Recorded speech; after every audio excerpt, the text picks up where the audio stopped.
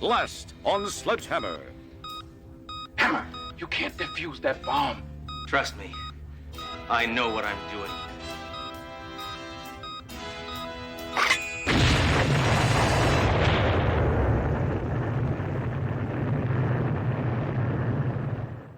The following season of Sledgehammer takes place 5 years before that nuclear explosion. Thank you.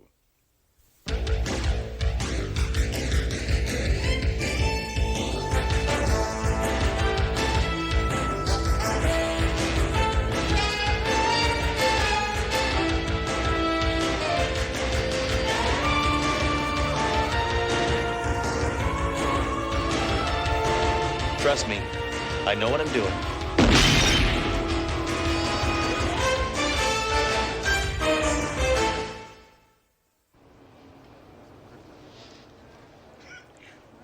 In just a moment, Police Detective Chris Raker will take the stand against reputed crime boss Johnny Red Shoes Haggis about his role in the murder of former District Attorney D.A. Burnham. This is Amy Porter reporting live.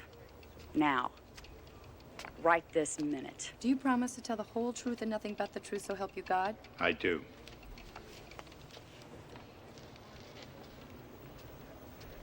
Detective Raker, please tell the court exactly what you saw the night of June 20th, 1986. Well, I observed Mr. I observed Mr. Johnny Red Shoes Haggis.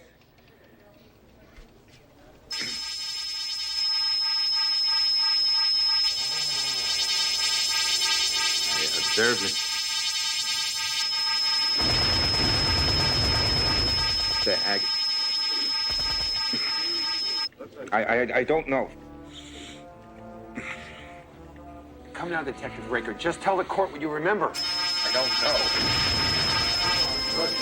I'm telling you, I don't remember. What are you doing? Get off my back! Detective needs a break. Order in this court! Order in this court! I've been murdered in this court! Wasn't violent here! Not me, him! Violence! In all my years on the force, I have never been this disgusted.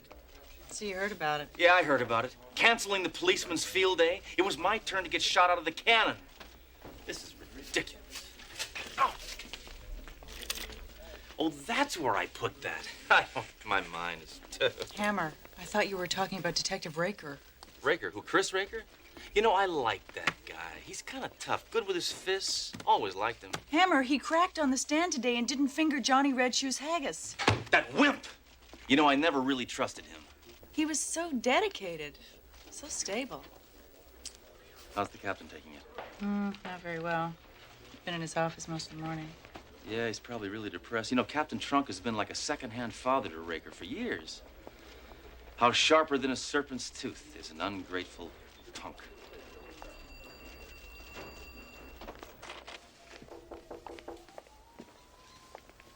Sorry for interrupting, Captain. Just wanted to cheer you up, sir. That's impossible. This is the worst day of my life. Now, you see, right there, you're wrong.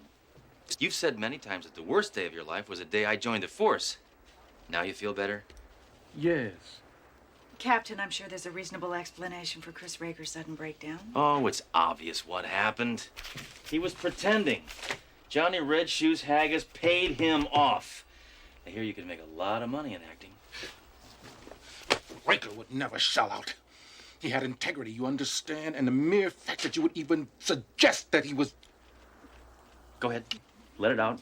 You'll feel better, Captain. Never. You know, Captain, I thought he sounded real. All that ranting about violence. Well, that's difficult to fake. No, believe me, Raker is a faker. All cops face violence. The ones who can't deal with it crack. The ones who can, teach. Yeah, but just talk to him. You want to talk to him? Why don't you dial him direct? 555 Weasel. Here, I'll ring him up. Hammer. Hammer, give it a rest. I've already tried. The man's not at home. Oh, typical. The line went dead. Dang deregulation. Ah! Hammer. Get down.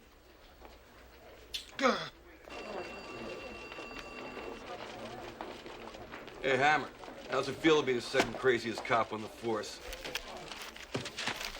What was that, Major? I asked you how it felt to be the second craziest cop on the force. Oh, I thought you said laziest. Sorry, my mistake.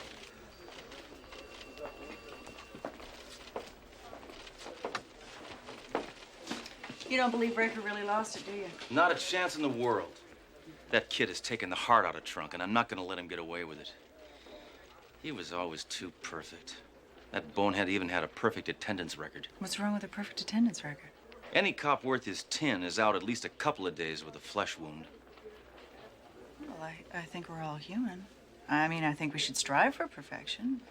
Speak for yourself, Thoreau. I am perfect.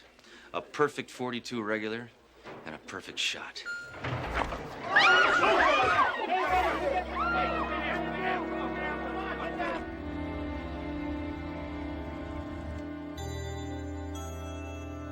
I started VVC after the network forced me out of programming. They said my ideas were too high concept. You tell me, what's wrong with an alien puppet living with a suburban family? Okay, it's stupid. But what's wrong with it? Nothing. Sounds kind of cute. Cute! There's too much cute in the world. There should be an alternative. You've heard of reality programming? This is reality reprogramming. Here we are, the nerve center of my entire operation. Voila. Whoops. Sorry, we were just playing a game of Space Invaders. The latest in state-of-the-art mind control technology. Thought control through television. Amazing. I could start a fourth network just like this. There already is a fourth network. That's a network? Yeah, I see your point. Anyhow, your process certainly worked on that cop Raker. Johnny Red Shoes Haggis couldn't be happier. 500,000, just as we agreed. I just want you to know I'm not doing this for the money, but I have to answer to a higher command. My 2-year-old son. This is all very, impressive. Mr. Smartikoff, I'll be leaving. But this is only the beginning. I've devoted my whole life to TV. Man has only begun to scratch the tip of the iceberg of the video age. Look, I'm really not into television. I only watch PBS and Nightline. But someday you'll really be into television because it will rule your life. Man will never have to leave his couch. Brother, you will even travel to foreign lands by TV. Actually, I enjoy flying. Ultimately, man and TV will combine to form a newer, higher being. Yes, a super race. Smarter, brighter, new and improved. And it will all start here and with those who watch it. Yes, the rulers of tomorrow sit in front of the TV today. Oh, another new sweater? Come on, Theo.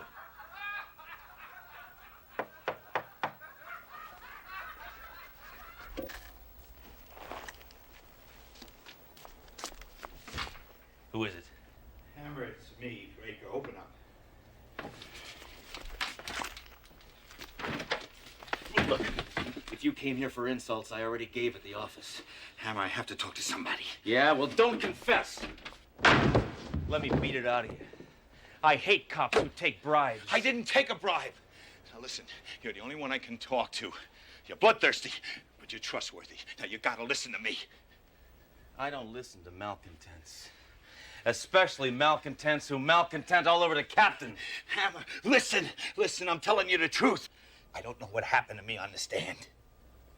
There was this sound, this noise. I couldn't remember anything. And then these nightmares. These terrible, weird nightmares. They seem so real. Oh, the one where you haven't been to class all semester and it's the day of the final and you're in your underwear? No. No, these revolve around a white room. You gotta help me. I just helped you quit smoking. All right, look, I don't know what happened to you on the stand. Maybe you didn't take a bribe. Maybe you just cracked under the pressure. But you better remember what happened with Johnny Red Shoes Haggis, or that slime ball's gonna ooze free. I tried, but nothing happened. Well, try harder. Remember, come on. Haggis, the murder. Haggis, the murder. No. There's violence here! There's violence here! That sound! I have to get rid of that sound! I gotta get it out of my head! Ooh. Nicotine withdrawal's a real bummer. That noise! Help me, Hammer! Help me get rid of the sound! Hit me! Hit me! My Hit place. me! Feel better now? No! Hit me! Hit me, you Hammer! Ah! Hit me! That noise! That noise! Boy, you can come over here anytime.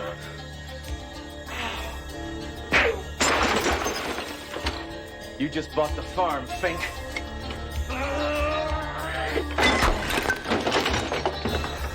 All right, now you're in trouble.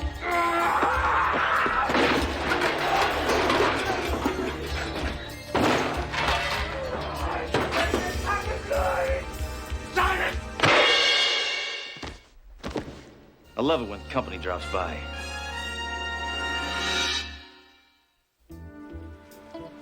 All right, come on, let's go. Party's over.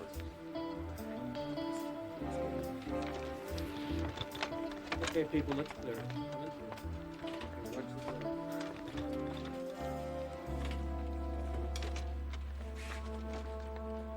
That guy's gonna destroy Trunk and me both. You know, I still don't understand why I came to you.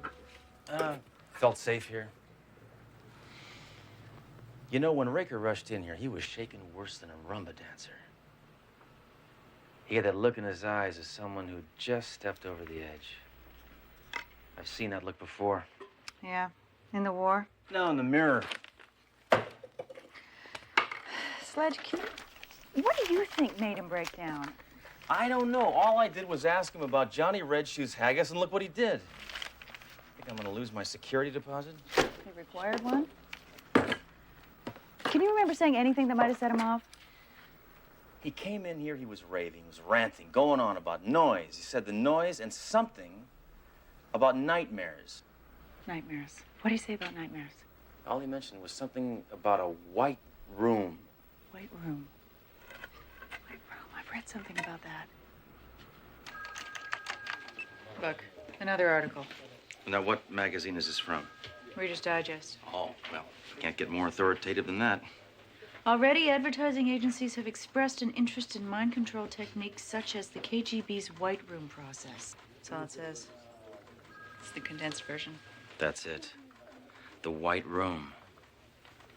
Oh, Sledge, you don't honestly believe that the networks are trying to turn people into mindless automatons, do you?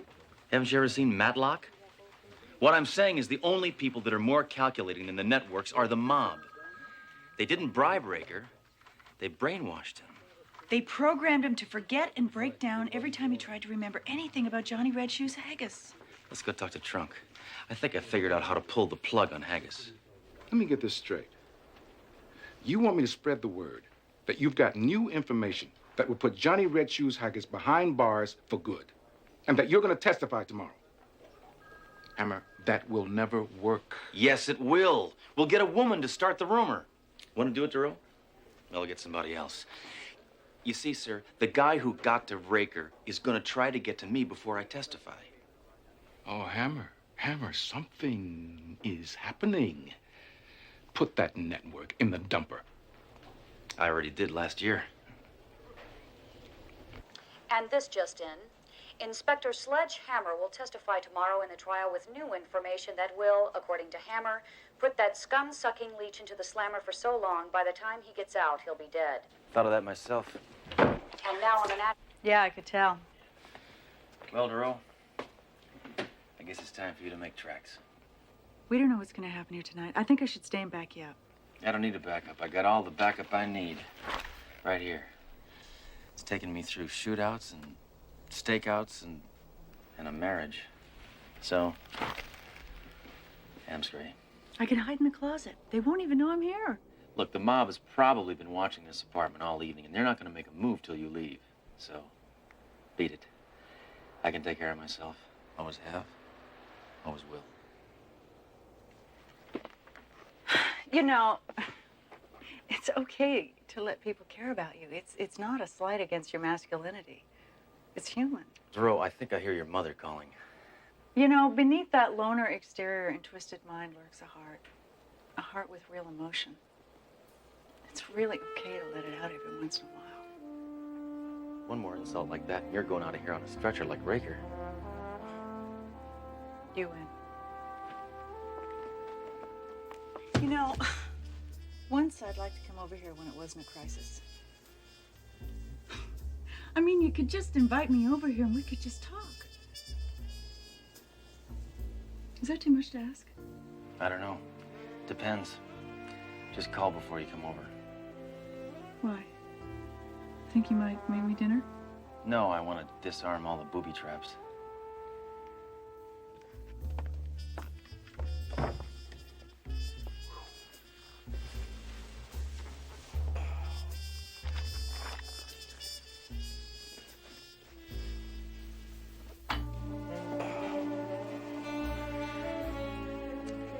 Good night.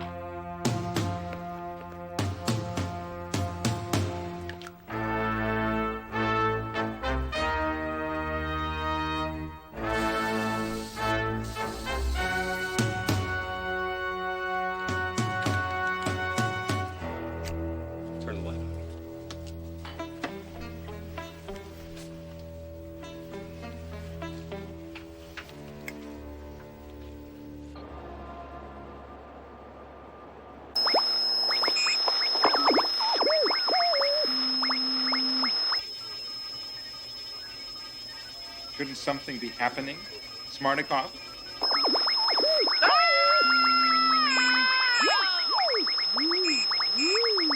Dave! Yes! No cartoon first. Look, Johnny Haggis wants results. I don't know what he knows, but I want him not to know it. You know? I know. Look, if we can't brainwash him, let's brain wax him. Go to level 3. Dishwashing liquid, toilet paper, TV dinners, soap, trash bag, deodorant, breakfast cereal, tires, toilet paper, TV dinners. Finally. This is Jell-O. Let's get down to business. Take notes. Inspector Hammer, tomorrow, whenever anyone asks you anything about Johnny Red Shoes Haggis, you will forget everything. Is that understood? You put him to sleep, you idiot! Wake him up. Yes, sir. Go to level 4. Wake up, Hammer. Come on, wake up. Mom, I'll take out the garbage in a minute. Come on, wake up. Mom.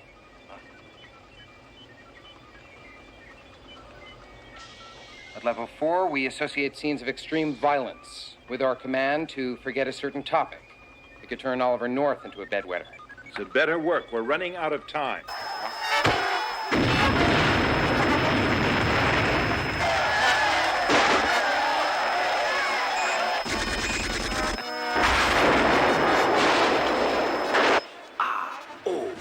This is impossible. This man is experiencing every form of violence known to man, and he's loving it.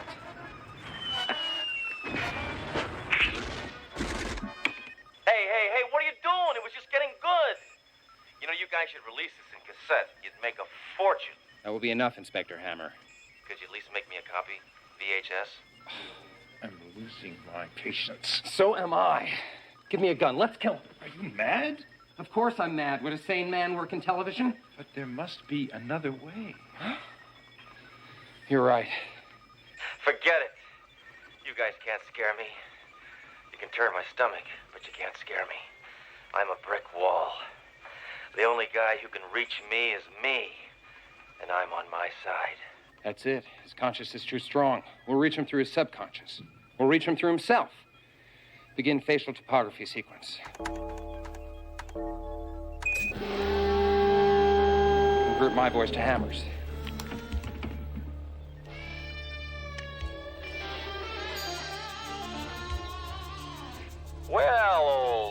Sledgeroo, this is a fine mess you've gotten us into. Us? What is this, some kind of joke? Oh, no joke. I am you. You will do what I say. You're selling encyclopedias. I'm not buying any. Why am I talking to you? You're not real. I am real. Yeah, can you do this?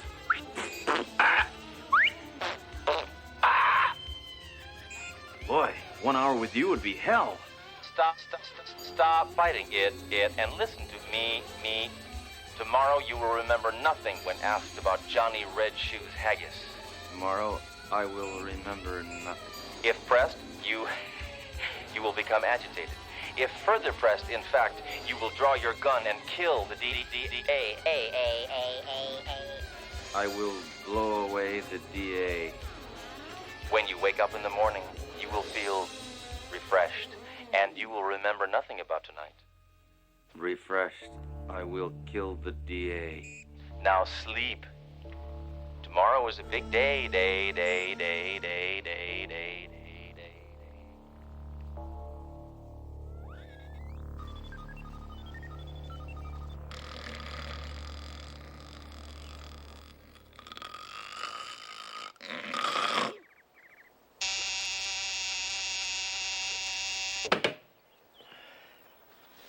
Wow. Man, I slept like a log. Hope you had a good night. Inspector Hammer, would you tell the court what you remember? Well, I was born a white middle-class child. I lived No, for some years. Inspector. About Johnny Red Shoes Haggis. Well, Yes? I don't remember. I mean, why else would you tell Captain Trunk that you had new, important information? No, No! No. This is no time for fooling around, Inspector. What about Haggis? I don't remember. Nothing? I don't remember. Shut up! I said I don't remember! Nothing? I don't remember! Stop it! Stop it! I can't think it! My head! It's the noise! Get me here! Stop! Stop! You goofball cop, you're supposed to shoot the DA, not me! Bailiff, arrest these guys. They've already killed the dead DA, then they brainwashed Raker and tried to brainwash me. How's that for a quick explanation?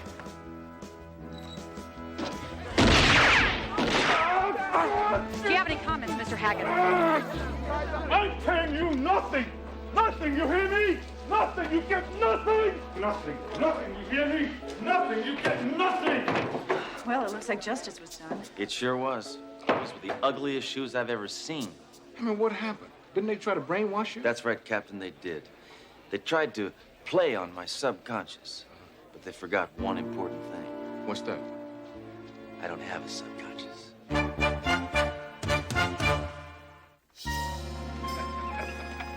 Hammer, I'm amazed that you were able to hold out against their brainwashing. Well, it was easy, sir. I simply thought about one thing. What was that? Well, who's always close to my side? Someone I'm afraid I've been neglecting lately. Someone for whom I've never really been able to express my true feelings. Someone who's beautiful, sleek, attractive. I think it's obvious who I'm talking about, sir. Oh, Sledge, stop. My gun. Hammer, you are a truly sensitive guy. Thank you, sir. I never thought you noticed that.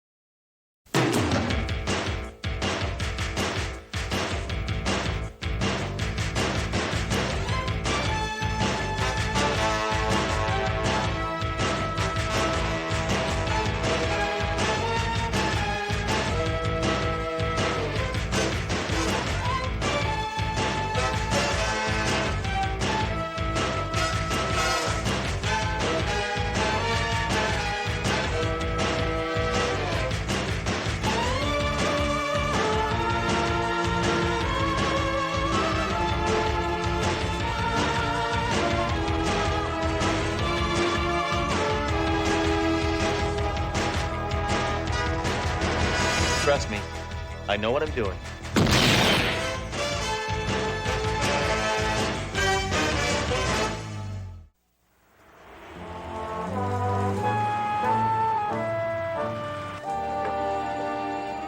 Hey, Inspector. You enjoy your day off? Yeah, nothing like a relaxing day of fishing. Fishing poles are for geeks, Major. Hey, put a cork in it, will you, loser? Inspector, what's going on? An illegal chokehold, Major. Nah, what's the charge against this guy? Oh, that. How you doing, Jerome? Oh, hi, Sledge. How's your day off? We had a very good time. We? Who'd you go with? My best friend. You know, those experts are right about fish. Yeah, how's that? They're full of lead. What, are you tapping into the computer dating service again, Jerome? No. No, these are crimes that occurred over the last 10 years. By cross-referencing these crimes with recent crimes, the computer can catch similar MOs and give us fresh leads. That's poppycock. Cops catch crooks, not wimpy computers. Poppycock. Where do you get poppycock? I never say that. Hammer! You know that man you just dragged in? Yeah. You can't arrest someone just because you were getting bad vibes. Captain, I cannot believe that I'm hearing you say this. You, of all people, should know that it's intuition, instinct, hunches that crack cases. That man was crouching in a shooting position. Hammer, the man was watering his lawn. Well, every system breaks down now and then. If that would have been a flamethrower, you'd be thanking me right now. Sledge, that's my point. If you use standard police procedure, situations like this wouldn't happen. Well, would you call getting a gut feeling about somebody and then blowing them away good police work? No, I'd call that the process of elimination. Hammer! Ooh, your temples are really throbbing. Don't care what you do. I do care. Just get out to the university, please. I'm already taking an adult education class in philosophy. Really? Who? Kierkegaard? Spinoza? Jack Webb. Hammer. Security police has just found a co-ed's dead body. Get going. Well, I guess we're really not in that much of a hurry, right? I mean, she's not going anywhere. Sledge, we should Dead. go. Please. I'm a fool for that. Just go. Just, please, go.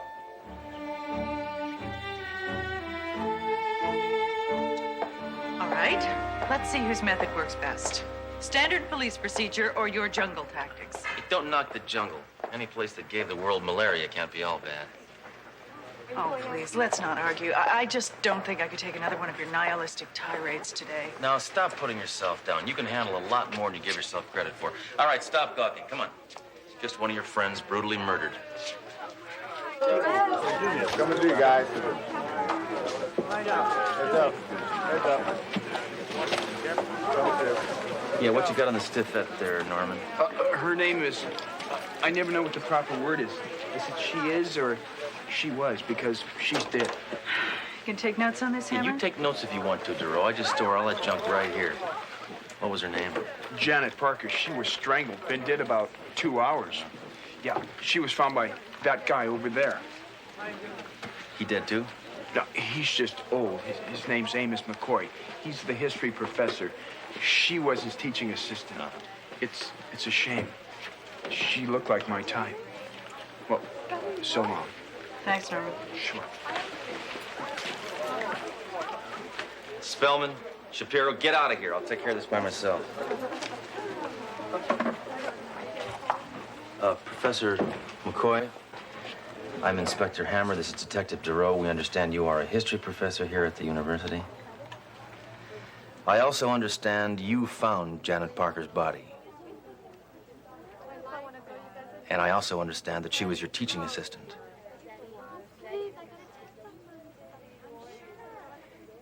I know all this stuff already. This guy's no help. I'm gonna go question one of the bangles over here. Professor, would you mind telling me how you happened to be here? Janet missed 2 of my classes. She'd never do that without a good excuse. I guess death is one of the best. What can you girls tell me about Janet Parker? Oh, yeah, all right. Okay, no, one at a time. Thank you. Yes. Yes, we were very close. I guess it was because she had no family. Poor girl.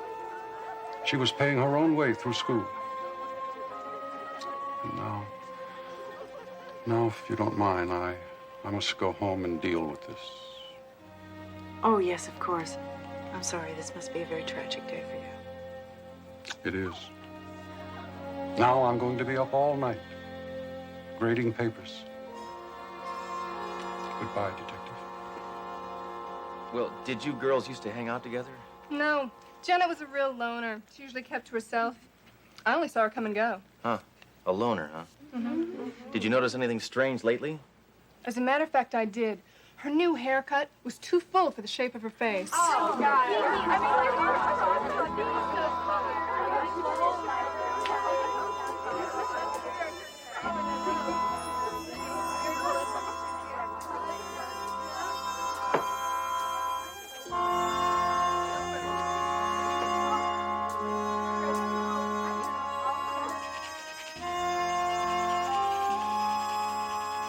Okay, let's just go over what we have so far. She was a loner. Yeah, she didn't talk to anybody except her boyfriend. What was his name? He's a quarterback on the football team. Yeah, what's his name? What a doll. What was his name? Teddy Overman. Now we're getting somewhere. Hey, Duro, I think I got... Duro. Hey, this is no time to be doodling. Did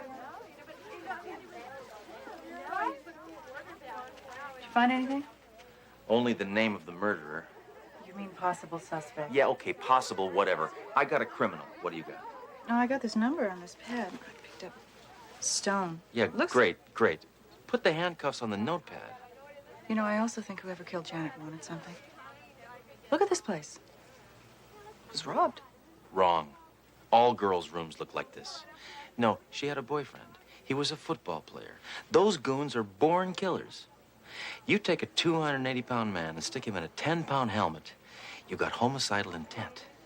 And I'm gonna pick him up right now before he kills again. Sledge. Sledge.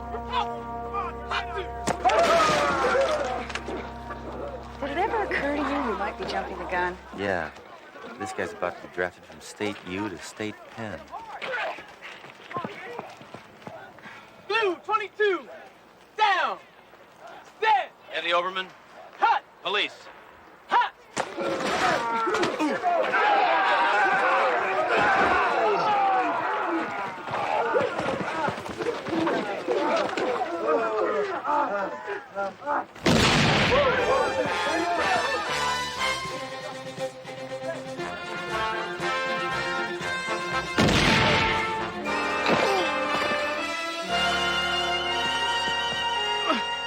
All right, Overman.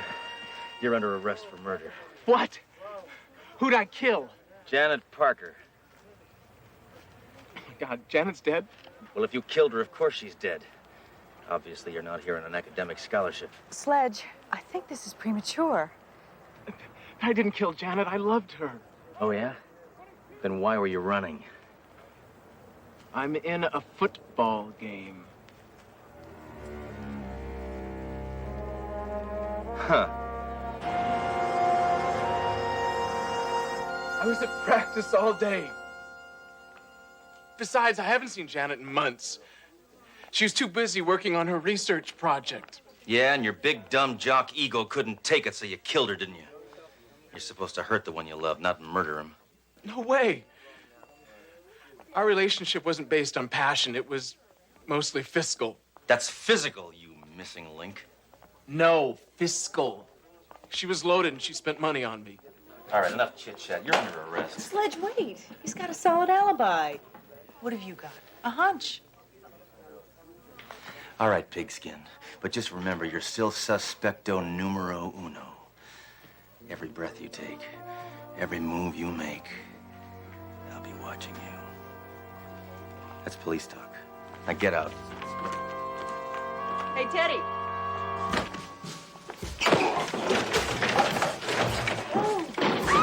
Nice moves. Teddy was right. Look at her bank account. She deposited $20,000 the day before she died. So where does a teaching assistant get that kind of money? Wheel of Fortune? Maybe she has rich parents. Well, the professor said she didn't have any family. Hey, don't try to dazzle me with the facts, Thoreau. It was the boyfriend, and that's a cop talking.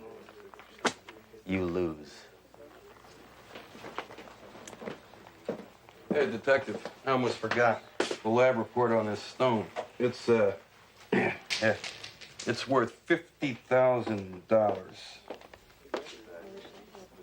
Oh, here it is. Yeah.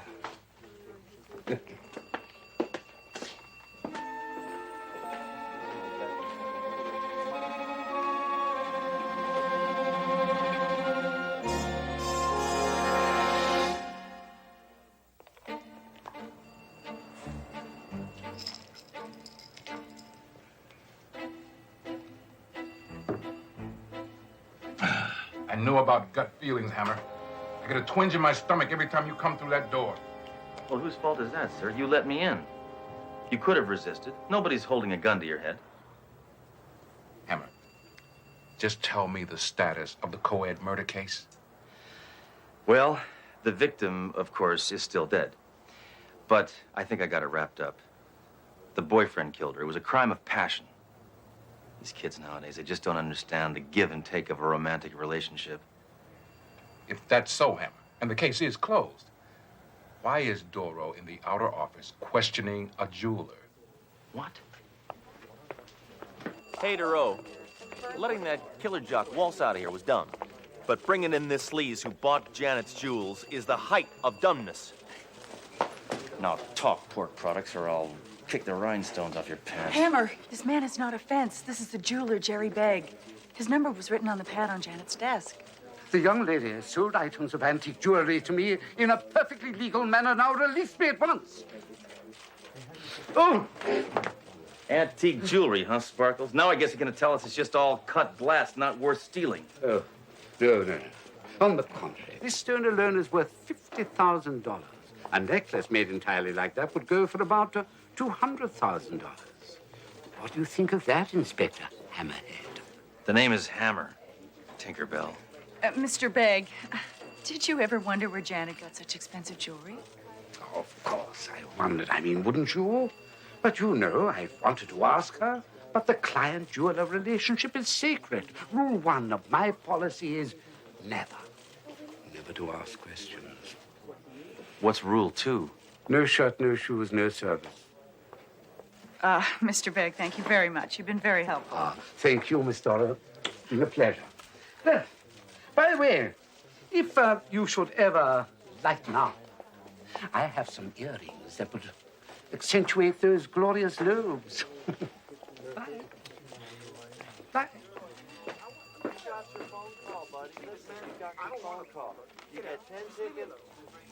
Freak. Well, huh? What do you think of Janet having all that expensive jewelry now? Might have something to do with the case. To a certain extent. Maybe. A little. In other words, good job, Duro. Don't go crazy, Duro. All this means is that Teddy killed Janet Parker out of greed as well as passion. Case is still closed. Yeah. But we still don't know where she got the jewels. So maybe the professor can help us out. You know what you're gonna get out of him? What? Nothing. Nix. Nada. Zero. Zilch. Niente. Air. A black hole. Bookus. Okay, if this is such a wild goose chase, why'd you come? There's a great gun shop around the corner. They're having a spring clearance on landmines. Yes, may I help you? I'm Detective Duro. This is Inspector Hammer. I called earlier? Yes, of course. The professor's expecting you. Won't you come in? Thank you. Professor McCoy is in his... Dad, don't tell me. He's in his study. No. He felt a study was too mundane. He calls it a rumpus room. He's right in here.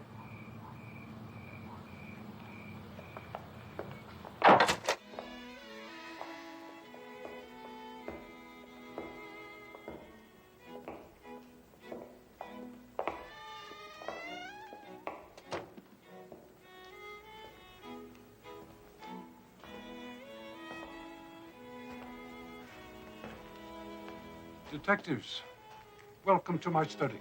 You mean Rumpus Room. That Frida. Always kidding the guest. She loves it. Oh, please, please. Please have a seat.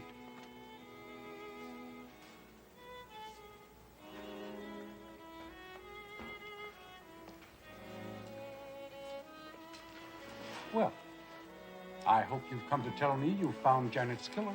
She was so young and bright. Who could have done such a thing? The killer. How did I get to be a professor? Actually, we're here because we need more information. We? Far away. We discovered that Janet was selling some very expensive pieces of jewelry. So? So, don't you find it peculiar that a girl who is supposedly working her way through college would own such a cache? No, not really. College kids today, they have designer clothes, mutual funds, Beamers. Who knows where they get the money? No. Janet never mentioned anything about jewels.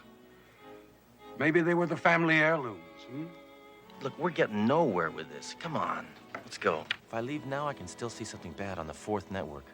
I understand Janet was working very hard on a research project. Do you have any idea what she was investigating? Yes. She was fascinated with the Third Reich, especially Hitler's top men. Himmler, Goering, von Feldheimer.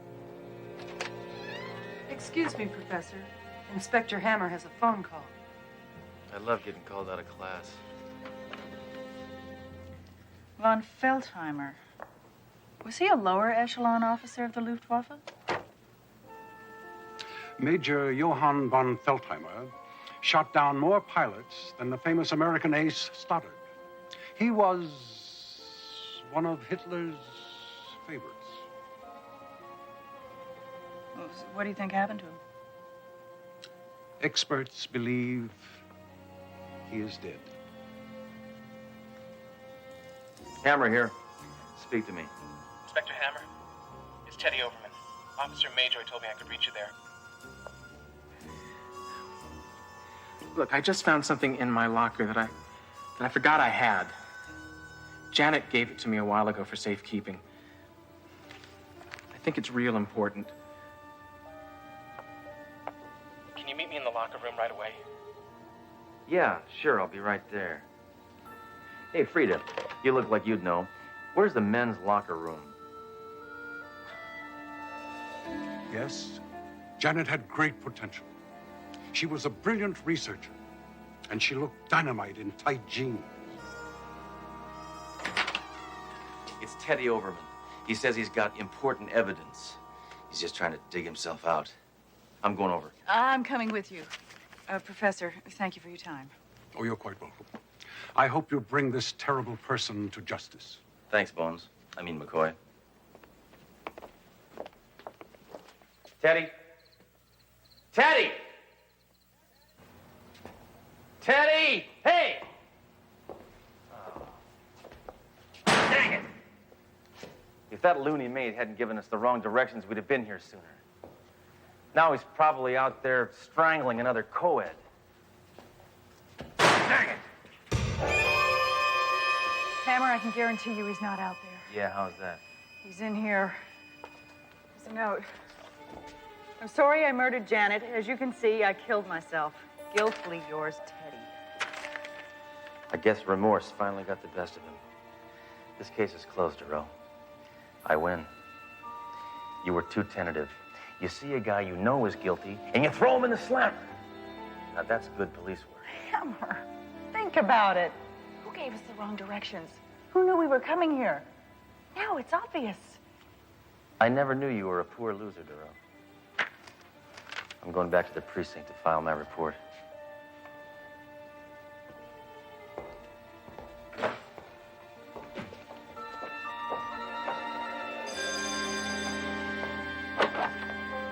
Freda, I must see the professor. I'm sorry, the professor cannot be disturbed. The professor is disturbed.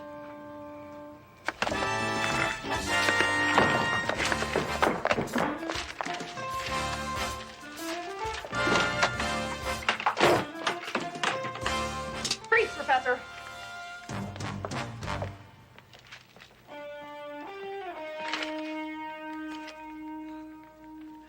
Or should I say Major von Feldheimer? I guess you were pretty chummy with Hitler, huh? This is very incriminating evidence. Yeah. And now I know how Gary Hart felt. Oh, speaking with an accent now? No, this is no accent. Before, that was an accent. Janet was a brilliant researcher. She found out the real McCoy was a Nazi. But instead of turning you over to the authorities, she blackmailed you for the jewels you smuggled. Greedy little brat. And she had a minor in economics. There's still one thing I don't understand, Professor. How a feeble old man like you could kill Janet and Teddy. No, I did not do it. It was Frida there who did it.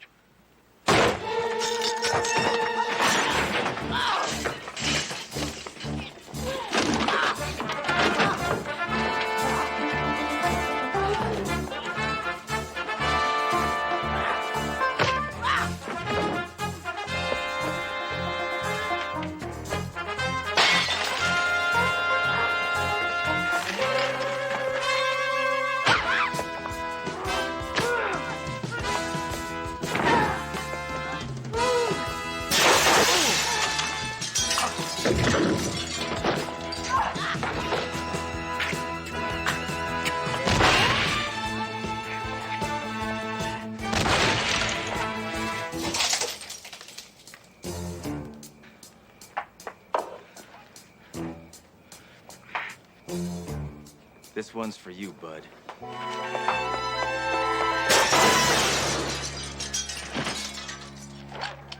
Hammer, Professor's getting away. What's that? The Major's neighbor owns a pit bull. Well, let's let him chew for a while. Dogs need exercise or they get testy. Hammer, that's a man out there. All right. Sit!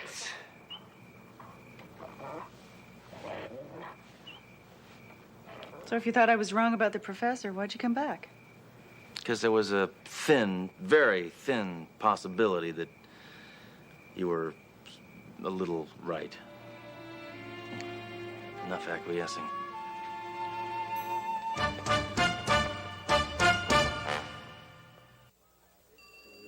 Fine. Fine. By the book police work, Doro.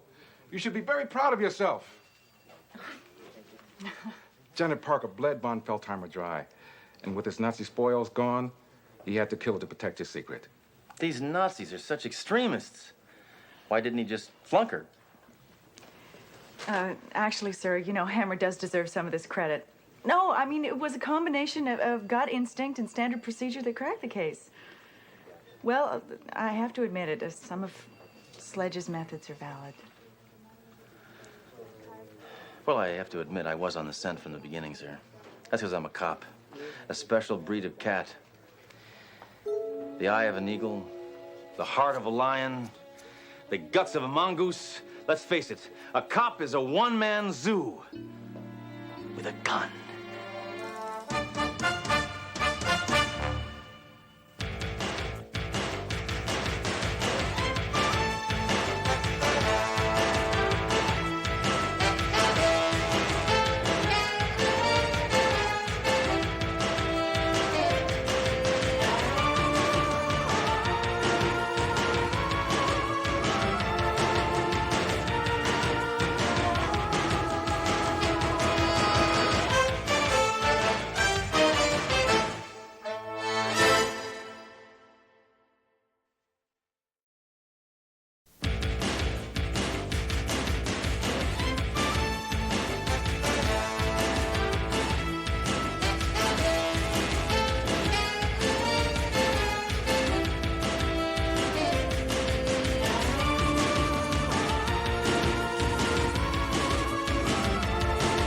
Trust me, I know what I'm doing.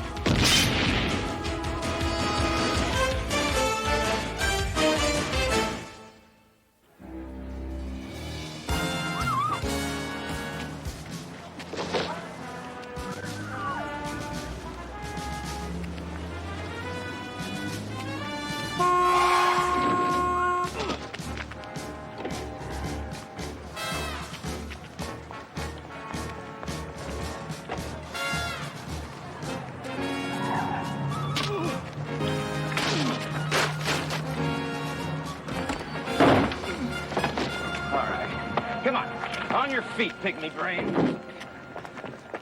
You almost blew it, Grandma. Didn't expect him to knock me down. Guess I'm starting to show my age. Just settle down, mutant. Stealing purses from little old ladies ought to get you the chair. Get in, Duro.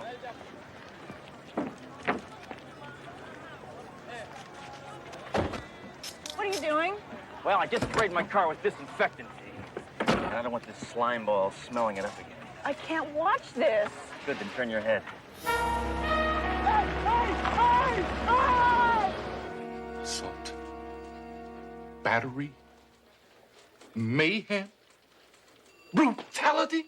The criminal element is totally out of control, sir. These charges are against you.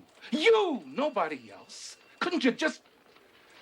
You were 2 blocks away from the station house. Did you have to drag the men all over the freeway system? I wanted to give him time to reflect.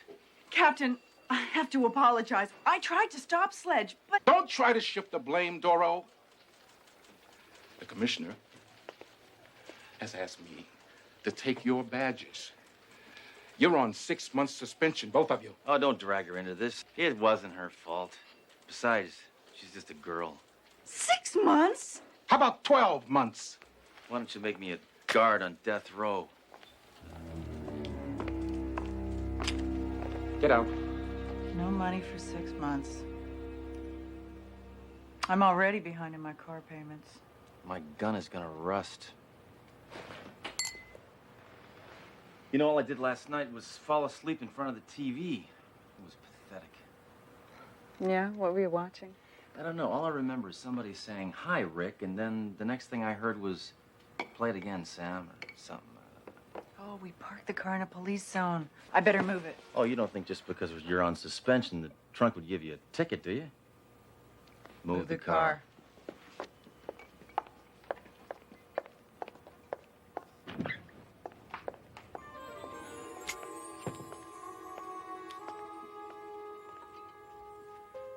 I thought you had some smarts, Hammer. Where'd you come from? The little lady that just ankled out of here with the gray gams, she yours? Gams? Yeah, gams, you know. Pins, legs, smooth, long, classy looking. She's like a breath of fresh air in this stagnant world of ours. I know who you are. The weatherman on TV. There's a lot of gin joints in this crazy world, but there's only one reason I picked this hole. Happy hour? Oh, cut out the comedy. I'm here because you need some advice. Today, I think they call it career counseling. Yeah, you're right. I haven't fired my gun in a couple hours. I think I do need some help. Hey, a bartender, bring my friend a drink, huh? Do what? I said bring my friend a drink, okay? Yeah, sure. I'll bring him on. Hey, Dro, come on over here. Meet the local weatherman. I don't see anyone. That's Duro. I'm afraid she's a cop with a skirt.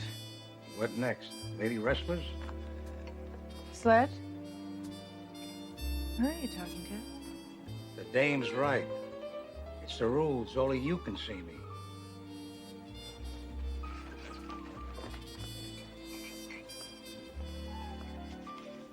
Look, Drink Junkie. Do you see a guy in a trench coat standing over there?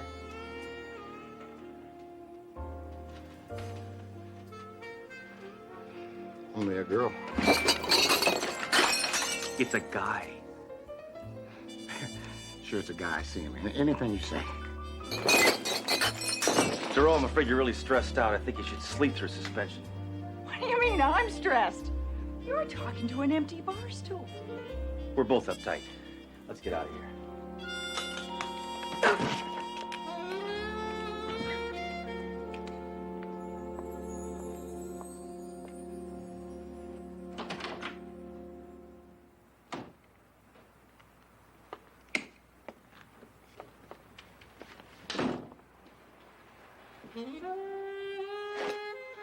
Well, don't worry, old friend.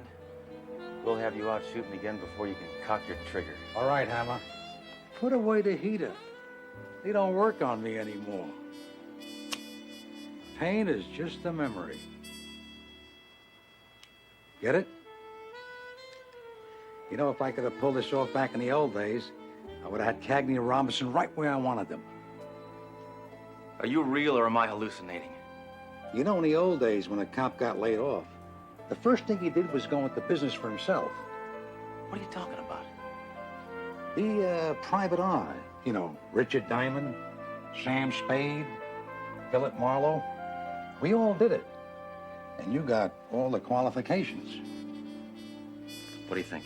Want to go into business? You may be overqualified.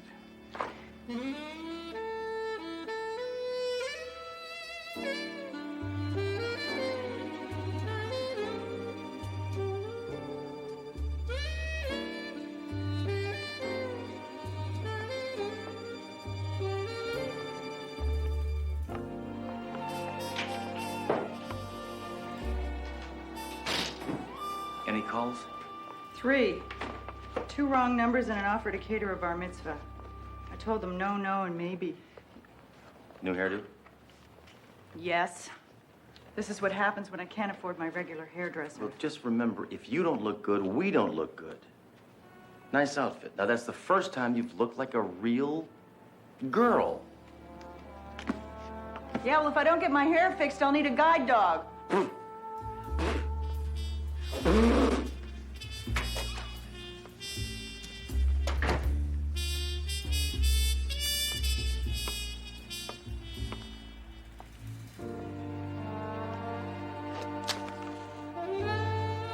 Not bad.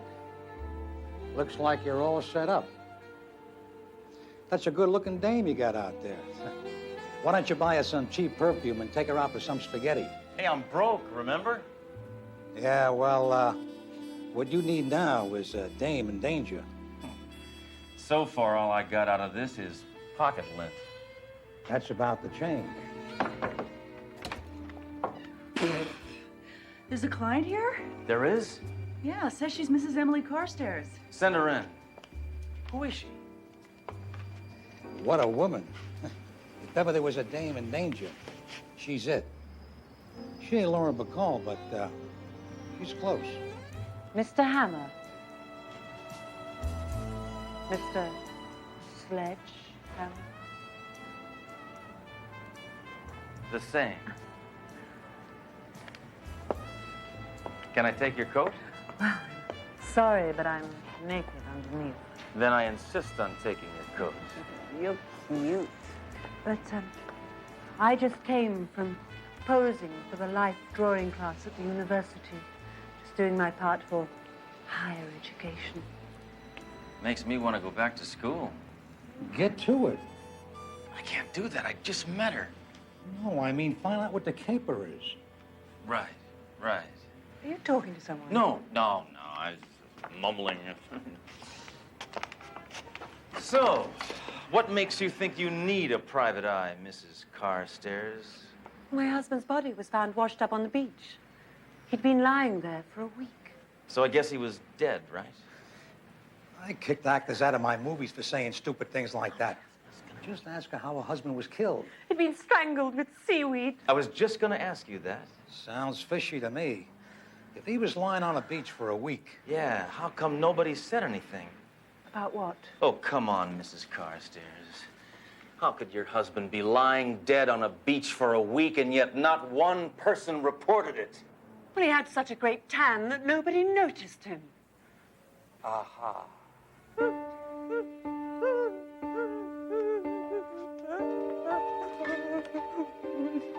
I'm sorry. This is very difficult for me. You see, ever since my husband died, a man has been calling me demanding money. He says that if I don't pay him $100,000, he'll kill me. I need your help, Mr. Hammer. Ask her who the bum is. Any idea who the bum is? No. All I know is that he said my husband had welched on some business arrangement and that he'd be round tonight at 9 to collect. Did you call the police? They said they couldn't do anything. Figures. Oh, Mr. Hammer, I need protection now. Will $1,000 a day be all right? Gee, that sounds kind of steep. I don't have that kind of money. She's offering to pay you the 1,000, bonehead. Yeah, right. Right. Well, it's either you or the bar mitzvah. $1,000 is copacetic. So you'll take the case. Consider it solved. Oh, I feel better already. I need protection. I'm in constant danger. Not with me around.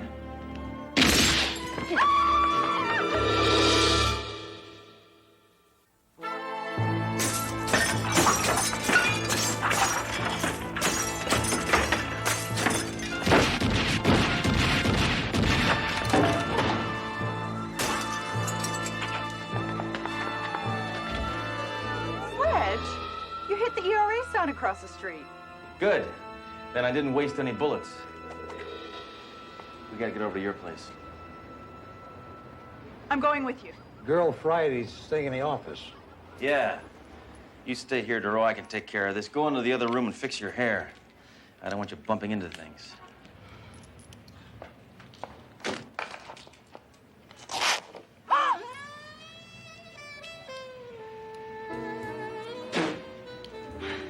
Knew this dress was too tight. That doll would melt anyone's badge. Okay, get out to the Carstairs place fast. We gotta go to your place now. You really are worth $1,000 a day, aren't you? Plus expenses. Don't forget, you owe me for that broken window.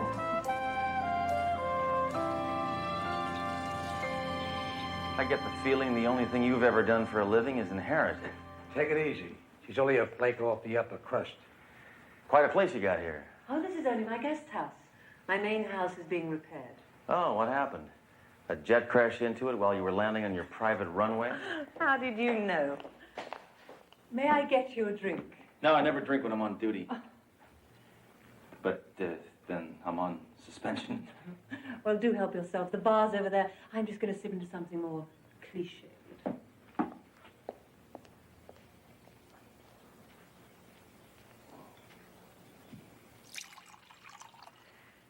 Fancy joint here. I bet she even wallpapers the inside of the refrigerator. Yeah, last time I was in a place this big, the Yankees lost to the Red Sox.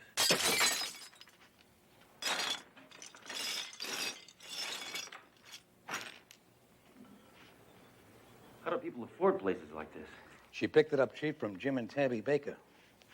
Somebody's coming.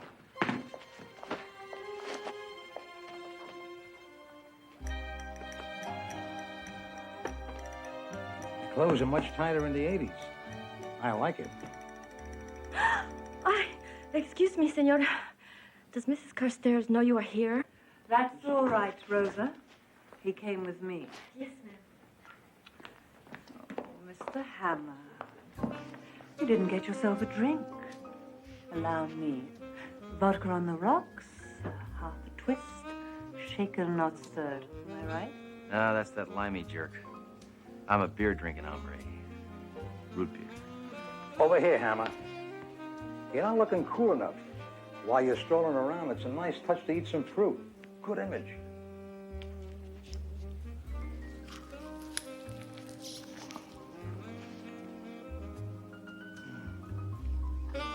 Here we are. Mr. Hammer, why are you eating a wax apple? Why am I eating a wax apple? You're on your own with that one, pal. You know, I can't thank you enough for taking this case. Hey, what's wrong with your fish? Oh, well, Henry had them gold-plated. It was a nice idea, but they sank. You may have been in Who's Who, but obviously you didn't know what's what. And now he's dead. Yeah, what do I do now? I just hang out and wait for him to show up? You got a lot to learn, pal. Now is when I made out with my client. It's part of the job. Get it? What did you do when you had male clients? I never took those cases. No, I'm so glad you took this case. I feel safer already. Move in, Hammer. She's coming on to you like gangbusters. Hammer? You know, I haven't had a man in weeks. I have needs too. Sledge.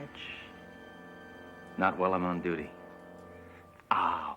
Oh! Oh, my stomach. Yo! It's killing me. Oh, I gotta lie down. I gotta lie down. Over here. Come on, over here. You'll be fine. Great. She has needs and you get a stomachache. In my day, I used to down 3 pints of the hot stuff every day. And that's when I was an aircraft pilot. Oh, why do I feel like this? Maybe a wax apple isn't on your diet.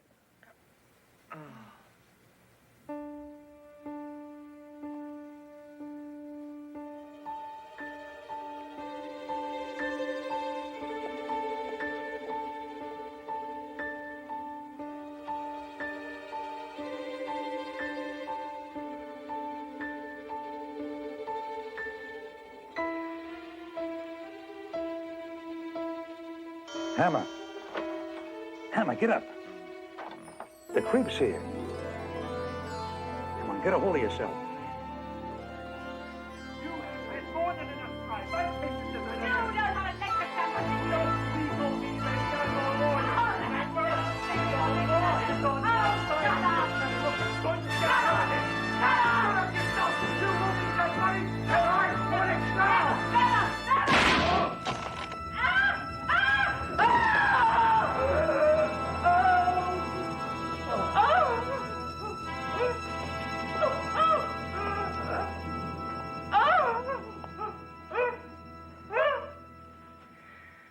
Dead.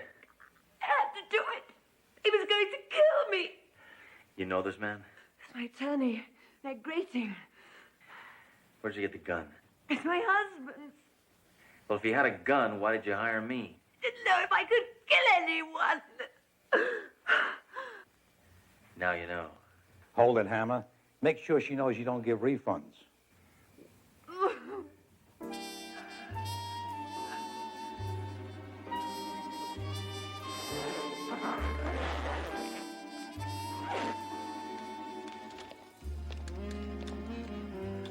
Case closed and not one shot fired. Sorry, old friend. Hammer, what the hell are you doing here? Mrs. Carstairs paid me to be here. I'm a PI now. Are you telling me that you solved this case? You got it. The stiff is her husband's attorney. He attacked her, and she shot him in self-defense. Simple. And you saw what happened? From that couch right over there. Best seat in the house.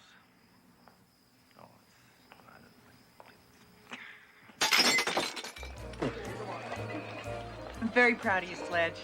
Yeah, I'm proud of me, too. I usually am. Sledge.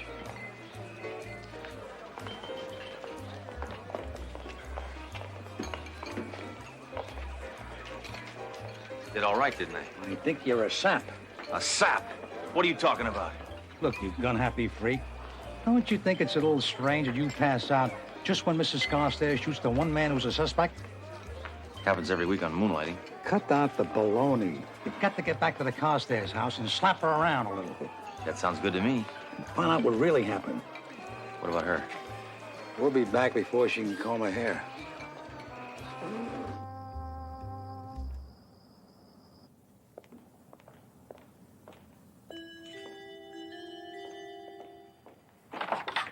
Oh, Mr. Hammer, what are you doing here? Just came to solve the real mystery.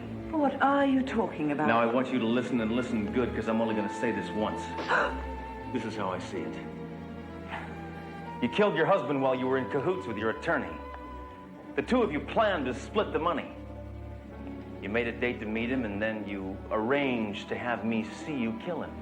Nice alibi. Ex-cop sees poor widow kill mean man who was trying to take her money. Not a dry tear in the house. Nice wrap-up, kid. Nice. You've forgotten one thing, Mr. Hammer. Oh, yeah? If that were all true, then who shot at me in the office?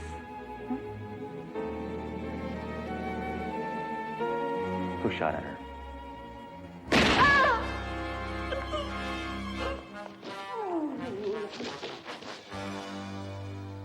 Whoever shot at her is going into reruns. Raise your hand, Senor Hammer. So it was you all the time? Almost right. But when Mrs. Carstairs was going to kill her murdered husband's attorney, she needed an accomplice. The reason you believe she was in danger was because I shot at her when she was in your office. So I was right. You were going to make me the perfect alibi. We were going to split the money until I thought it might be better to have all the money to myself, personally. In the old days, the butler did it. Now it's the maid. What an era. You can't shoot me here. Don't you think the neighbors will find it a little suspicious? All this noise and 3 murders in one day? No one will notice. Our neighbor's Bruce Willis. Maybe you're right. It might be more perfect if you join Mr. Carstairs.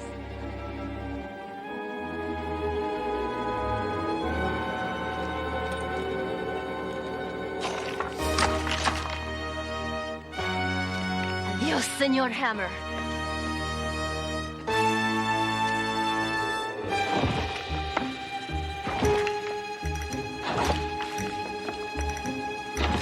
Hey, you got me into this. How about a little help? Going loco already, huh? It does not become you, Senor Hammer. I'd like to help you, pal, but you're forgetting the rules. I'm not here, remember? Well, we've been through a lot together. This is no time to bail out. Come on, I need some help.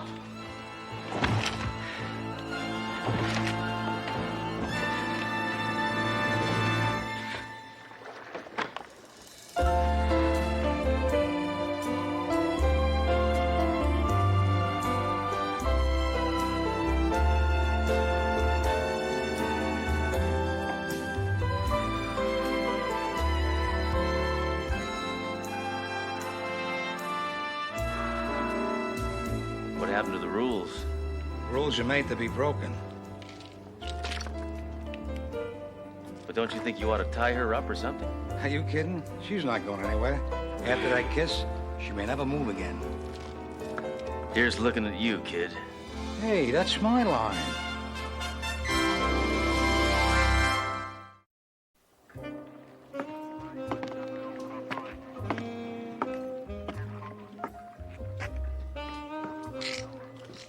All right, pick her up.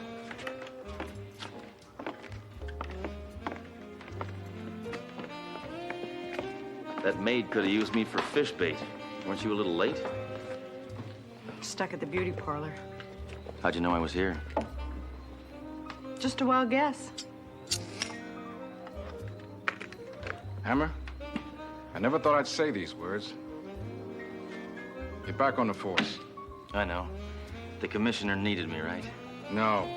You found out you're even more dangerous as a private eye. Laurel, come on.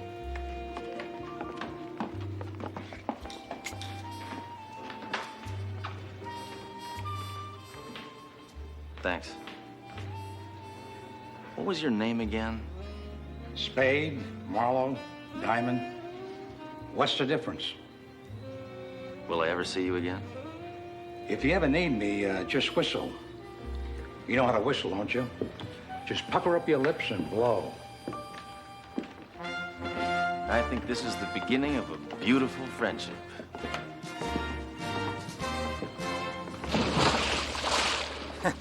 I should have told him he can't walk on water until he's up here with me.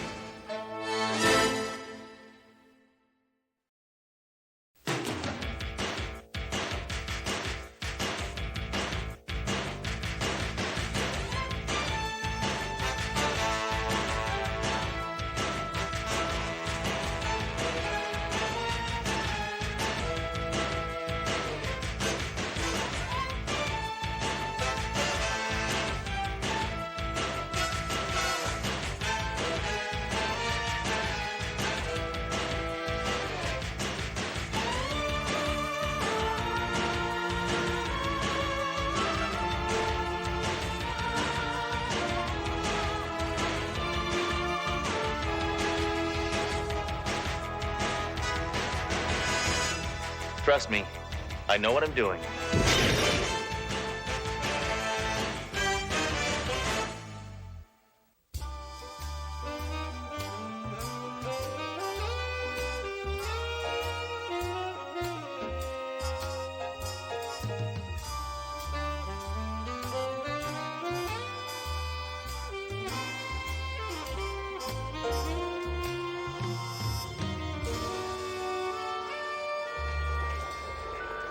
You know, Duro, our city shouldn't have meters just for parked cars. We ought to have them for people loitering on the sidewalk, too. People meters, Hammer? What a ridiculous concept. You're the one always saying I ought to be open to new ideas, Duro. Speaking of new ideas, ever tried one of these? They're pretty good. New from Japan. You want one?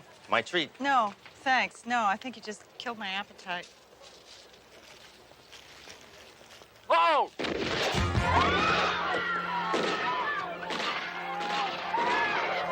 Shoot. Can't even have a sushi dog in peace.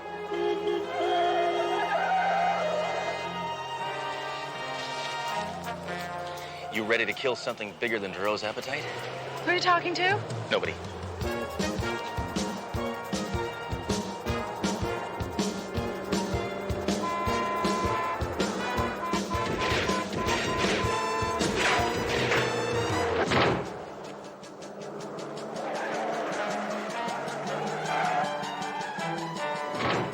Get off the hood! Come on! I'll get it. I can't see a thing! Get him off the hood!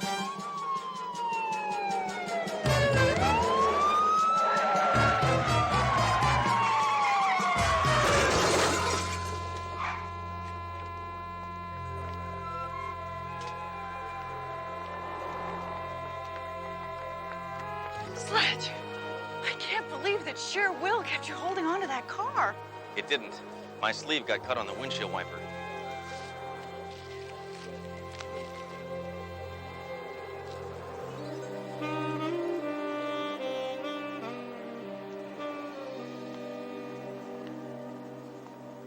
Captain, I'd like to state my feeling that Sledge's actions today were well-intentioned. Hammer, well-intentioned? It's like saying Gary Hart is unphotogenic. But he's not unphotogenic. Oh, I see. You're being sarcastic. All right, listen up, folks. Our sister precinct, the 33rd, is asking for our help. It seems that one of their detectives was brutally murdered a few weeks ago, and they're asking for our assistance in solving the case.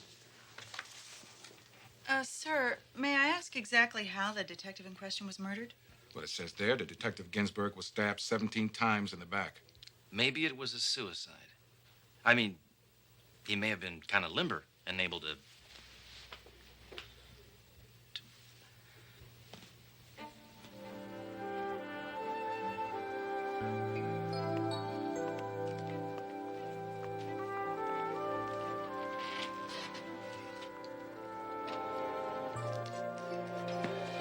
Why doesn't the captain ever give my theories consideration?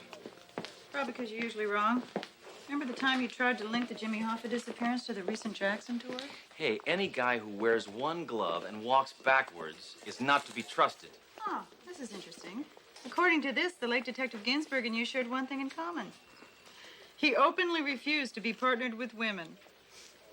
Ginsburg, like you, was a misogynist. Whoa, whoa, whoa, little lady. Just because I gave a guy a back rub once does not make me a misogynist.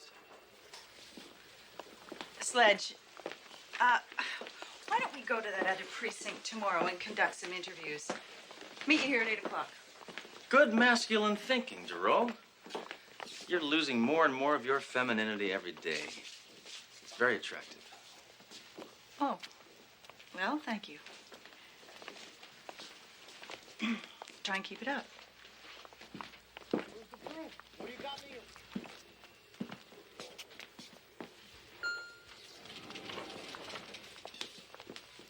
Inspector Hammer, I'm Officer Elizabeth Jenkins. You ran into me earlier today.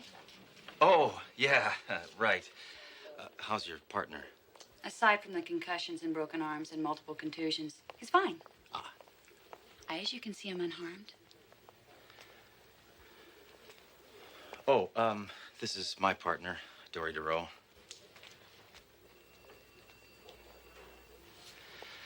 Let me just say, I'm sorry for that little accident this morning. Oh, no apologies are necessary, Inspector. Your actions were completely justified.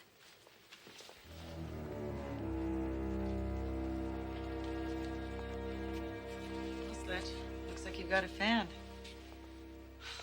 Regular Hammer groupie. Go ahead, try and belittle the fact that there's a few people on this force who appreciate me for the competency I project.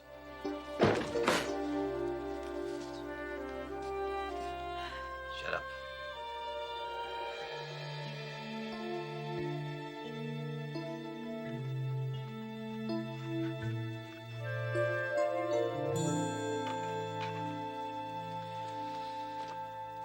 I don't know about you, but I'm stuffed.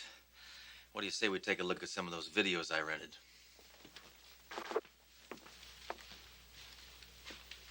On Golden Gun, Peggy Sue got murdered. The Way We Wounded.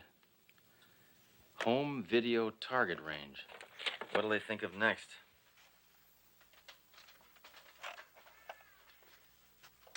Shoot me. Shoot me. Shoot me. Shoot me. Remind me not to rent that one again. It's too expensive.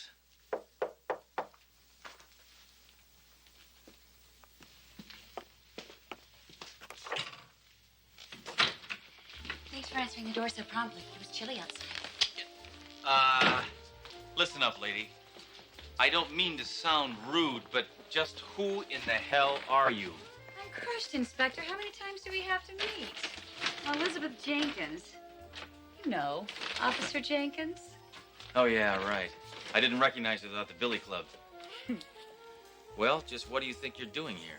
Isn't it obvious? I'm getting ready to cook you dinner. All right, female. Cop or no cop, the playtime is over. I don't much fancy having a strange woman in my kitchen cooking dinner for me. If I did, I'd still be married. Oh, give it up, Sledge. Don't fight it. We felt the same thing I did the first time we met. What? You mean whiplash?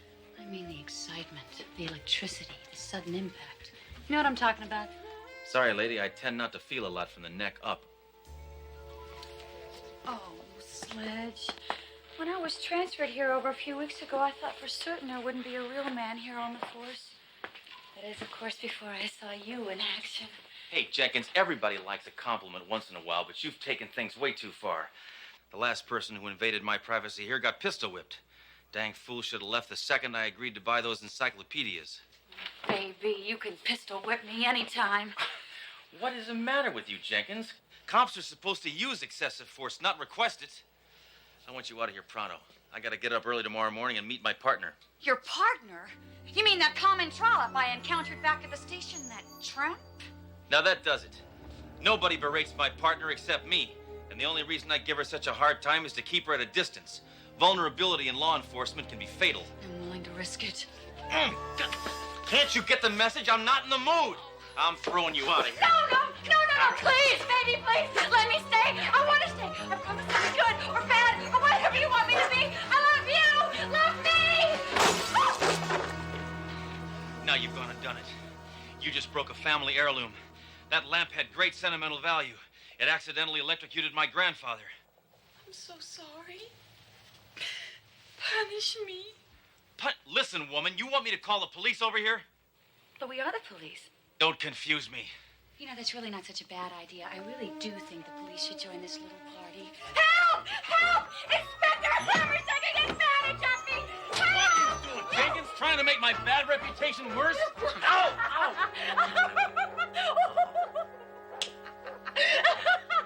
Jenkins, you're sick. You need to get help. What kind of help? I don't know. Help from a qualified professional. Somebody you can talk to. Someone who will listen to you. Someone who will hopefully give you a full frontal lobotomy. The only kind of help I need is from you, Inspector. Make love to me. No way, lady.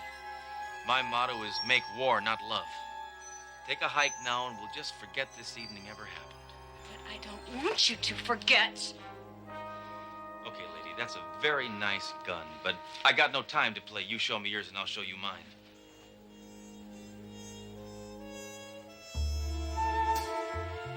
All right, I admit it. Beautiful. Thanks. Not you, the gun. That .38 is a gorgeous weapon. Don't you understand? I come here to pledge my undying allegiance. I would have blindly obeyed any command you gave me. Stop quoting Oliver North and give me that gun. I'm warning you. Don't try to take it away from me. I'll shoot. Promises, promises.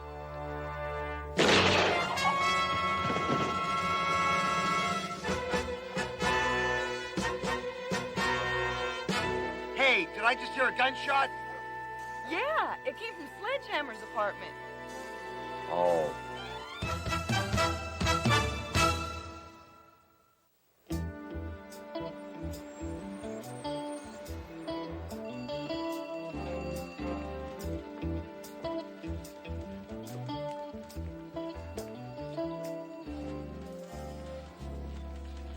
Doro, what are you doing here this early? Supposed to meet Sledge at 8.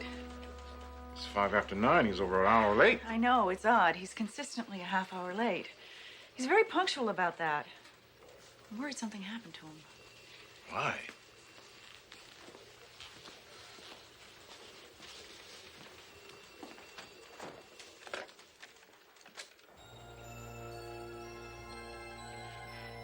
Ooh. Rosebud. Hello. Oh, excuse me, I must have the wrong number. Are you looking for Inspector Sledgehammer? Yes. Who's this? Officer Elizabeth Jenkins. I believe I met you yesterday at the station. Oh, I see. Sled, Inspector Hammer was supposed to meet me at the precinct. Do you know why he's late? Of course I do. He's exhausted from the night we spent together. I doubt Inspector Hammer will be able to be back for days. By the way, he told me to give you a message. Get lost.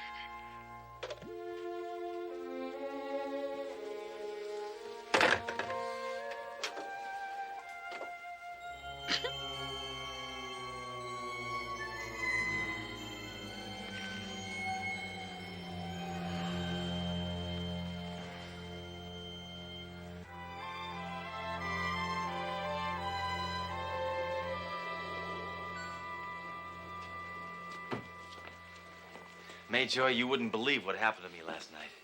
Oh, I'd believe it. And it makes me sick to my stomach, you degenerate.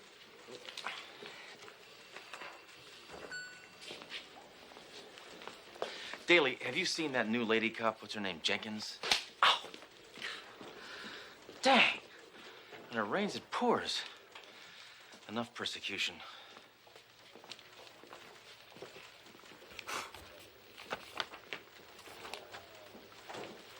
Doro, am I glad to see you. I had a nightmare last night, and I was awake for it. As you can see, I'm busy. The Ginsburg case, remember? Wait just a momento. What? Hey, what is it with everybody today? They're treating me like I'm the lowest species on Earth. Like I'm the latest Democratic hopeful.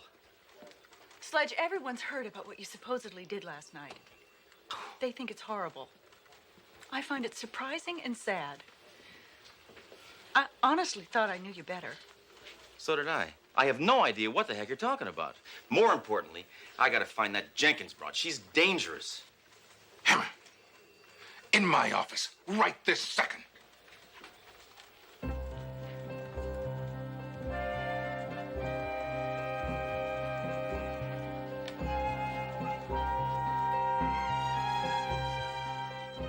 That's her, the devil woman.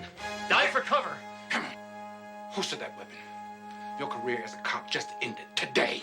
I said put it away. Now hold off, Captain. I don't want to hear a sound coming out of that hole in your face.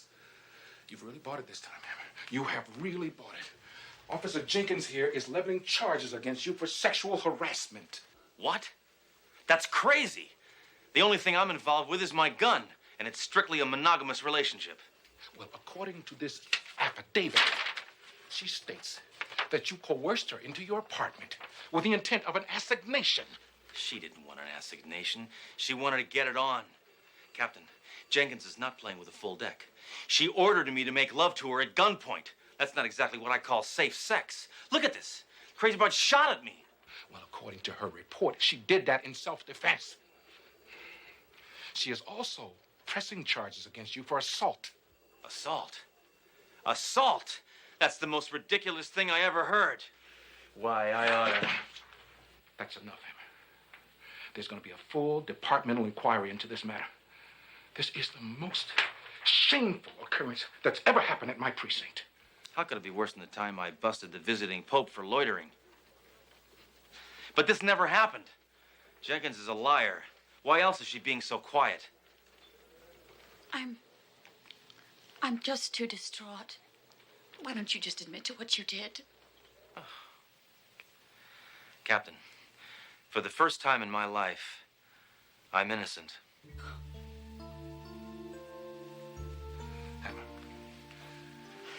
Turn in your badge for good. You're never again gonna cause me pain.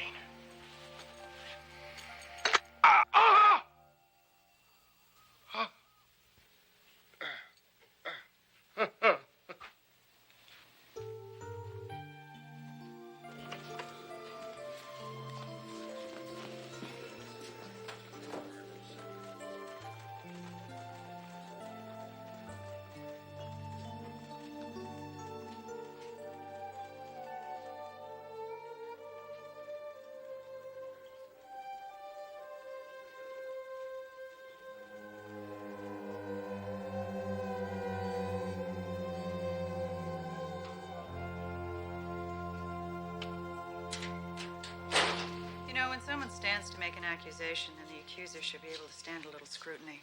So what are you trying to say? I've worked for Sledgehammer a long time. Granted, Sledge is irresponsible, undependable, egotistical, insensitive, chauvinistic, sadistic, and cruel, but other than that, he's a terrific guy. And I think your grievances against him are bogus. Listen, doll.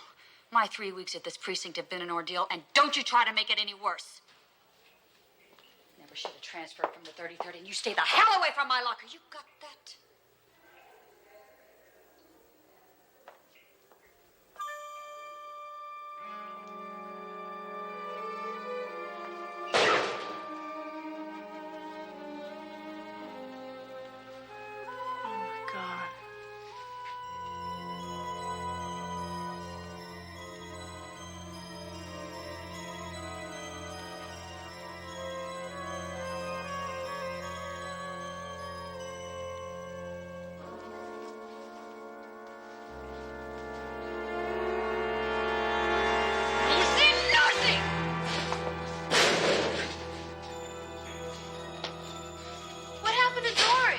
Oh, she's all right. She fainted. I'm taking her outside to get some air. Oh, my God, what made her faint? She heard Moonlighting was in a rerun tonight.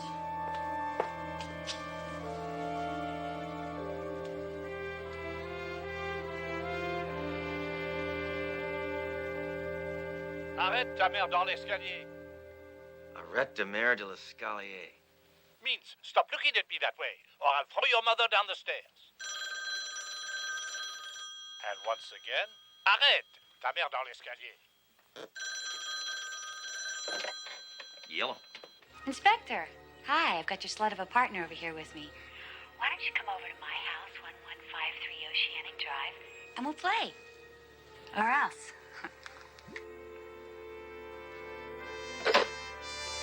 All right, amigo. So you just brought that breaking up is hard to do.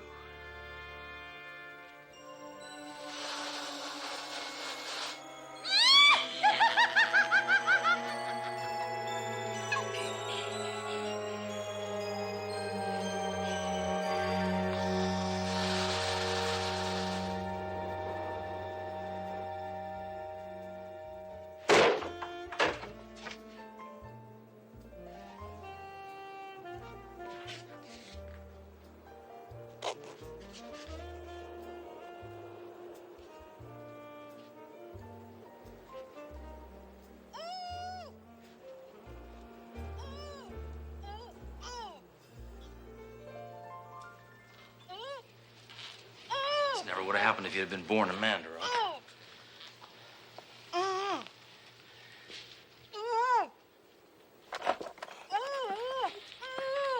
Just hold your horses, Duroc. Hey, you start nagging and I'll leave that thing in your mouth all year.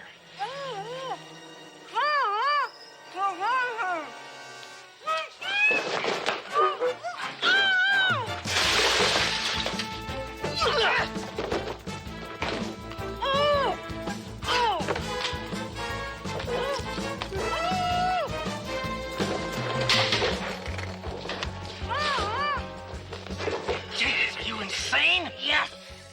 Ask a stupid question.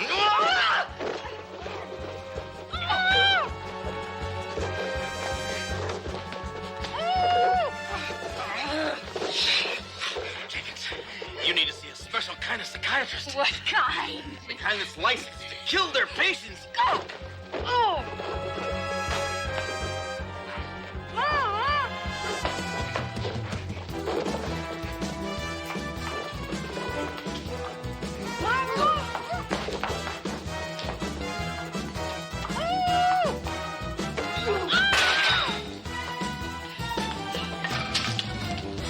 All right, Jenkins. Playtime's over. Now, unless you want to get measured for a designer Bonnie bag, you'll give yourself up.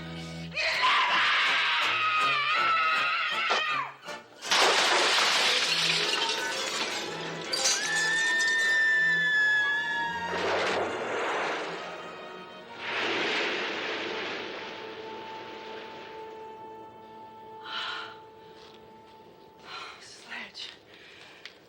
Thank God this is finally over. It may not be over.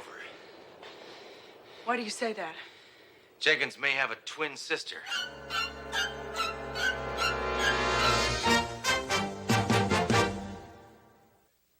The following tag was shot in black and white, then artificially recolored. We promise you will not be able to see the difference. According to our findings, Elizabeth Jenkins escaped 6 months ago from a home. You mean a home? That is correct. And apparently, while there, she became obsessed with TV police shows. Upon escaping, Jenkins used falsified records to enroll herself in the police academy. Huh. So after being stationed at the 33rd, she naturally fixated on a cliched macho cop like Ginsburg. And when he rejected her psychotic advances, she killed him. That's right. And then transferred here, where another similar murder almost occurred. Hold it. You two expect me to believe that somebody with serious mental problems was able to slip through our screening process and become a cop? How could something as obscene as that happen? That's not the question, Hammer. The question is, how could it have happened again?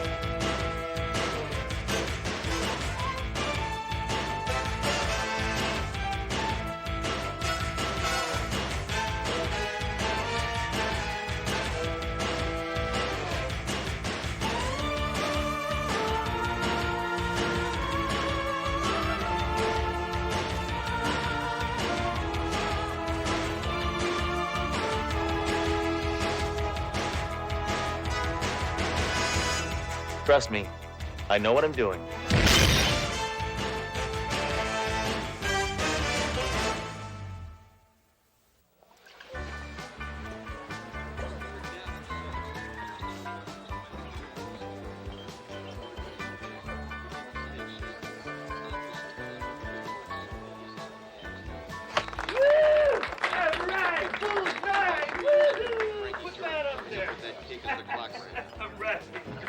Hey, Hammer, how's your aim today?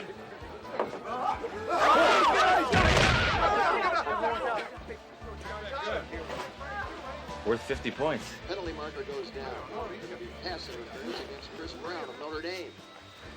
Yeah, or a root beer for the little lady, and for me, I'll have a root beer and make the mugs frosty. Coming right up. Allen Pink at 5 yards deep. He's going to run it out. He's up to the 5. Now he throws back the other way to 84. Did I ever tell you I used to play football?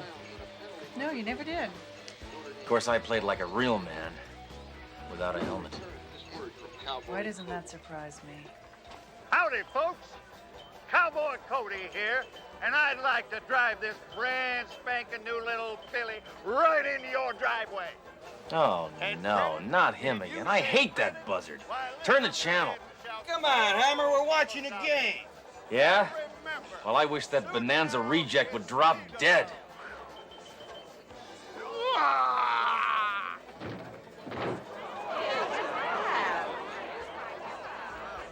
God, Hammer doesn't even need a gun anymore. Yeah.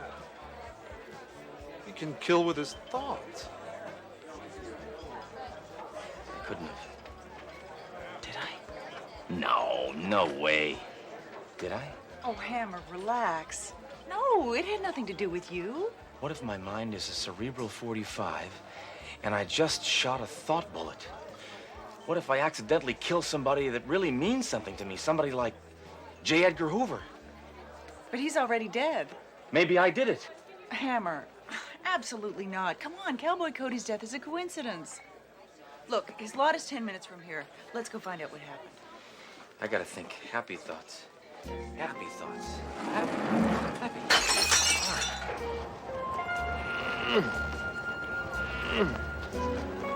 What's wrong, Blades? Didn't want him to die with his boots on? No, I want his boots. These babies are real snake skin. You're a real ghoul, you know that, Blades? Thank you, I enjoy my work. Any idea what he died of? I don't know. Swollen feet? Looked to me like he was in perfect health. Yeah, they usually do when they're alive. Okay, guys, load them up.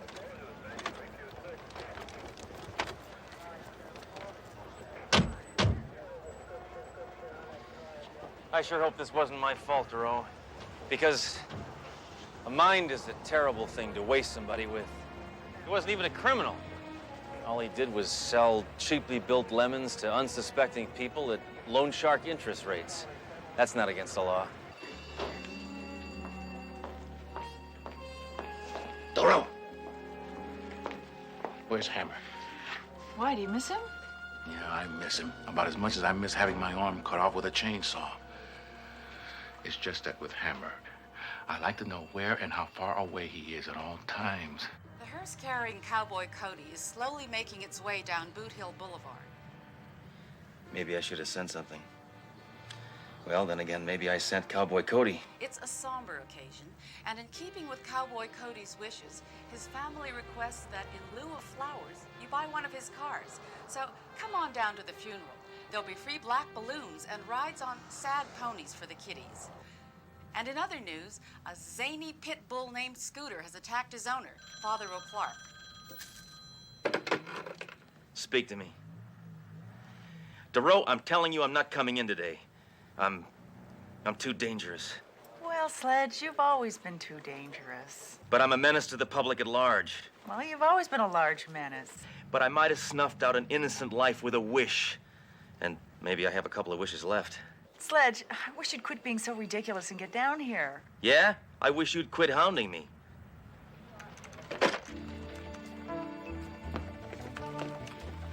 Okay, Duro, I'm here. Happy? Right, Sledge. I just want to prove to you that Cowboy Cody's death wasn't your fault. Big-time car dealers die all the time. Of course. Do you know how many times I've wished those guys would drop dead? Sledge, it's a high-pressure job. It's a lot of stress. It's bound to take a toll on your health. All right, look. Car dealers who've died in the last year. 5. See?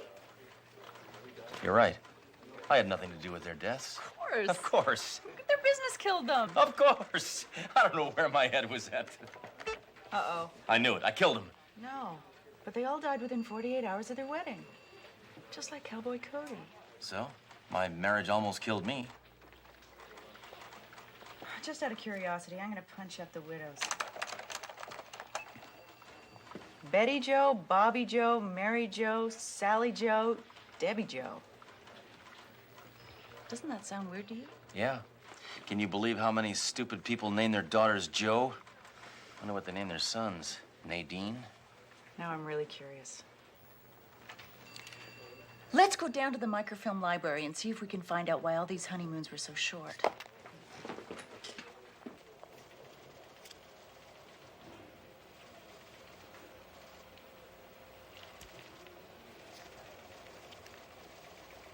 Oh, fudge.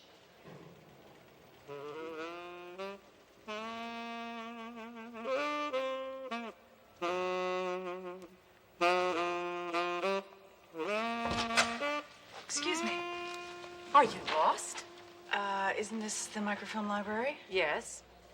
I know what you're thinking. Wanda Hobbs is nuts. Why else would she be playing strip solitaire by herself? No, actually, we came here because we What wanted- else do you expect me to do? Nobody wants to see microfilm anymore. Nobody comes to visit me. I'm alone here. Day after day, year after year, alone, all by myself. So I play strip solitaire.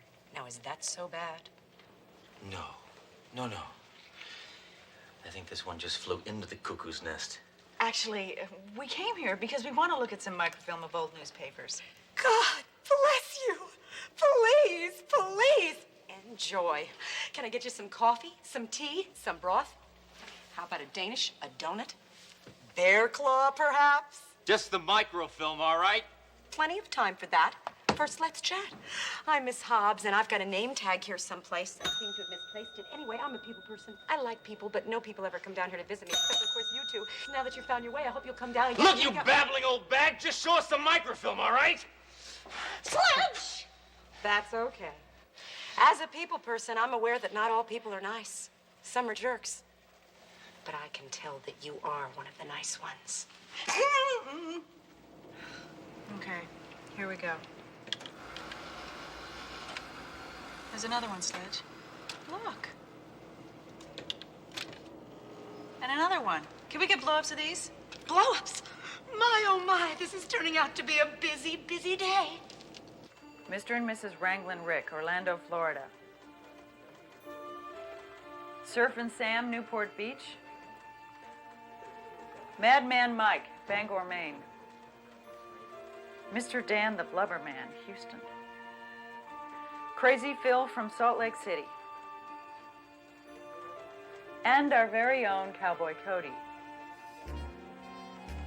Looks to me like it's the same woman. But did you happen to notice that it's the same woman? Oh, of course you did. But did you happen to notice it's different photographers? Hammer, nobody really cares. Least of all me. All right, Captain, what do we do now? Well, since this is an interstate crime, it is a matter for the FBI. There's no guarantee they'll solve the case. Look, Cowboy Cody was killed in my city by the most despicable, devious vermin that exists. A wife. And I'm gonna stop her before she marries again. You mean kills? There's no difference.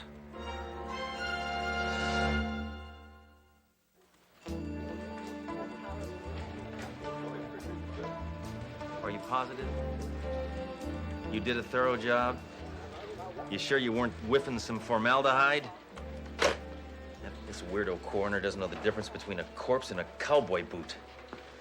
I told him we were absolutely certain that Cody was poisoned, but he insists there is no sign whatsoever of any foreign substance injected or ingested. Let's go down and whack his head against the autopsy table. Hammer! Now, according to my toxicology book, there are at least 7 poisons that are untraceable. Oh, really? As if I never saw a Columbo rerun. For a poison to be completely untraceable, it has to be absorbed by the skin. It also has to be applied in large doses and left on for a minimum of 6 hours in order to be effective. Oh, come on, Duro. What cheesehead would wear a ton of toxic poisons on his skin for 6 hours? Of course, he was a car dealer. You're right. We don't have anything. Wrong. We've got 6 rich, dead, obnoxious car dealers, all killed by the same man-eating woman. So what do we do? Duro, you know how to catch a shark? You throw out some meat. And you know what? You're looking at the meat.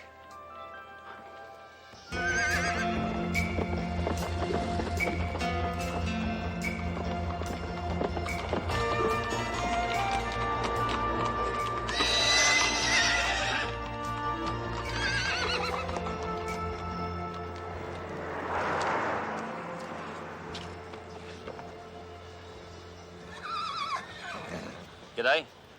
Howdy, sir. See anything you like? Sure do, mate. I like everything. Name's Crocodile Bruce. I'm the biggest car dealer in the entire outback, down under. Over easy. And I'm looking to add this lot to me herd. You mean you're gonna buy the whole dealership? That I do, mate. You take cash.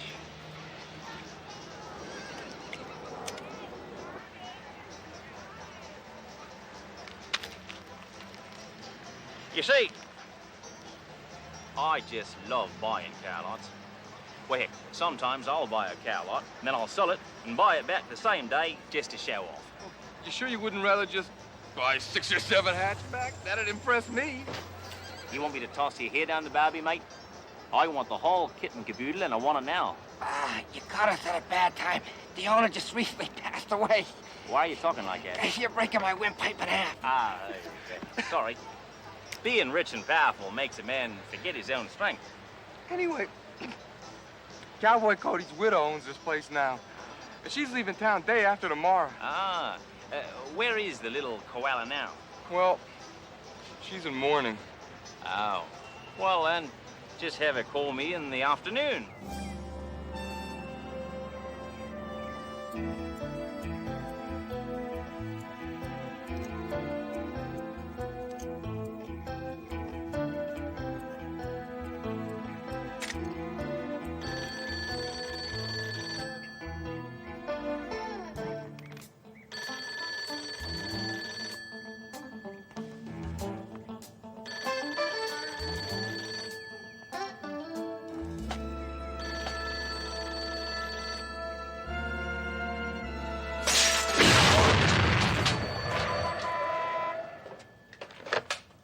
Yellow. Hi. Is this Crocodile Bruce? Who? Oh. G'day, mate. This here's the croc. This is Mrs. Cody. I understand that you're interested in acquiring one of my assets. Whoa, I don't know about that. I do want to buy your cow lot. Well, there's a slight chance that I could be seduced into selling. Yo. Listen, little Shelley. I just hate doing business over the phone, especially when it's about to melt. So, what say we meet somewhere face to face? Or closer. How about 8 p.m. in the lounge of the Anastasia Hotel? Is it a date, Crocodile? Oh, may I call you Crocodile? You can call me anything you like. Just don't call me Waltzing Matilda.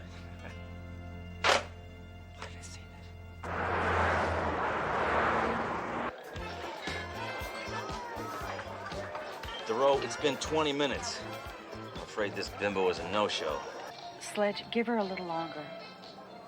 All right. I'll give her another, let's say, 45 seconds, and then...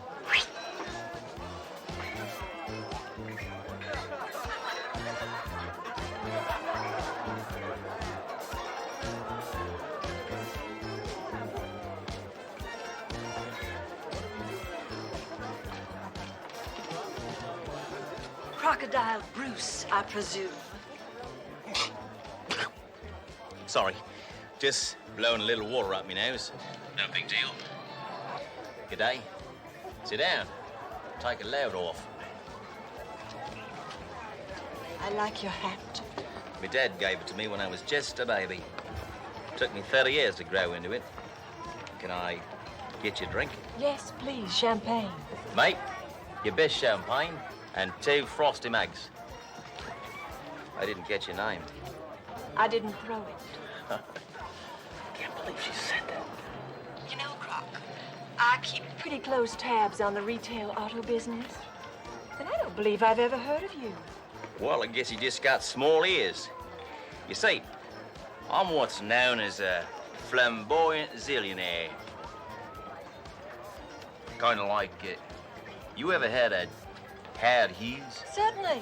You ever had a J. Paul Getty? Of course. All right. What about Carl Lafont? Sorry, no. Well, I'm just like him, only a couple of $zillion richer. How's he on the phone, mate? He's looking at you. Hey, what are you lot looking at?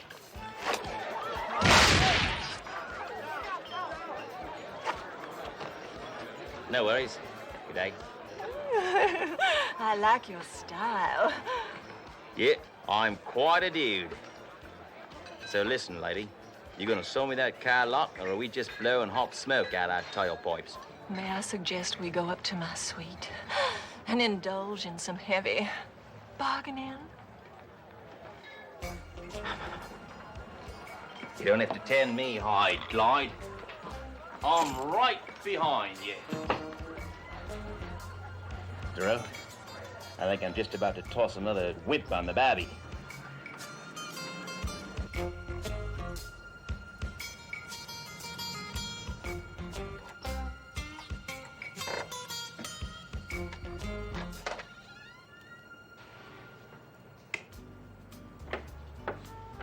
Well, tar me kangaroo down.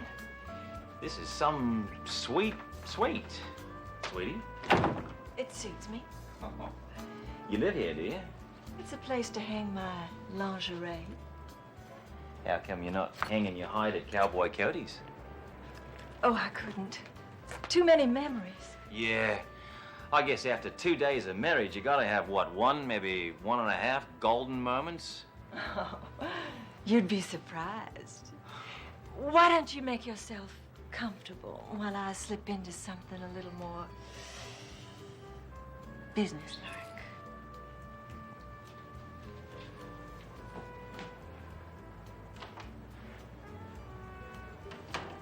Duro, she's got a tiny car lot on her coffee table. I think this woman's running a couple of quarts low. Now all I gotta do is get her to marry me and then kill me before tomorrow and we're home free. Wallaby, wallaby, wallaby. Dress for success, I say. Boy, those things are amazing. Thank you. Yeah, these little cars, they're so lifelike. Vroom, vroom, vroom, vroom, Put vroom. that down. You're adding mileage. It's all right. You'll sit back the odometer anyway. This model is the apex of my dream. The ultimate car dealership. Not acres and acres of cars, but miles and miles. 3,000 miles. A car lot that stretches from sea to shining sea. Kind of like bumpers across America. Exactly. And we can do it together, Croc. With your zillions and my, shall we say, attributes. We can become the Jim and Tammy of the automotive world. Sounds like a kick in the pants. Oh, we'll own every car lot there is. Because if you own the cars, you own the world. Well, what the heck? You like cars, I like attributes. Let's get married. Oh, Crocodile, please. I'm a woman in mourning. Trust me, by tomorrow morning, you won't be mourning in the morning. I'm still wearing Cowboy Cody's wedding ring. Listen, Gilly, I'll buy you a diamond ring so big, you'll have to wear it on 3 fingers. Take your hat off.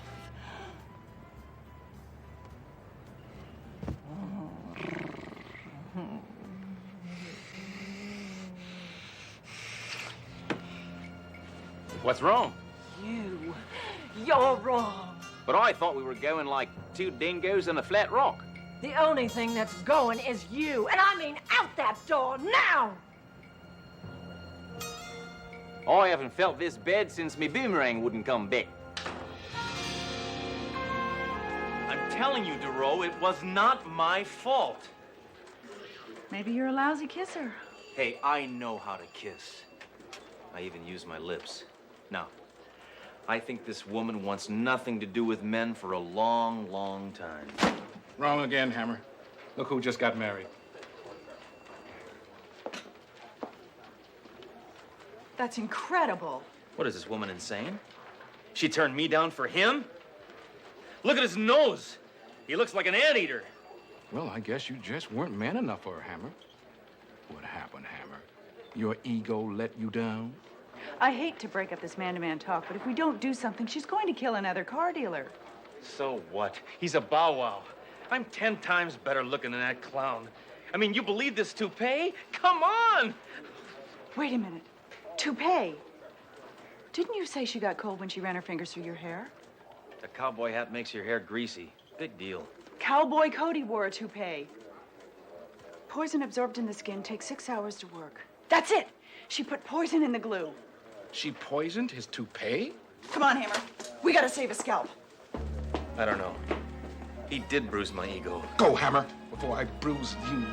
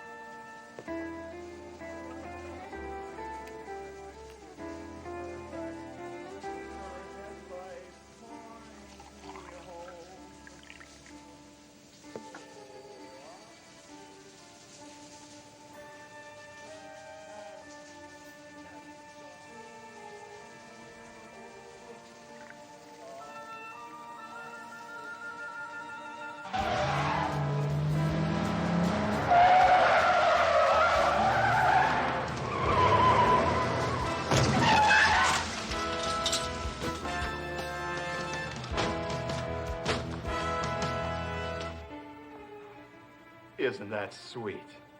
My ex-wife wouldn't even touch my rug. Oh, I adore toupees. I just love what they do to a man. Well, let me just put that rascal on. Oh, no, my sweet, my love, my life. Allow me. Trust me, I know what I'm doing.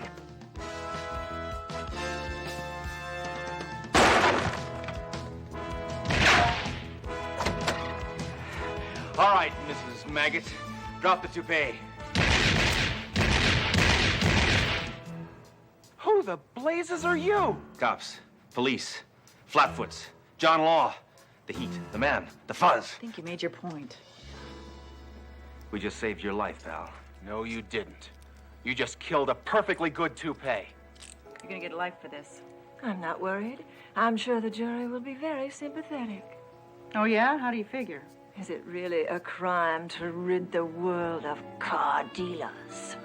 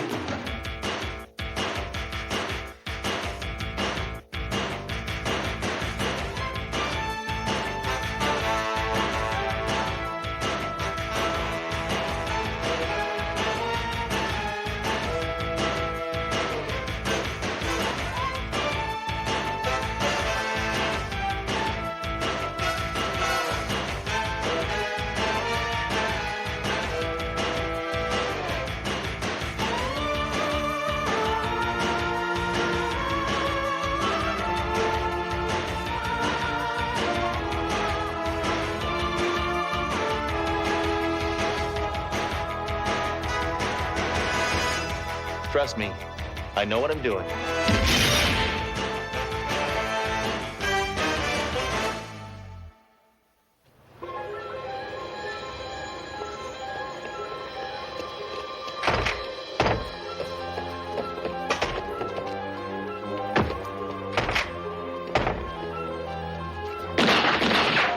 Your history, hog's breath!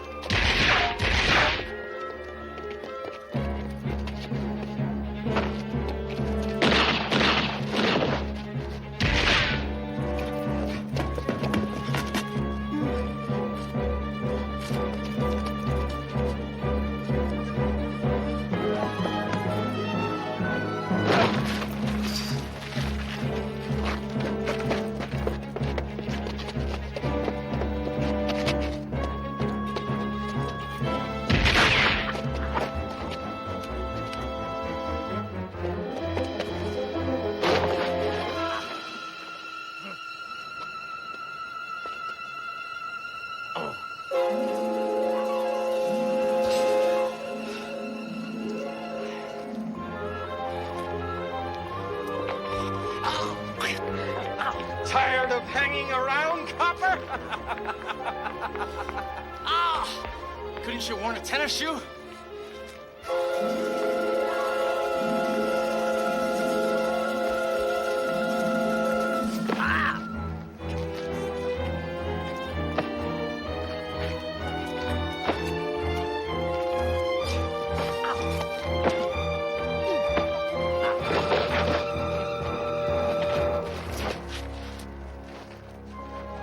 I'm afraid Inspector Hammer is suffering from chronic acrophobia. Apparently, the trauma associated with being in a life-threatening position 5 floors above the street released the phobia from his subconscious. In layman's terms, what does that mean? Means he's afraid to step off a curb.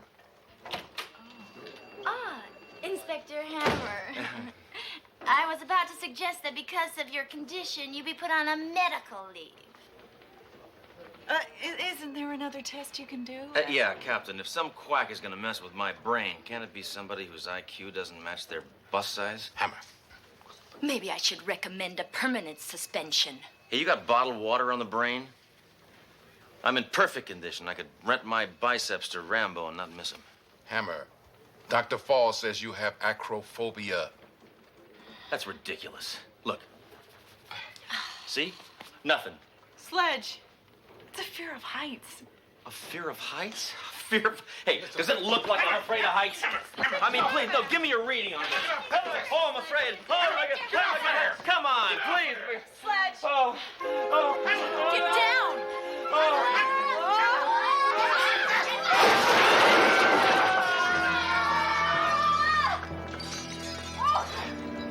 Hammer, guess what? What?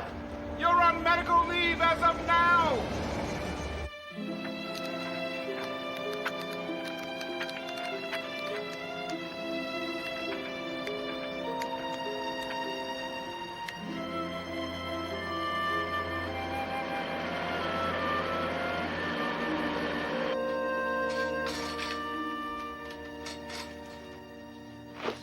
All right, old friend.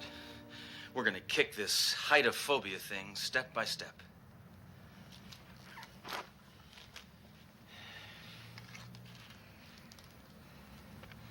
I step up. I step down. I step up.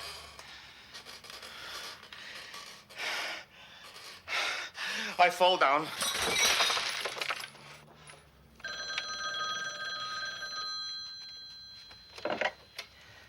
Hammer. Sledge, got great news for you. What, you can finally buy guns and vending machines? No. Captain Trunk found an assignment that someone in your condition might be able to handle. Ah, great. Yeah, I knew there had to be a lot of crimes committed at sea level. Sledge, Captain wants to see you right away. How's your vertigo? It acts up when it's damp, you know. That's bursitis. I don't have bursitis. Are you still dizzy? What, are you kidding? I'm fine. I'm perfectly fine. As a matter of fact, I'm hang gliding this morning, and then tomorrow I'm gonna go skydiving. Yeah, I'll see you in a couple of minutes.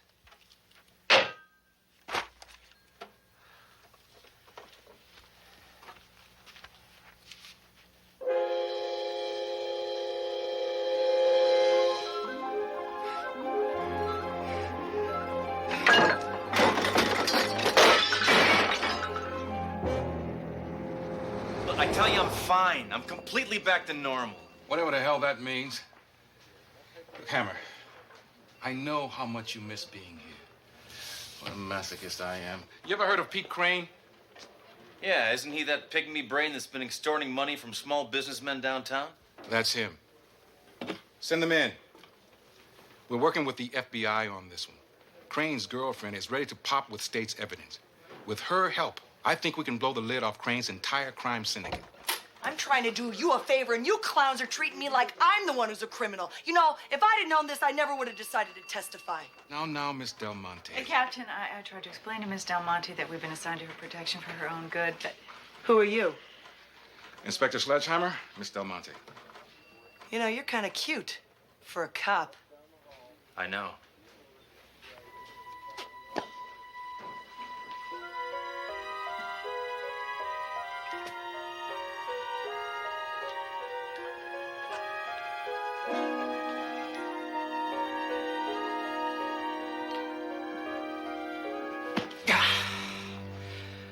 Nice to meet you.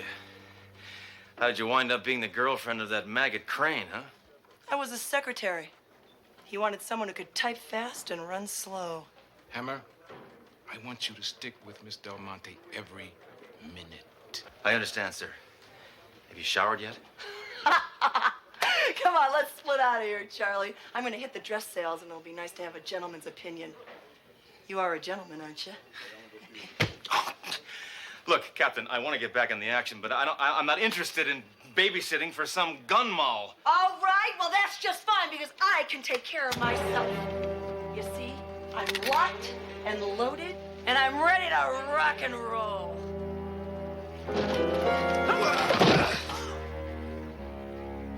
Well, maybe this will be good for a couple of laughs. Get Hammer! Get out of here! Everybody get out! Get out!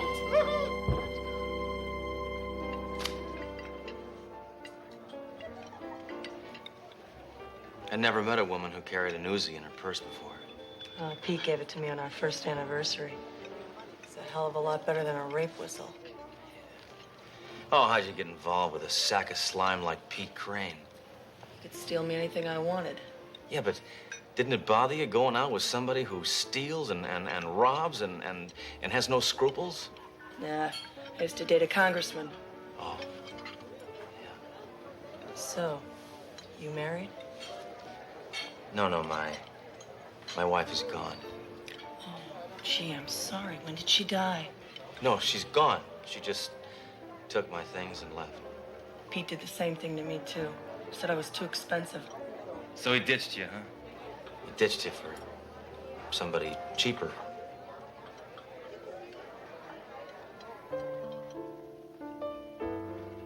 You know something? You and I are on the same wavelength. You know, you're not bad for a cop.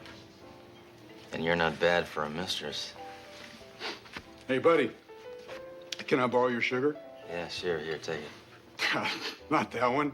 This one. Hey, back off, Ragweed. You're talking to a lady. Oh, you... Nice technique. Tai Chi and karate? Yeah, you study with Master Chang, too? Yeah. Till he became road manager for Motley Crue. Yeah. My shoulder. That's a nasty bruise.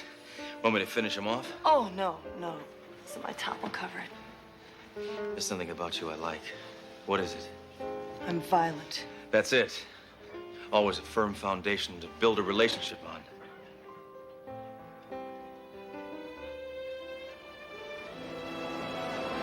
.44 Magnum. Left twist bore. Muzzle velocity of 729 feet per second. It's beautiful. It's been a long time since a woman's handled my gun.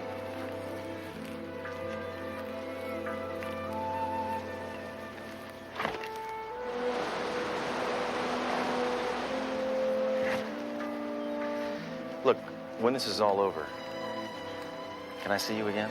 Oh, Sledge, I don't know. Hey, why don't you join the force?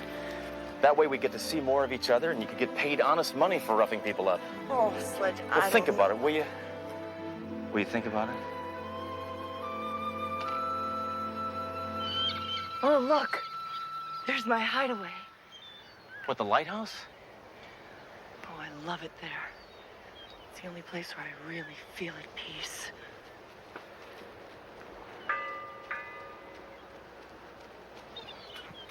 Come on, Sledge. Old Pete bought me this lighthouse. He bought you a lighthouse? I asked for a nightlight. Come on. I only take special people here. Up here. Come on, I'll race you to the top.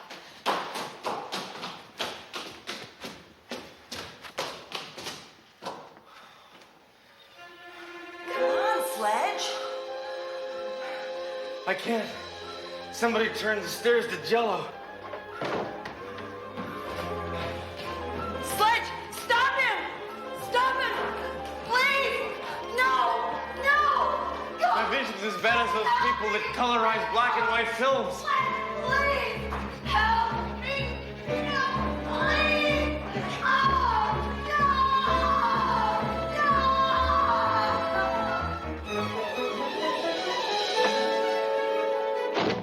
Angelica!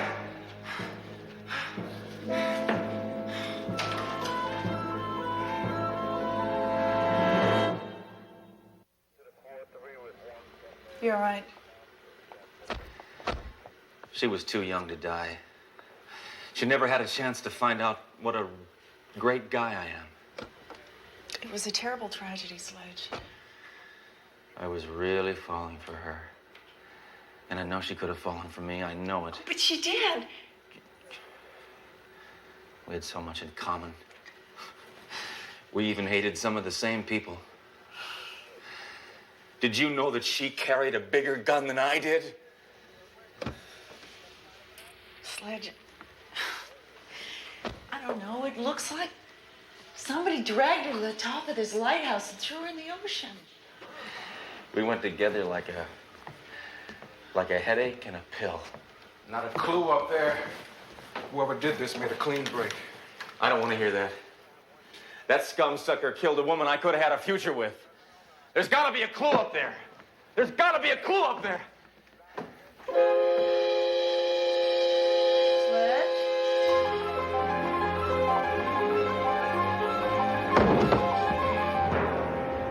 Because of Inspector Sledgehammer's fear of heights, there was no way he was going to make it up those stairs and save Angelica Del Monte. Did the woman survive the fall? No, she is deceased. How do you spell deceased? Just right. Dead. Stop it. Both of you. Don't you realize you're talking about somebody who meant a lot to me? Look, it's not my fault I couldn't go up those stairs. I can't go up anything anymore. I stand on a chair to change a light bulb, but I get a nosebleed. Hammer, get it together! It is together! All right, take a note. Inspector Sledgehammer, as of now, is back on medical leave. Why? Why? Hammer, I want you to go home and get some rest. I don't want you to come back here until you overcome your vertigo. But that may be never. I wonder why Angelica didn't scream when they threw her out of that lighthouse. She was one tough woman, Sledge. We liked all the same things. Guns. Guns. She even threw a brick at Gloria Steinem. Let me see that. It would have been too awful if they had found the body. Yeah. They would have had to bury her in an envelope. Way to go. Wait! Sledge! He didn't mean it. He's your friend.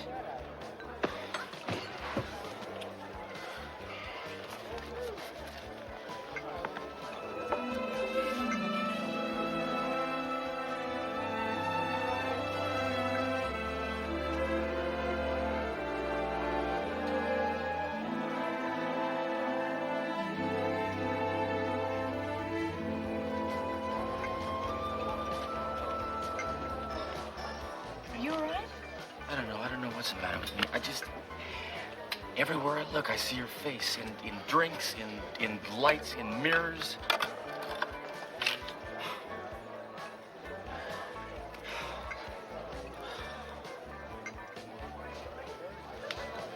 Angelica, it's you. You're not dead. You've come back. Sledge, it isn't her. Why aren't you dead, Angelica? Well, my name is Susan Taylor. I don't know what you're talking about. No, I know who you are. Don't you remember? We were almost best friends. Sledge, this can't be Angelica. This man's a maniac. You know, you need help. No, don't you remember? Don't you remember the good times we had? The fights, the guns? Sledge, give it a break. Trust me. I know what I'm doing. Look at this face. Look, everybody. Doesn't this look like the woman I let get killed at the lighthouse? I know it's you. I know it is. You've come back to me. No, you're mistaken. You've come back. Sir, I am not this Angelica. All right, do me a favor. Come back to my apartment with me. I want to try an experiment. Oh, last time I heard that line was from a shoe salesman. No, you've got to come back. You've got to. You've got to go with me. Sledge, you're stressed out. Guys, grab him. No, I know it's her. I know it's her. It's her. Okay, fine. Come on, we'll go back to your apartment.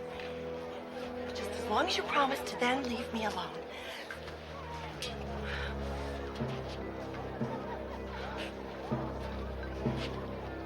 Door's that way. Sledge. Trust me. Sledge! Hurry.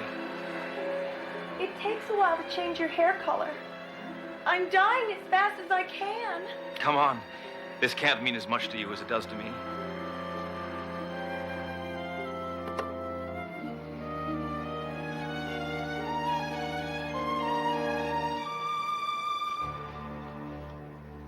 That's it. Now you look exactly like her. You know, this really is crazy. I'd like to be whoever you want me to be, but I'm really not this Angelica person. I'm Susan Taylor from Salina, Kansas. No, don't say that. Say tough words like maim, kill, destroy. You're crazy. Why would I say that? Come on, try it. Scumsucker, slimeball, try it. I can't. I'm from Kansas.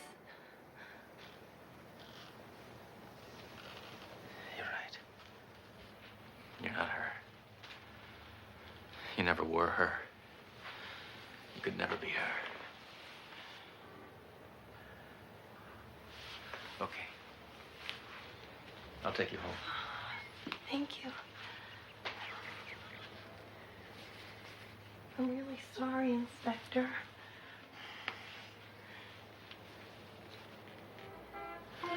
Where did you get that? Sears Roebuck. Not the sweater, the bruise. Where did you get it? Where? Oh, probably when you grabbed me just now. I knew it was you. I have a mind like a steel claptrap. You are Angelico Del Monte, aren't you? I don't know what you're talking about. My name is Susan. All right, Susan. All right. I'm gonna take you somewhere. Please. Somewhere that will refresh your memory. Hey, boss. You were right. This Hammer guy almost faked us out. Angelica's still alive. Admit it, Angelica. That bruise proves you're you. You know that, don't you? Will you please stop saying that? The chances of two different people having the same bruise are 27,000 to 12. That's that'd be 1 in 16. That's 12 into 27. That goes 60. That'd be well, they're slim. They're very, very slim, Angelica. Oh, I feel like I'm having a sugar rush. Come on. Admit it. Just admit it. Admit it. Say you're Angelica. Say it. Oh, do you have to be so violent? Angelica loved violence. The sound of a Tommy gun, the crack of a 45, a kick in the teeth, a left, a right. You're right. I knew it. I knew it. You really are Angelica. Oh, Sledge, you've blown my cover. Who am I kidding? I could never fool you. Why? Why did you do it, Angelica? I Why? had to. Why did you pretend? Why? Well, Trump figured that if everyone thought I was dead... Yeah? Yeah, then what, Angelica? Then what would happen, huh? Then everyone would think I was dead, so no one would try to kill me before I testified at the trial. I was supposed to guard you. Oh, don't you see, Sledge? Trump used your vertigo problem. He knew he could fake my death from the top of the lighthouse, and you'd never see what really happened.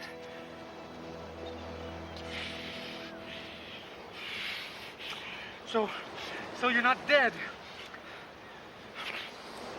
Then who fell from the tower? It was a mannequin. Some guy, FBI guy working for Trump. He threw it down while I hid. So, when I ran out to the car to call headquarters, you and that FBI creep escaped. Oh. Sledge, I wanted to tell you when I saw you at the bar, but I couldn't. Oh, you could have found a better place to hide in plain sight. A bar full of cops.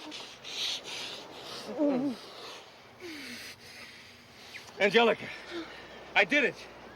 I made it to the top. I'm cured. I can look over transoms again. What's that? Another Fed? No, wait, Sledge! He's not F... I'm tired of playing the fool. I'm telling you, he's not FB... Hey! So you thought you could fool me, huh? It's over, you blonde dummy. Drop your gun, kick it over here.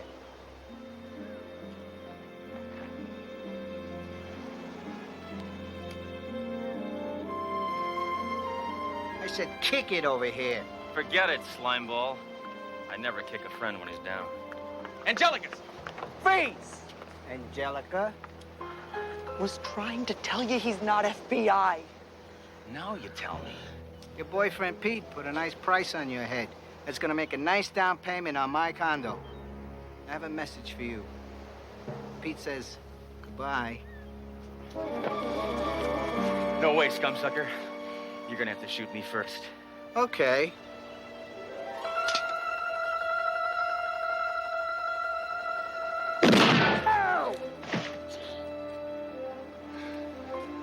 Hammer, standing in front of that woman like that was a very gallant thing to do. But don't ever tempt me like that again.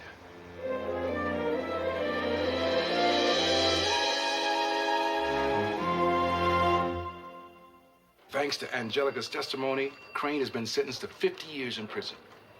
Well, I guess it's safe to say that relationship's over. Nope. Apparently, after the sentencing, they made up. I mean, they settled their differences. And when he's done serving his time, they're gonna get married. By the time that happens, we'll be throwing rice at their wheelchairs. Well, you know what they say. True love knows no bounds. I'm sorry, Sledge. Well, it could be worse. I mean, you're feeling better. No more vertigo, right? No, I haven't had a drop. And I'm not getting dizzy anymore either. Watch. See, look. Hammer, get off that. Hammer, get off that thing. Get off my deck. Get off my deck. I'm fine. No, see, I'm fine. Look, I'm fine. Oh, my God. Yeah. This is terrible. I know. When did they remove that flagpole?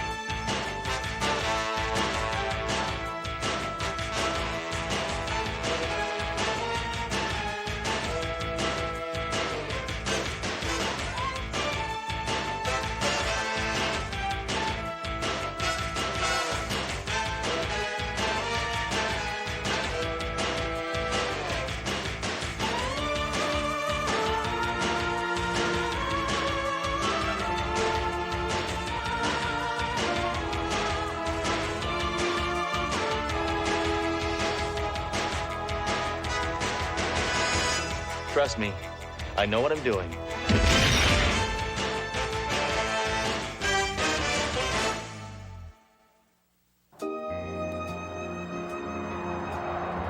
You have to tell your husband not to bring his ex-girlfriend to family functions. Remember, communication is the key. I'm Dr. Dorothy Stone, and you're listening to It's a Gal's World, a show for women only about men. And now let's take another call. Hello, you're on the phone with Dr. Stone. Hello, Dorothy. It's me again. Oh, my God. You! You meddling witch, I'm back, and this is just the beginning of your nightmare. Oh, no, no, no, no, no!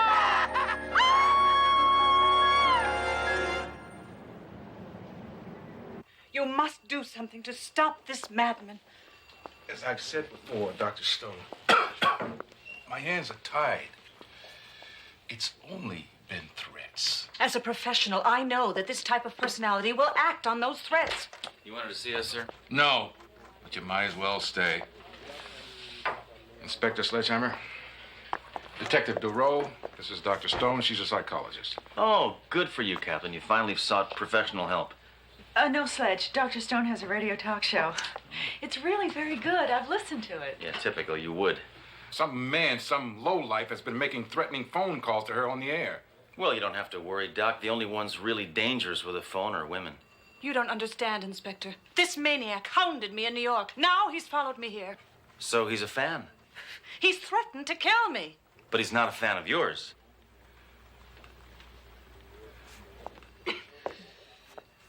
I had a pervert call me once. No, how'd you get him to stop? Change your number? No, I stopped dating him.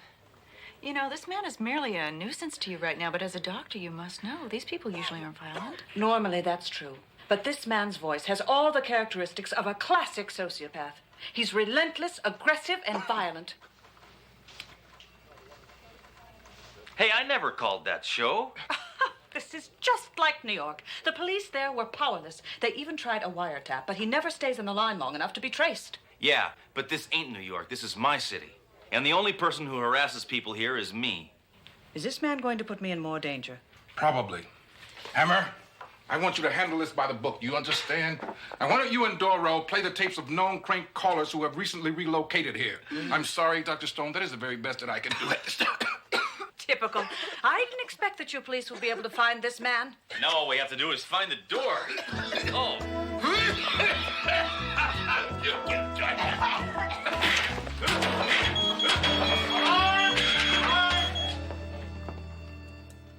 Dang it. If we could only pinpoint the general location where he's calling from, we could call in an airstrike. Then he'd never use the phone again. Neither would half the city.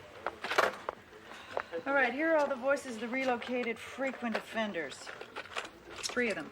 Only 3? Yeah, it's not very popular anymore. Latest craze is obscene telegrams. See if any of these voices sound familiar. What are you wearing right now? Okay, baby, I've got my shoe off.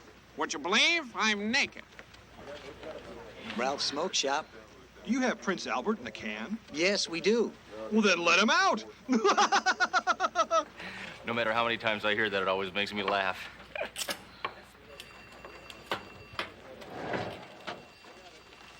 I'm sorry, Doctor. It's obvious that your caller hasn't been apprehended. I don't believe you people. You're powerless. No one can help me. Well, may I suggest, since you live alone, to take some self-defense classes? Possibly a guard dog. Oh, come on, Doro. She doesn't need a guard dog or classes. Look, Doc, why don't you get yourself one of these puppies? You never have to feed it, and it doesn't scratch the door when it wants to go out. You really personify your gun. Thank you. Be careful, Inspector. The next thing you know, you'll be talking to it. Yeah, well...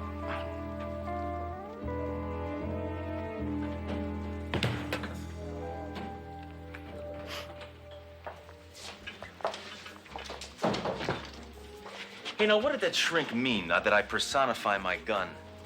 Well, you treat your gun like a living, breathing thing. That's not personification, Duro. It's love. Ginger ale for the lady, black coffee for you. Hey, what is with this sissy umbrella? Sorry, Inspector. We ran out of the little American flags you like. We had an Ollie North happy hour. Good afternoon, ladies. This is Dr. Dorothy Stone, welcoming you to It's a Gal's World. Hey, don't touch that dial! You leave that woman's show on. Not for me, not for me. I don't care. I don't want... If she wants to listen to it, she's got some problems that she wants to solve. And no, I don't care about this bunk. Hello, you're not alone. You're on the phone with Dr. Stone. What machismo? Some crackpot's trying to kill her, and all she cares about is helping people. She must have been a Miss America contestant. You really want to protect her, don't you, Sledge? Duro, I'm for anybody who can help you broads get over your problems. That way you can concentrate on what's really important. Serving men. Let's take the call on line 2. What's up, Doc? Stop this. Please, stop these calls. So you tried to fink on me again, huh, Dorothy? Going to the police? You need some discipline. I hate tattletales. Stop calling me. Leave me alone. Do you really think the cops can help you? Those pigs can't do a thing. They're just namby-pamby milk suckers. No one out there can help you. Ciao for now. I'm tired of that cretin polluting the airwaves. Sledge! Do me a favor. Don't shoot the radio. You're right.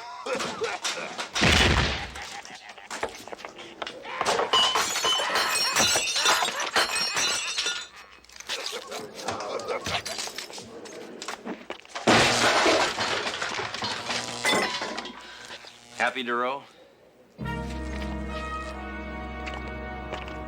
No, I can't think of anyone who'd want to harm Dorothy. To begin with, she's only been here for 2 weeks. Yes, we know that. He's threatened her on the air, and as her producer, I am really confused. Why? Our ratings haven't gone up. I would move immediately. No man or woman could possibly have a healthy relationship in Lexington, Kentucky. Inspector, that gun is making me extremely nervous. It's supposed to. It's not a room deodorizer, you know. Just relax, Doc. You know what they say. Guns don't kill people. Yes, I've heard. People do. No, bullets do. You think you're feeling nervous? Just wait till Golden Throat calls. After talking to me, he'll be so nervous he'll be afraid to call the time. Go ahead, jump on another line. We're back. Let's take the caller on line 3. Guess who? It's the only real man in your life. Did you miss me, Pumpkin? I'll take this call. All right, you radio rodent. I'm calling to bring some sunshine into your life. Cops haven't helped at all, have they? Yeah, well, this cop will. I'm Inspector Sledgehammer. You're looking for a real man, aren't you, Doc? Well, I'm your boy. You're not a man. If you were, you'd come out from behind that sissy little princess phone. Real men harass women face to face. I'll never stop, Tramp. Yeah, well, if you don't stop, this will be the last sound you hear. Such. We'll be right back after this word from our sponsor. I don't know about this, Sledge. Oh, rest easy, Duro. This dirty mouth breather isn't going to bother the doctor anymore. I scared him away for good. The doctor is in no danger.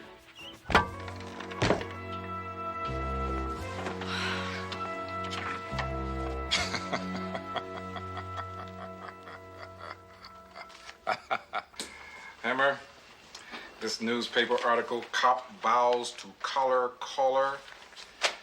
I hate it. I do too, sir. Alliteration is so pedestrian. I'm not talking about that, Hammer. I'm talking about your grandstanding over the airwaves.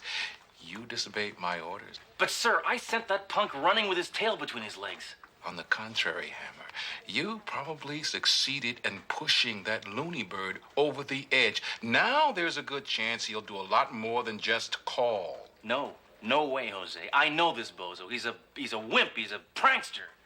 We got nothing to worry about. This slimeball hasn't got the guts to leave his house to do something bigger. Captain, a report just came in. Dr. Stone's been attacked in her apartment. Unless he was pushed. If he was pushed, there's no telling what he would do. Must have been pushed somehow.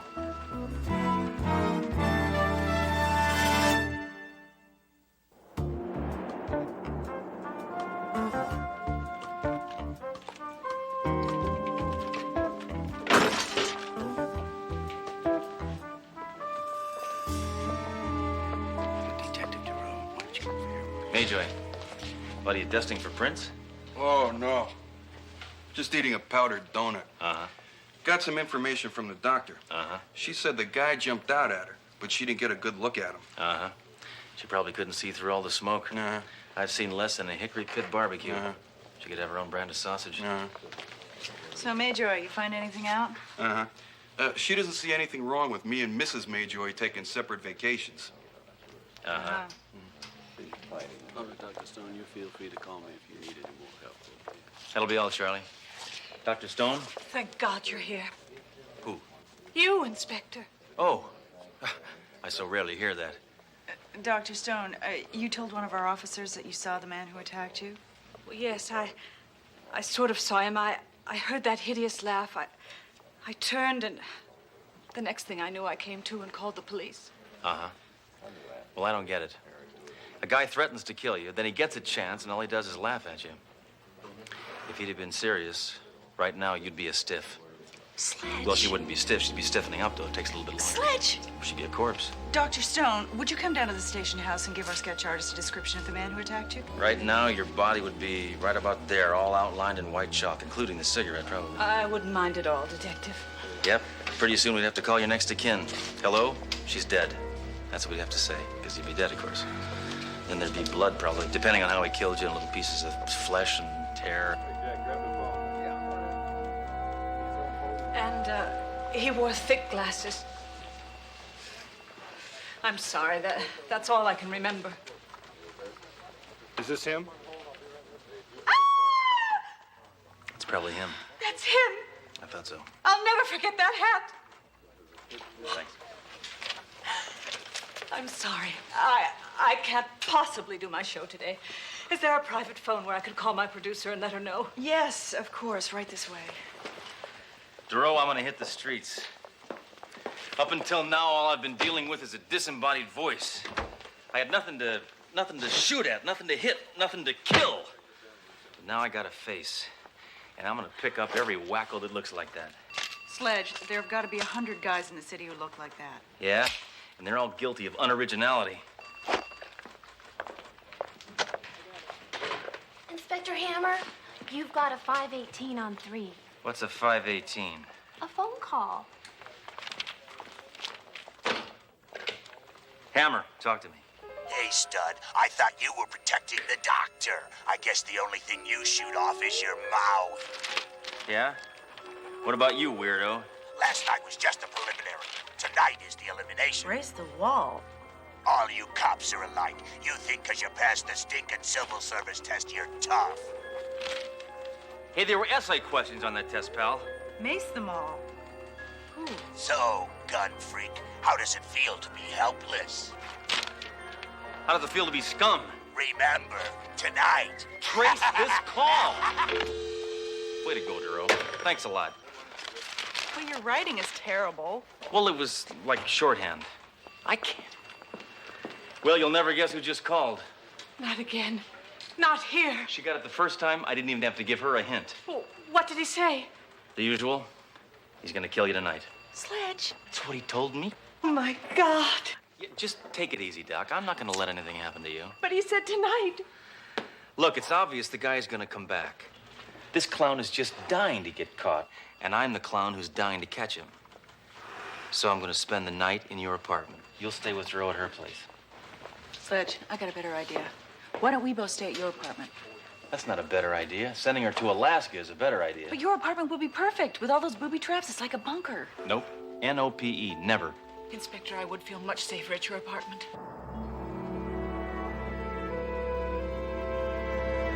Dr. Freeze! What? Be careful what you touch. Sledge has everything booby trapped. Anything could cause an explosion in here.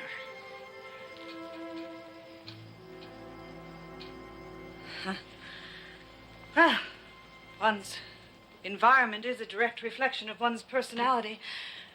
From the looks of this place, the inspector is a textbook case. Yeah. Well, as Sledge always says, man's home is his ammo dump. Excuse me. The inspector's a very manly man, isn't he? Yes. He's a unique individual. Well, you two seem to have a good relationship. On the surface. Sledge is a stubborn, narrow-minded, opinionated, sexist reactionary. Does he know you feel this way? Oh, that's the way he feels about himself. I think he's an okay guy. So, Doctor, who's the man in your life? Well, no one. I'm still recovering from a failed marriage. How long's it been? 15 years. Some people heal more slowly than others. Do you think you've developed a fear of men? I thought I was the doctor here.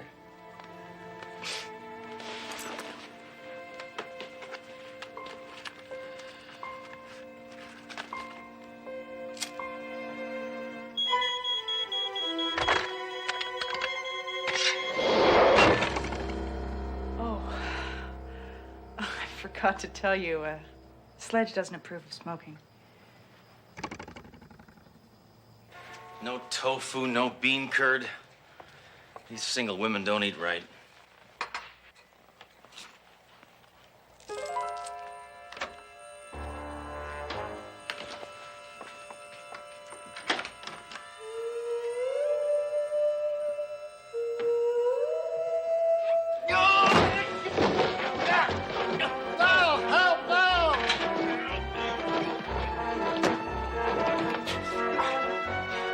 So, I'm a helpless gun freak, huh? Well, this gun freak has you under arrest.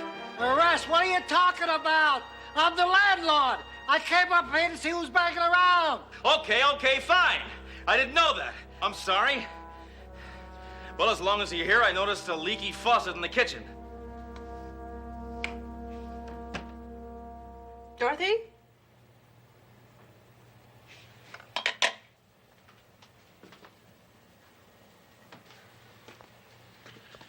Dorothy? Thought I heard the door. Guess you can't hear anything. Guess who, Dreambug? Dorothy, get out! It's him!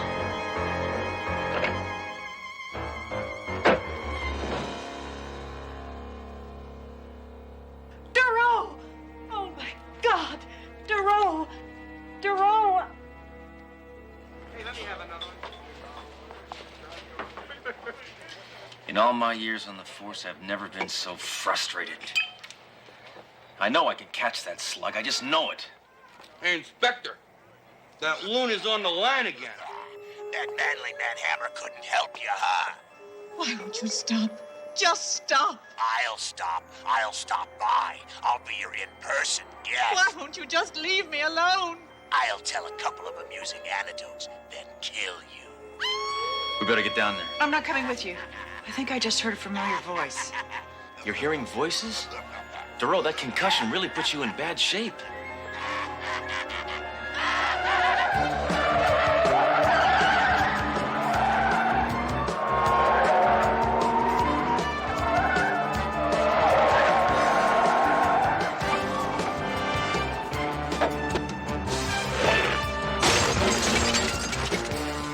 Look, whoever you are, you win. I'm leaving town. What more do you want? A lot more. I won't live till I see you dead. What? Oh my God! He's here! Help me! Oh my God! Come on, Stone, come on! You can do it! Fight back! Scratch it, you're a woman! Nag him! Use sarcasm! That'll kill him.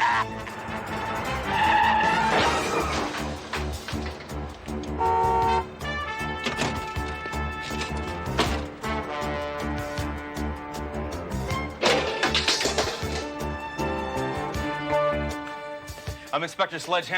Anybody been by here recently? Well, my son came by the other day. First time in a long time. 'Cause we were never that close. No, you old coot! I mean, in the last couple of minutes. Oh, no. All right, come on with me. Oh, yeah? Oh. Oh. Miss Newman. Oh. Miss Newman, you okay? Oh. Where is Dr. Stone? Oh. Thanks. Oh. Take care of her. Yeah.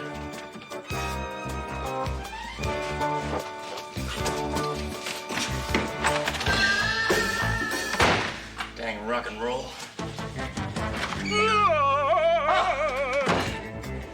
Help! Inspector Hammer, is that you?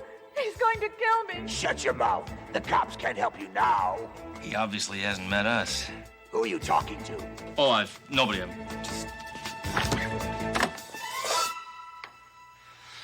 Dr. Stone, you okay? Yes, but be careful. Here I am, big boy. Come and get me. Boy, I'd like to pound your face. If I could see you. Well, here I am. Inspector, look out!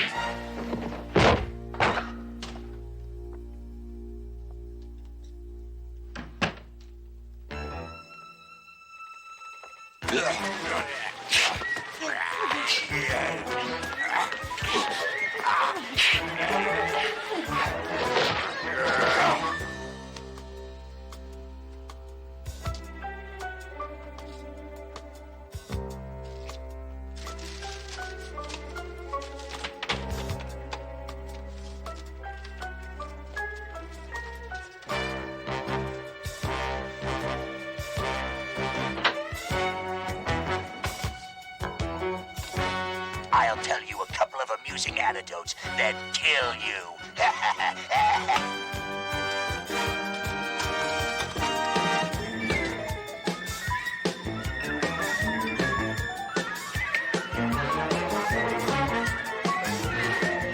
I've been waiting a long time to do this, mutant. Oh, yeah? What's that? This!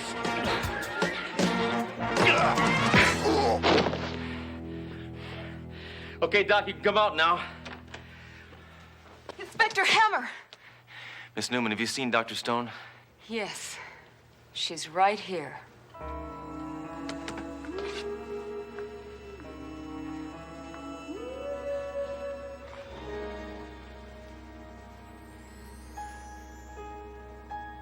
Of course. An accredited psychologist masquerading as a man, making threatening phone calls to herself, and then sending the police on a wild goose chase. I should have known.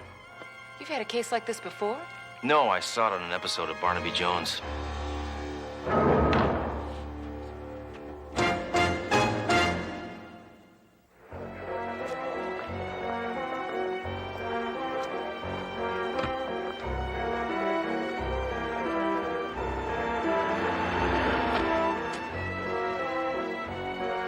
Hammer, you disobeyed my order for the 4th time. Yeah, but once again, I came through. I still can't figure out what could have snapped in Dr. Stone's mind to make her act like that. You probably know, though, don't you, girl? Actually, I do. It would seem that Stone's fear of men caused her to create a male persona of her own. Ultimately, she was the object of her own paranoia. Classic case of schizophrenia. Are you telling me she actually wanted to be a man? That's right. That's my kind of woman. Yeah, but how was she able to do that deep, husky man's voice? Obviously, it was a result of her schizophrenia. No, Captain, you're wrong. It was her chain smoking. I knew that.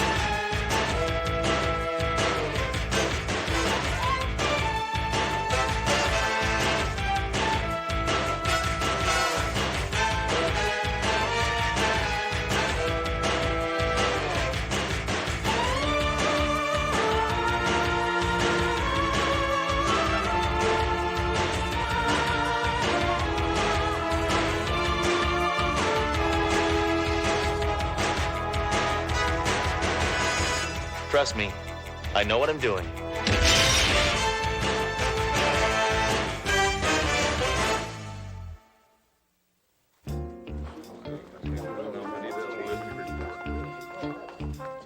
Oh, Inspector Sledgehammer, Detective Doro, Special Agent Bunyan of the FBI.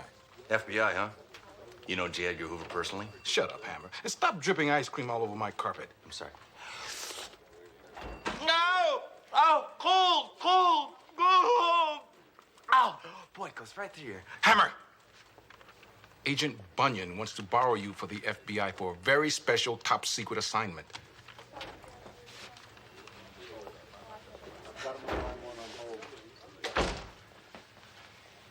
Have you ever heard of Clive Winston?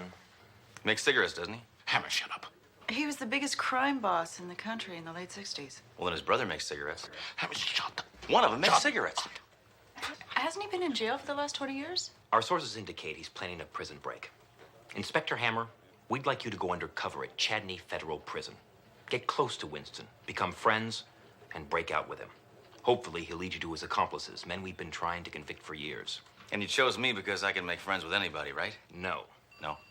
We chose you because Chadney is full of the toughest, most violent men in the country. So, Hammer, you should feel right at home. Also, we didn't want to risk the life of one of our own men. Hey, I eat Risk for breakfast. When do we go? Tomorrow at 8 a.m., you'll enter Chadney with the identity of Nick LeBeau, alias Nick the Dart, a legendary hitman who's killed so many people even our computer quit counting. But nobody knows what he looks like. I arrested him, and I don't even know what he looks like. Me posing as a vicious hitman? It'll be kind of a stretch, but I'll try. At least I have the right tools. Hammer, you can't take your gun into prison. One more thing. This has to be kept top secret. Only the people in this room will know about it. You'll be on your own, Inspector. Good luck. Oh, sticky, sticky. But here. What a sissy hitman. This guy never once used a heat-seeking missile. Sledge, I want you to be careful in prison. It's very dangerous. And, well, I just want to say it's going to be difficult for everyone. I know. The separation is tough. Why, Sledge? I know this sounds hokey, DeRoe, but I'm not sure I can make it in there alone. You can. You can. I want you to know that I'm going to be here when you get out. No, not you. I'm talking about my amigo here. Oh. No, but I'll miss you too, Duro. Gee, thanks. Really? And just to show you how much you mean to me, I'm gonna let you take care of my gun while I'm gone.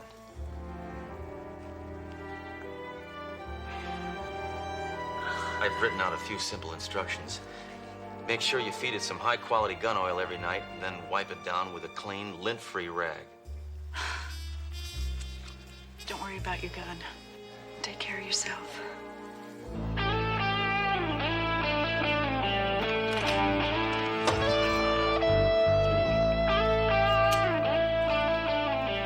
What we have here is a failure. A woman warden? What's next? Equal pay? Call me sir. So, the infamous Nick LeBeau. Tell me, why do they call you Nick the Dart? Because I score a lot of points, sir. Oh! Don't talk back to the warden. I'm sorry. Oh! Don't apologize to the warden. Oh! Don't nod to the warden. You must have friends in high places, Mr. LeBeau. I've been instructed to place you in the same cell with Clive Winston. Yeah, well, we're old pals. We went to reform school together.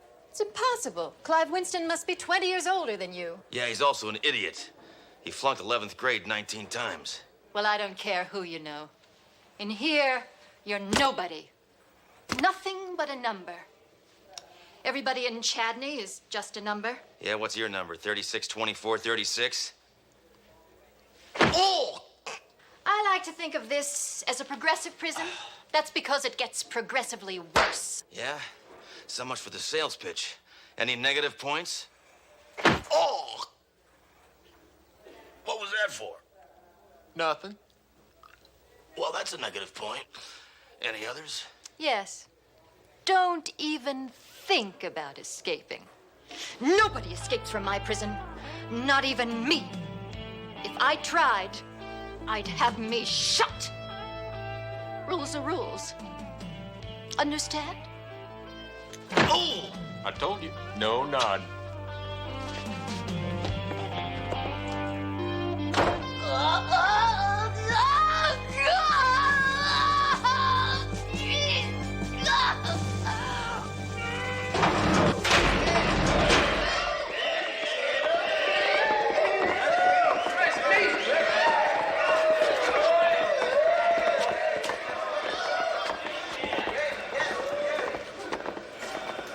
Open 67.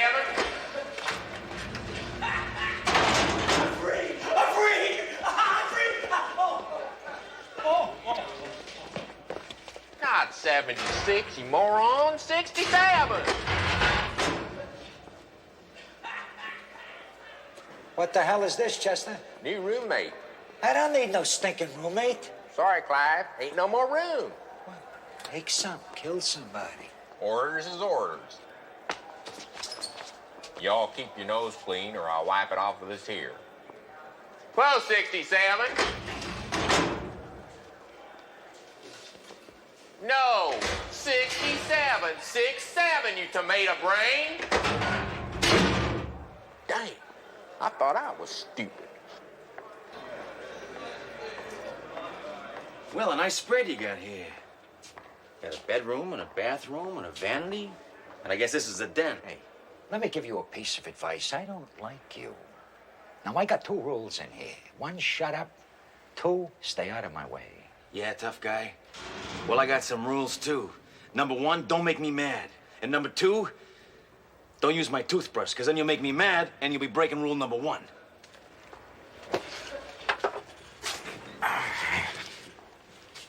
So which bunk is mine? I'll take the top one. I choose the top. Want to give me a boost up? Shut up, huh? I think I can make it. Oh! Ah, let me get. Whoa! Thanks. Whew. Man, Hurry. guy could go stir crazy here. Name's Nick LeBeau. Friends call me Nick the Dart. Don't worry, I'm like a cat. Always land on my feet. Nick the Dart, huh? I heard you. Yeah, all bad, I hope. Yeah, I heard you hit a lot of people, that's it. Yeah, I hit a few people. I hit a lot of people. I even killed some of them. As a matter of fact, a couple of times I was contracted for your organization. Whoop! Hey, I didn't say I liked you. I said I heard you. You understand? Now put a pillow in that mouth, all right? I'm trying to read here. Yeah. Well, they can put me in a cage. But they can't tame this animal. Yada, yada, yada, Warden! Hey, knock it off, Jabron, will you? Take this, you lousy screw! What are you gonna do about it, huh? Come and show me how tough you are. Huh? I'll take it all! Hey, yeah! I'll take it all! Get off! What's coming? Trust me, I know what I'm doing. Surprise! Get out! Come on!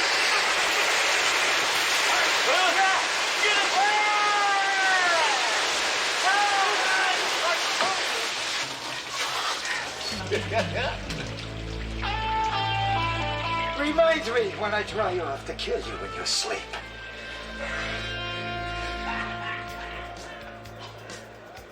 Henry! Henry! Anna, come on, you can do it. I know you can. Henry! Anki! Anki! Anki! Looks like we need a little motivation here. Maybe this will help.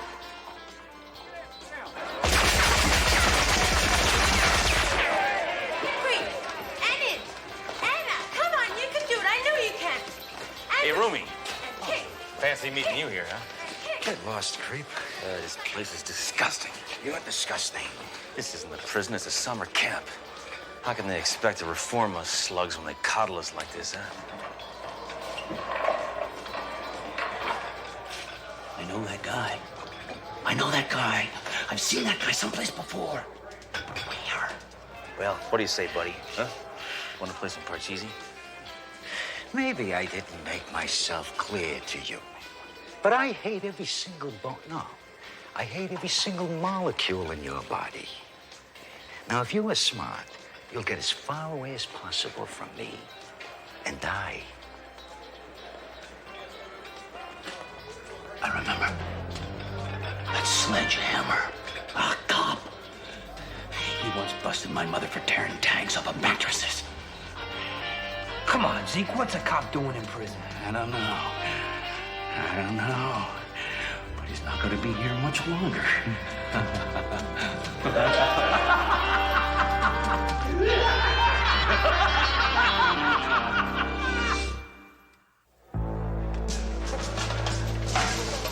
That smells good. What is it? Cream of lard on toast.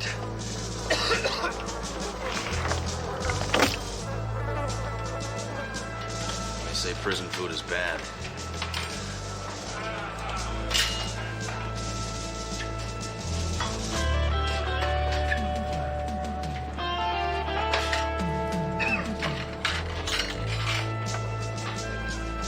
You're through. Yo, Clive, you mind if I join you? Why don't you go stick your head? I don't mind if I do. Fazul,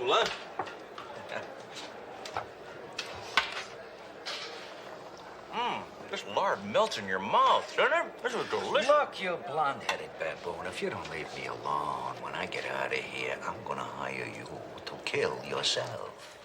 Hey, Clive, for you, half price. Give me your butter knife. Huh? Give me your butter knife!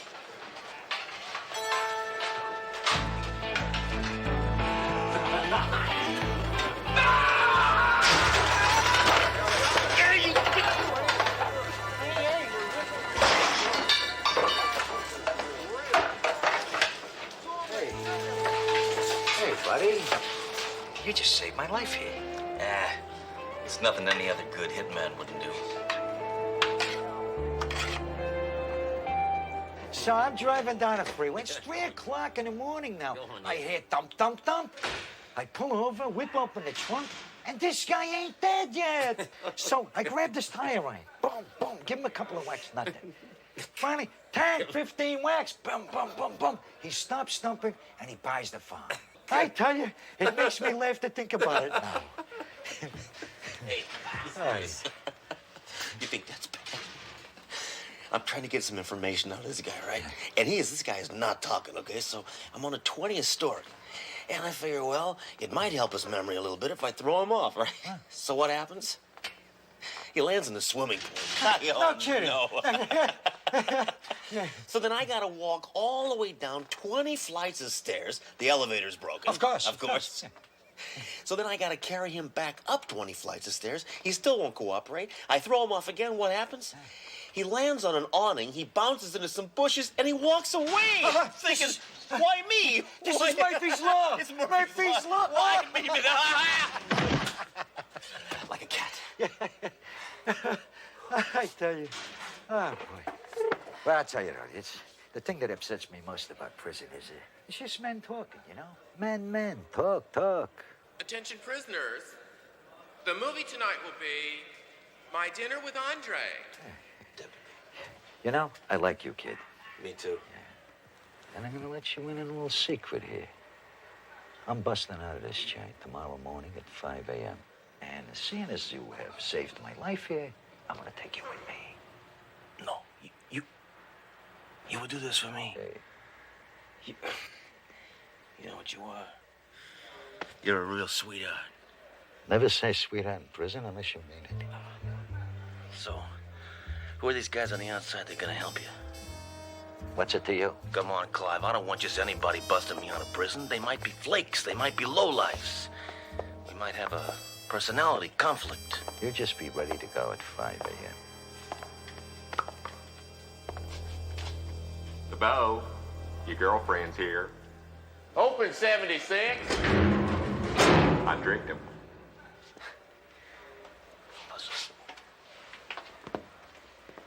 Close 76.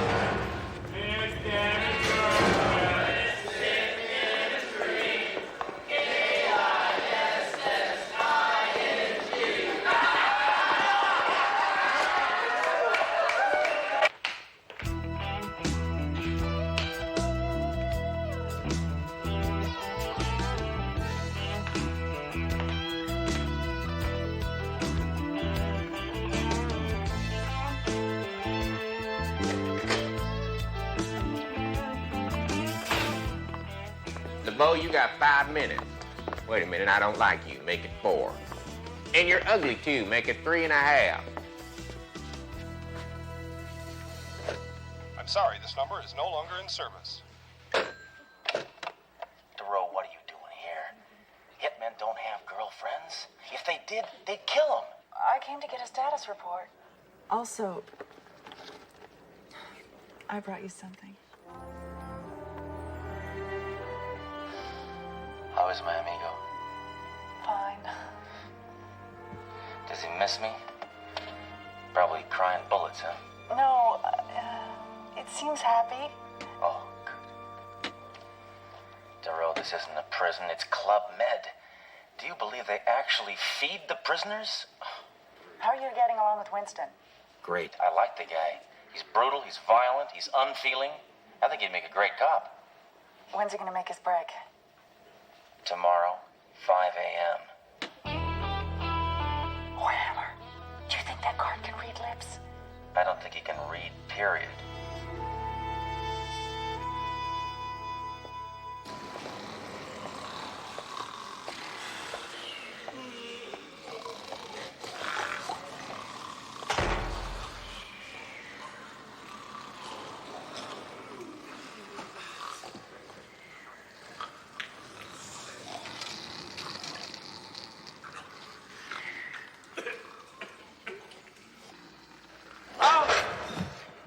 Nick, what are you doing there? We'll never get out the vent. It's too small. Relax, will you? Hey, come on. It's almost 5. I thought you said we were breaking out this morning. Yeah, but relax. Well, shouldn't we be doing something? Like sawing the bars or maybe carving a gun out of soap? Kid, give me a break. I'm trying to sleep. Yeah. Come on, Clive. We can't just walk out of here.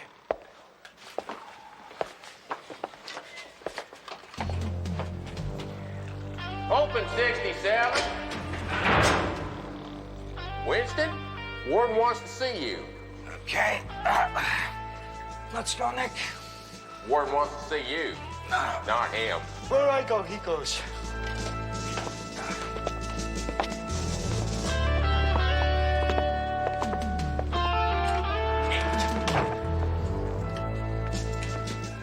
Hi, Warden.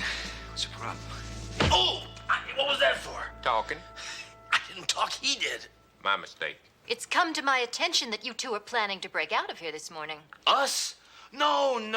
That just must be a prison rumor. You know how convicts are. Just like old ladies. You're lying. It's true, isn't it, Clive? I'm afraid so, yes. You picked a great time to tell the truth. The deal was for one. Two's a bigger risk for me. It's gonna cost you extra. Well, 50,000 ought to be worth the risk. Take plastic. If only Papillon would have had a gold card. You see, you make a woman a warden and a breakout is cakewalk. The Mercedes is gassed up and waiting. Thanks, Warden. Money talks, money walks. So, just exactly where are we, huh? Oh, on a deserted country road. But exactly, where are we going? To a deserted farmhouse.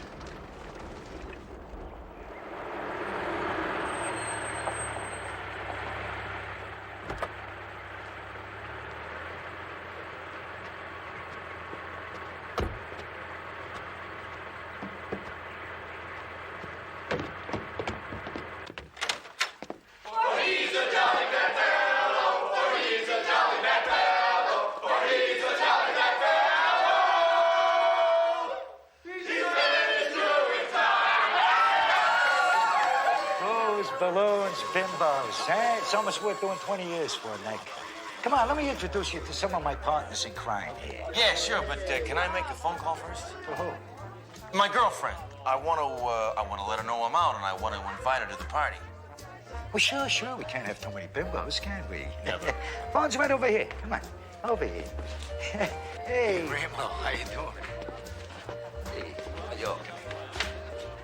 Got a quarter. Hey, Rico. All right. There's your mom. All right. Hello? Yeah, babe.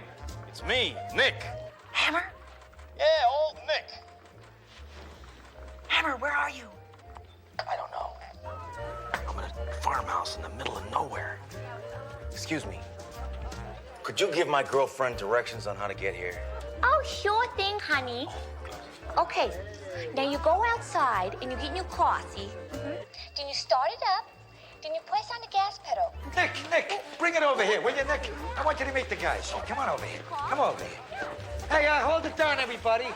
Just a second, I got something to say here. I want you to meet the only friend I ever made after doing 20 years in a joint. Nick LeBeau. Hey, Nick, how you doing, Nick? All right. Now, this is a terrific hitman. He is also real good people.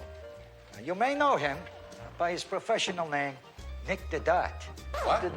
Nick the Dot? Yo, Clive, Nick the Dot, he killed my second cousin. Yeah, well, he knocked off my first cousin. Hold on. Nick the Dot is my sister. So you're not my father. Your father? What about my mother? And my dog? Oh, wait a minute, guys. Wait a minute. Give the kid a break here. I mean, so he murdered a few people. I mean, he is a hitman. It is his job. Yeah, let's not get petty. Yo, Clive, I'm gonna blow his brains out right here. No, wait, hold it. Put down your guns. Look, I'm not really Nick the Dart. Actually, I'm Sledgehammer. I'm a cop. I'm doing undercover work for the FBI. There's no reason to shoot me. Wait, did I say cop? Where is my head at? No. I'm actually Geraldo Rivera, and I'm doing an undercover expose on prison reform. No?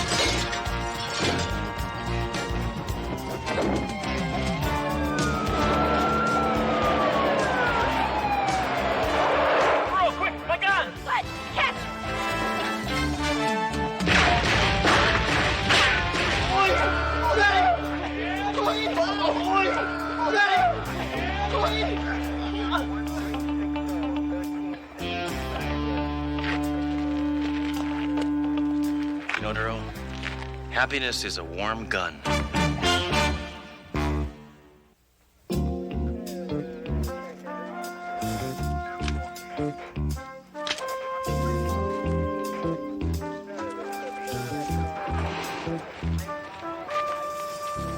Good work, Hammer. Yeah. We were gonna have to pick up Warden Keene and that guard Chester, too. They were both in on the break. Yeah, we heard about the bribe. They're already in custody. Well, I'm just glad to be on the outside. Being in prison was like being in a daycare center. What's this for? I'm sorry, Hammer, but you're still considered an escaped convict. Oh, yeah? By who? By me.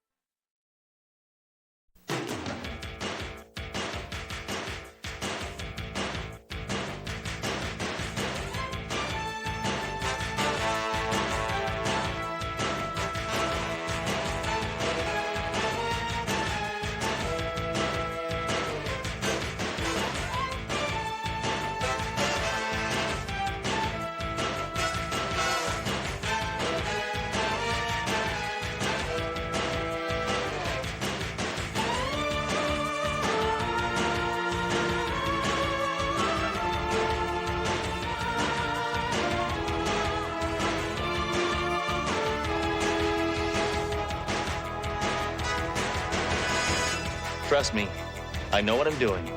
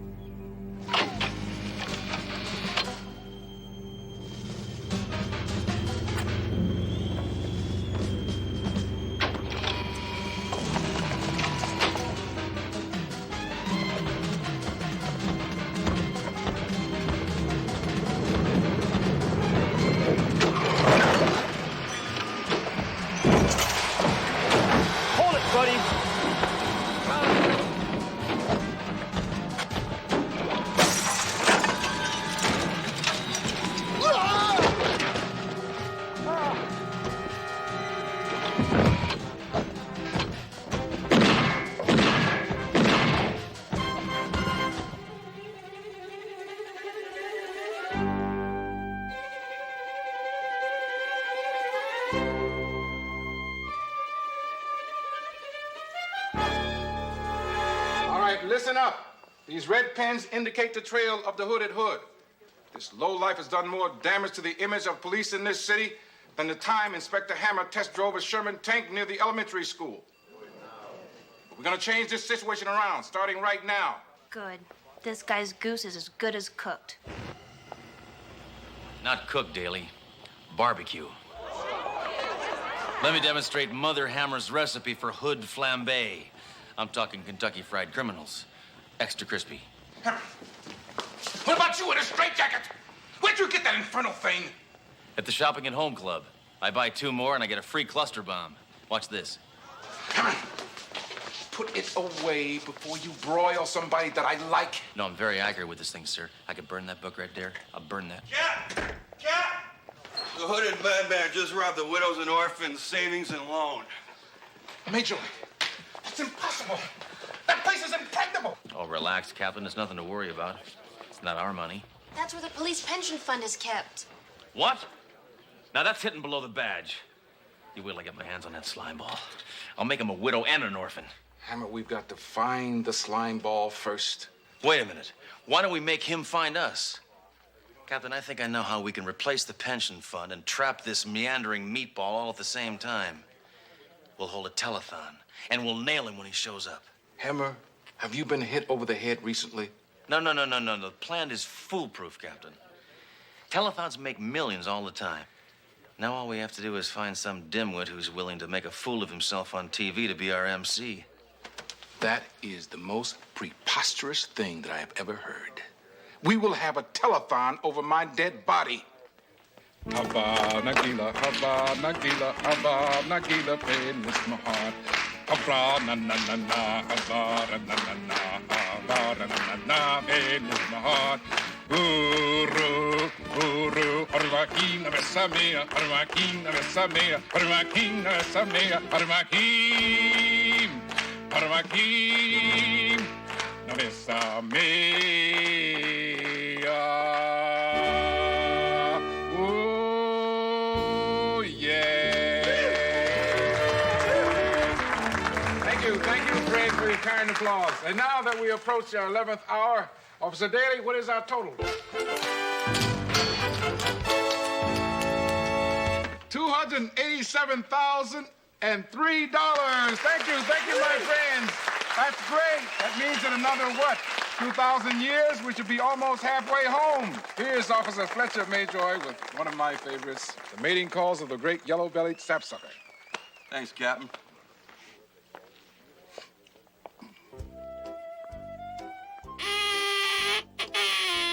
It's touching, isn't it, Duro? The way the American public is willing to give until it hurts if you just trot out any dumb old cause and a few dozen rotten acts. You really think the hooded hood's gonna show up? What? Absolutely. But not till there's more money in the kitty. No, we got a long wait ahead of us.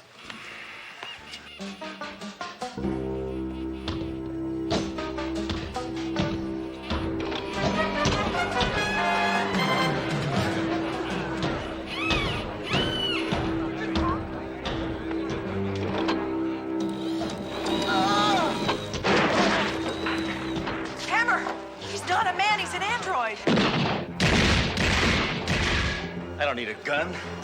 I need a can opener.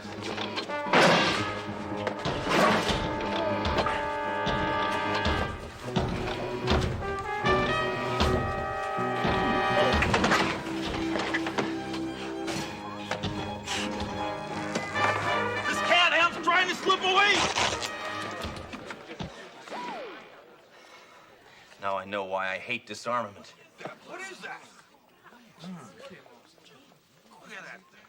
The thing knew it was trapped, so it simply disconnected its arm. Ingenious. Look, any luck in finding a connection between the android and the scientific community? Well, according to the National Institute of Technological Innovations, or NIFTY, there are over 100 labs involved in android research. Unfortunately, they don't have anything that works. Now, here's a list of what I thought most probable, sir.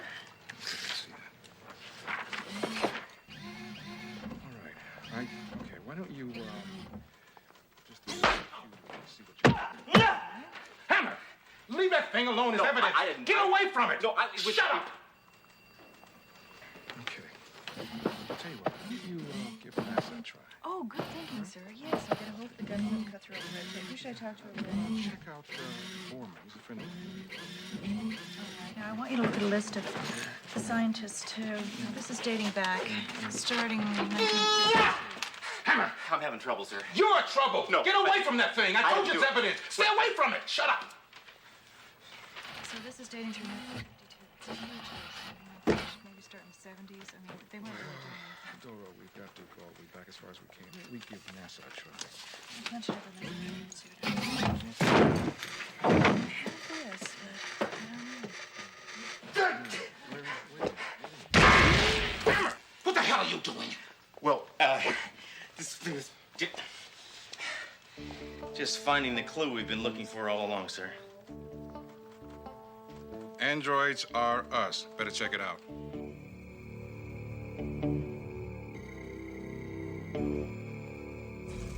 Yes, I recognize this card. I was going to notify the police as soon as I heard about the robberies, but it all happened so fast. Right. Read him his rights, Duro, while I beat him up. This is the man behind the one-man tidal wave of crime. Maybe it isn't. Go on, Dr. Deco. Arthur Deco. Don't call me Art. I am not a criminal. I created androids to improve the quality of life at the flick of a switch.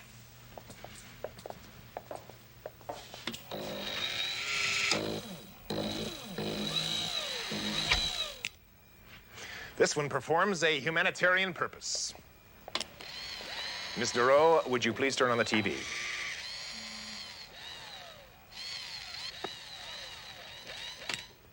It will allow no human being to watch designing women.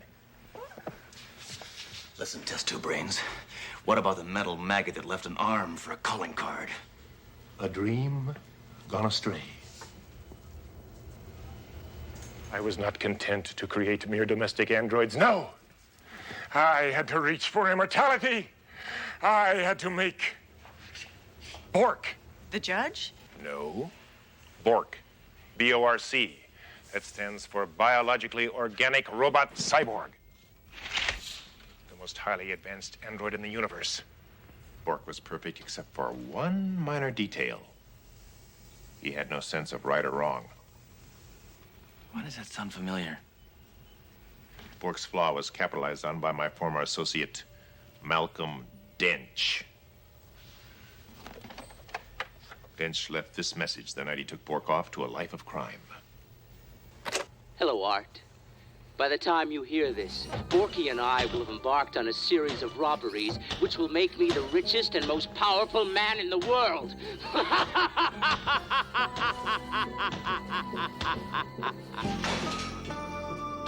How's he gonna become Bill Cosby?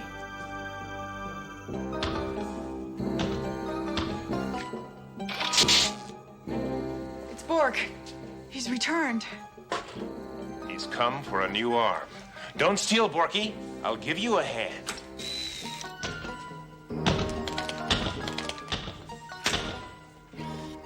Dench disrupted the discipline frequency. Forget it. The steel-plated sleaze is mine. Sledge.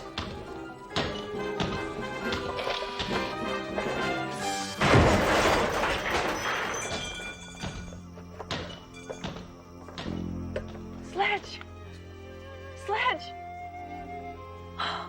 Doctor, he's dead.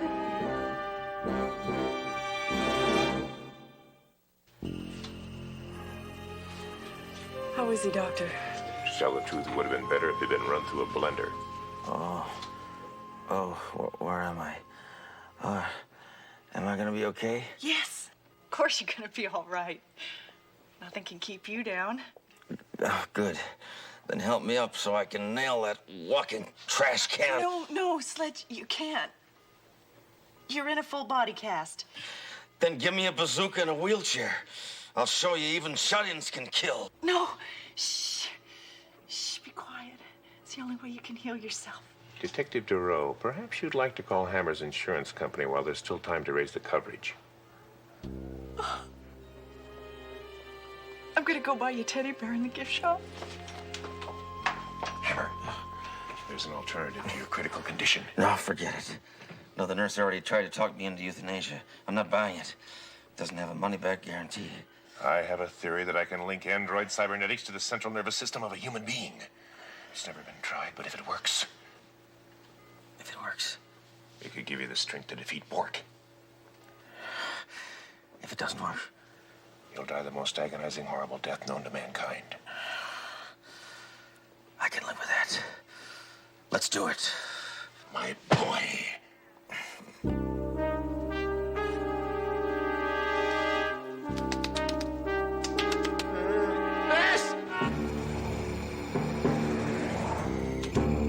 You wanted to see me, Cap? Duro, this android crime wave goes on and on and on. There's not a damn thing I can do about it. I feel like a failure, Duro. Don't, Captain. We'll catch this creature, I'm sure of it. Well, it better be soon, Doro. You know, Maybe it's the insane quality of this whole thing, but I actually feel myself missing Hammer. Really? Yeah, I mean, if he walked through that door right now, I'd be glad to see him. What am I saying?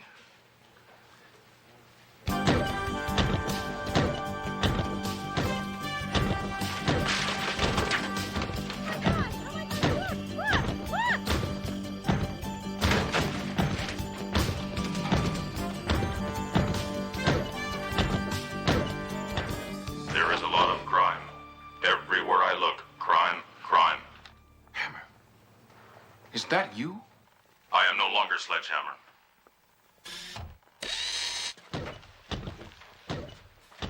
What have they done to you? I am now Hammeroid. Duro, would you like a seat?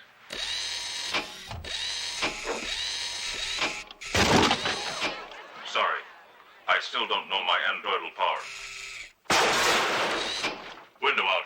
Needs to be fixed. Would anyone care for refreshment? Hey, Hammer, you got a black cherry on you? Mayjoy, all of you, get out of here. Don't you have some work to do?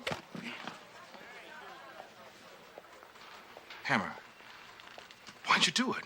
To defeat Bork, I have the power of 500 locomotives.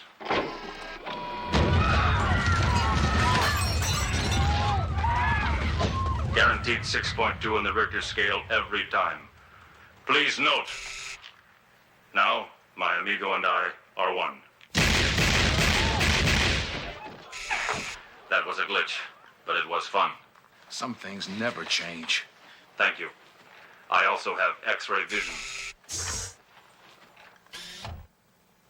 Nice Teddy, Duro. Interesting lace work. You're not human anymore. You're a heartless, thoughtless thing without a soul. But I have AM and FM radio. Enough, Hammer. I don't want a walking entertainment center. I want something that's going to stop Bork. Then please follow me, sir.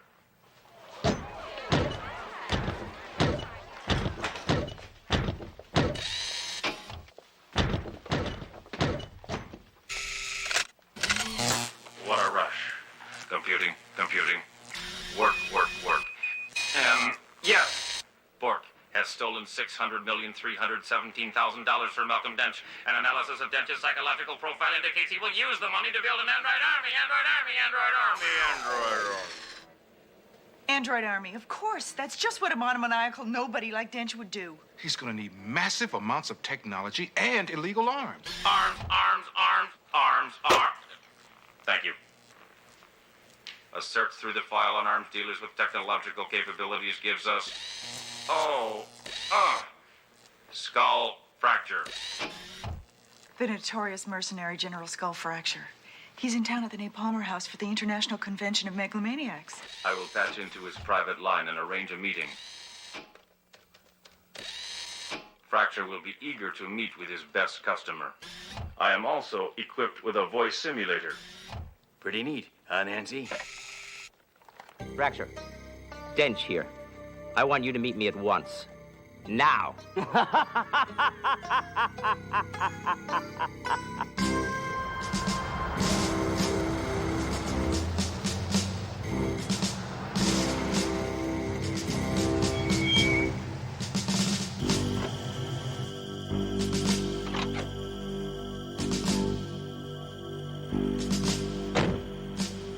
General Fracture. Where's Dench? I was hoping you'd tell me. No, you. Been set up, huh? Drop your gun, or there will be trouble. Who are you? What are you? I will ask the questions. You will answer. Otherwise, I will be forced to compress you into a tight-tack. Sledge, what are you doing to him? Trust me, I am cognizant of what I am doing. I am regressing his mind to age 3. Now, where is Dench? I want a cookie. Duro, do you have such an item? No. I want a cookie. I want a cookie.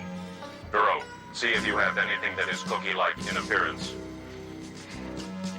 Got a compact. Adequate. Now, there is your cookie. Now, where is Dench? Coconut. More cookie. Dance and Borky at Dr. Deco's lab. He thought that'd be the last place you'd look, you meanie. Let us proceed, Ro. We have circuitry, malfunction, circuitry, malfunction, circuitry, Whoa. Oh, Sledge. What's wrong with me? Oh, Sledge, I don't know. I never took a shop course. Thank heavens Captain Trunk told me where to find you. Hammer ran off before I could warn him Warn him about what? that his body might reject his robotic components. It's happening now. If his armor and electronic devices are not removed at once, he's going to die. Well, take everything off. Hurry. Leave me alone, Ro. Bork and Dench are still out there, and I want them.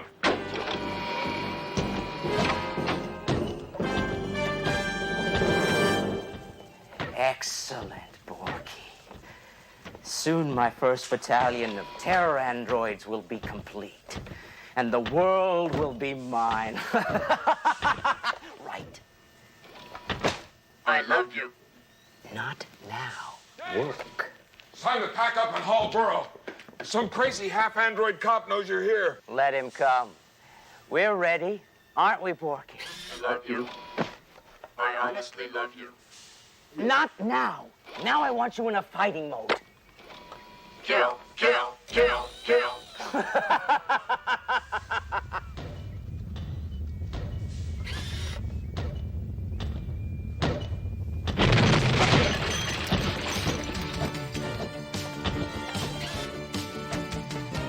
Hold it. You are both under arrest.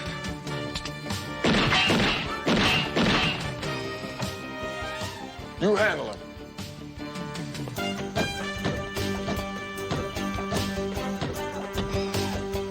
Party is terminated. Stench. That's Dench. Whatever. Fork. Seize him.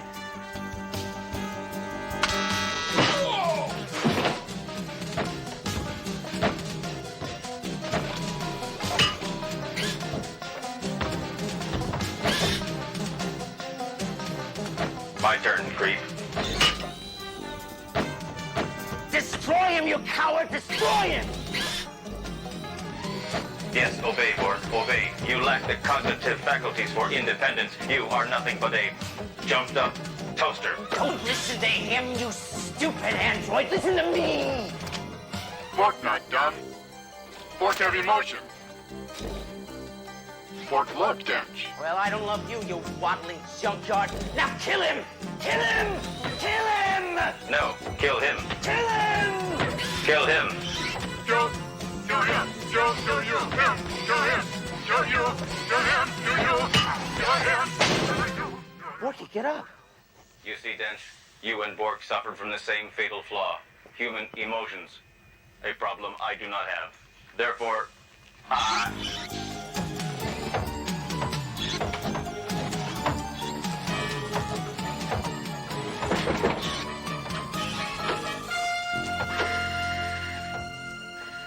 Freeze, Dench, it's over. Sledge. Look, he's rejecting his robotic self and trying to change back into a human being. I'm sorry, Detective. He's scrap iron. No, it's not possible. I mean, I never. Well, we never. He's dead. Farewell, Sledge. Farewell, my lovely. Dory. Sledge, you're alive. Captain, he's alive. Terrific.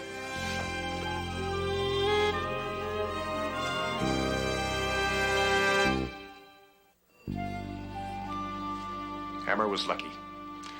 It wasn't designed that way, but I was able to convert his armored cybernetic shell into a super healing Body cast. He is now completely well.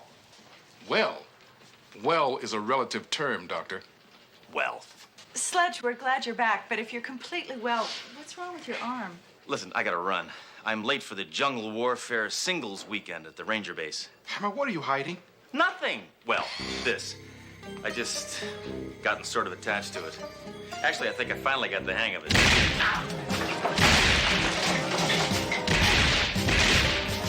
Sledge! Stop! You're scaring him. I'm only human.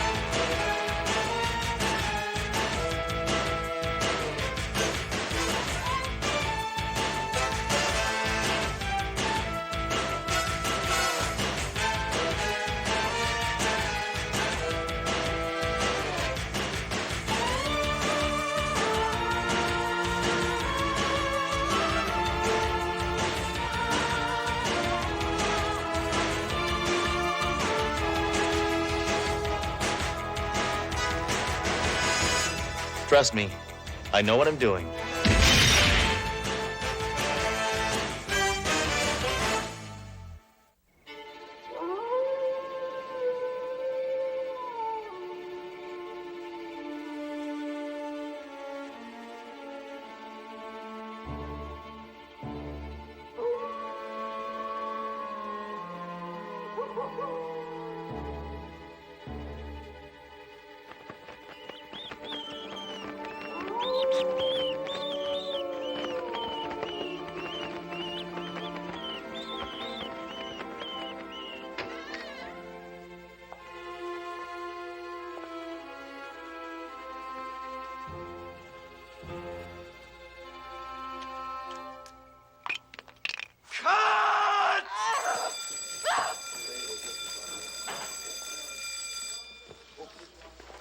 You've ruined my shot. For the last time, you hear me, old man? Mr. Schmielman, please.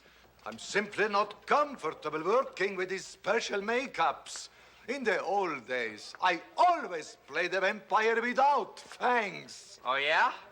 Well, now you could play it without a job. You're fired. Zev! Get over here! Throw this senile old loser off my set. I want him out of my sight, now! I'm so sorry, Mr. Legarsky. Why don't you just come along with me? Unhand me, sir. Vincent Legarsky always makes his exits alone.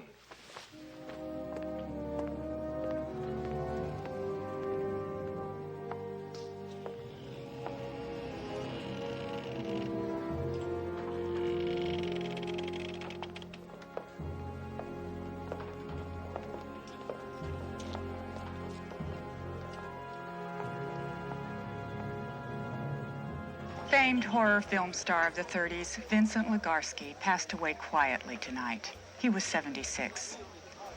Legarsky had been working on a comeback film at the time of his death, Touch of the Vampire. He's survived by a daughter. It's so sad when an old movie star dies. Actors.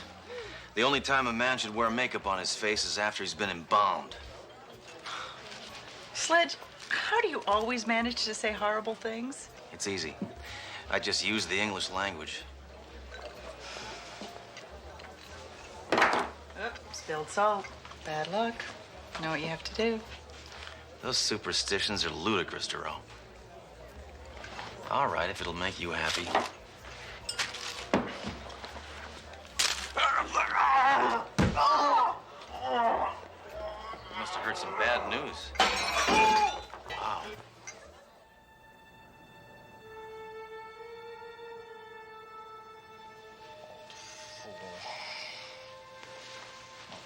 him act his way through a polygrip commercial. Vampire without teeth. Method crap.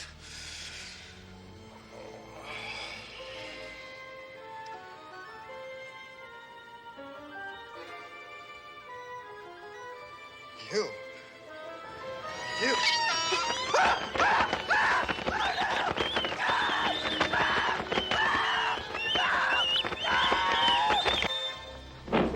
You see, just like I said, every last drop of blood's been drained from the victim's body. I haven't seen a man bled this dry since the Decorian divorce. We take a look at that wound on his neck. Yeah. I'll tell you, I haven't seen anything like this in my 12 years as a coroner. I haven't seen anything like this in my 6 years as a cop. I haven't seen anything like this in my 49 years as a man.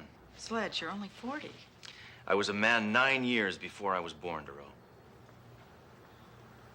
What's the details on our Mr. Rigor Mortis here, Norman? The deceased was one Stephen Smilman, a movie director. We haven't had any luck locating any of his next of kin. That's just as well. Hate to see a relative come down and view that body. It's white as a sheet. Yeah. Don't worry, I'll fix him up. I keep a sun lamp down at the morgue. Bye now. Inspector Hammer, the only interesting thing we found is this script. This must be the movie the poor Joker was working on before he bought it.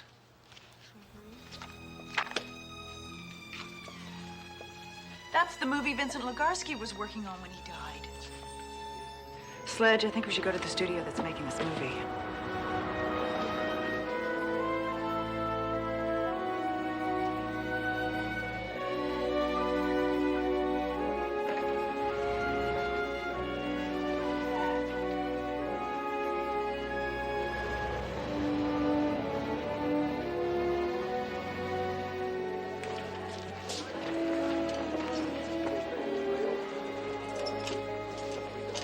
Are you Zeph Campbell, the producer? Police officers? Thank you, gentlemen. Appreciate it. We just got the call that Stephen is late. Because he's late. What happened? I'm gonna be blunt with you, Mr. Campbell. Your director was murdered. And his demise was meant to appear to be death by a vampire. A vampire? That's right. Do you have any idea what sort of person would want to drain a young director of all his blood? Any William Morris agent. I am in a total state of shock. First my star, now my director. And I thought yesterday was a nightmare. And what happened yesterday? Schmielman threw a fit on the stage and fired Vincent Legarsky. Poor old man was doing the best he could. Can anybody else fill me in on this Schmielman fella? Our co-star, Jessica Novak. But please keep in mind, she is the most upset of all of us right now. She has suffered a tremendous personal loss. Why? Were she and Schmielman intimate? No. All of her close-ups have been canceled for today.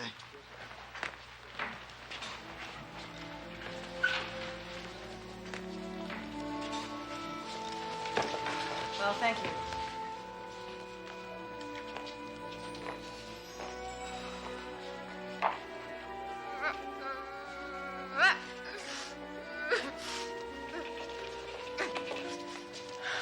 Pardon us, Miss Novak. Would you mind? I'm sorry. No autographs, please. I'm ravaged. We're not fans. Tell us about Schmielman. Stephen? Yes, dear Stephen. He was a genius, a great artist, and a wonderful human being. Without him, I don't know what I'll do. Actually, Miss Novak, we'd prefer to ask questions on a more investigatory nature. That's all the statement I care to give. Now, would you like to take a photograph? Why would we want to do that? Aren't you press? No, we're not press. We're police officers. Are you telling me that I've just wasted a perfectly brilliant crying jag on a couple of non-media peons?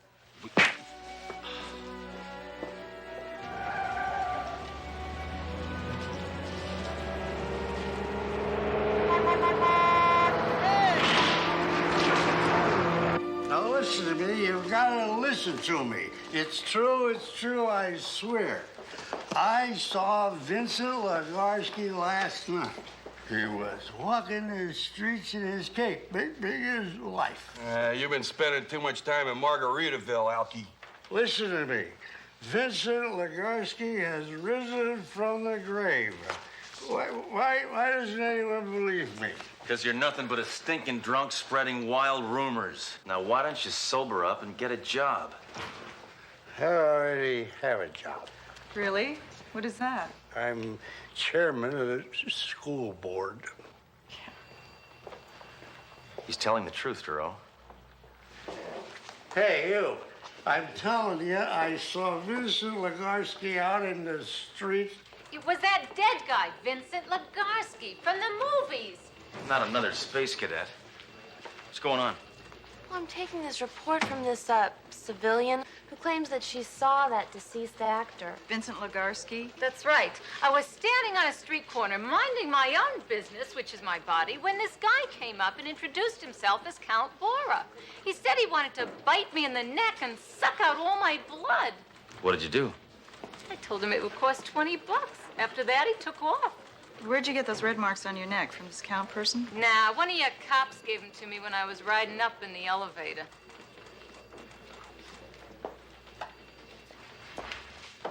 Now, Duro, I know what you're going to say, and the answer is impossible.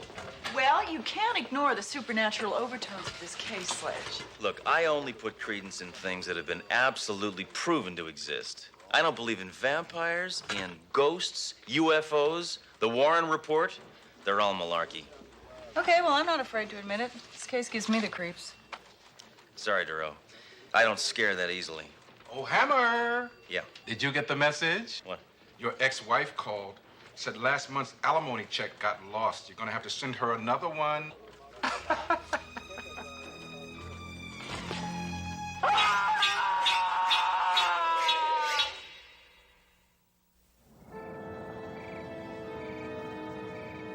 It appears the late actor Vincent Legarsky is getting more publicity in death than he did in life. Numerous city residents have reportedly cited the deceased film star.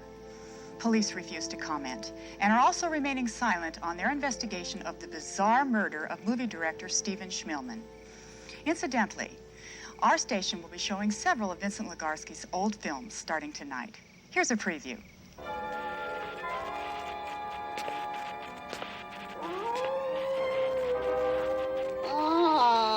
The children of the night. What music they made.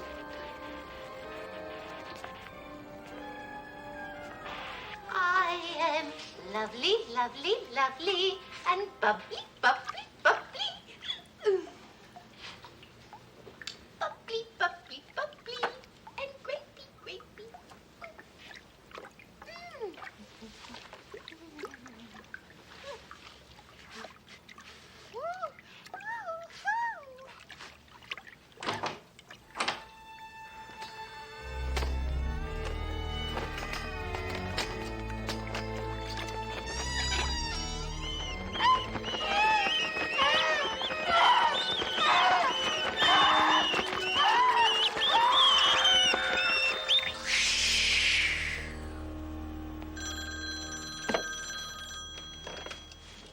Yo.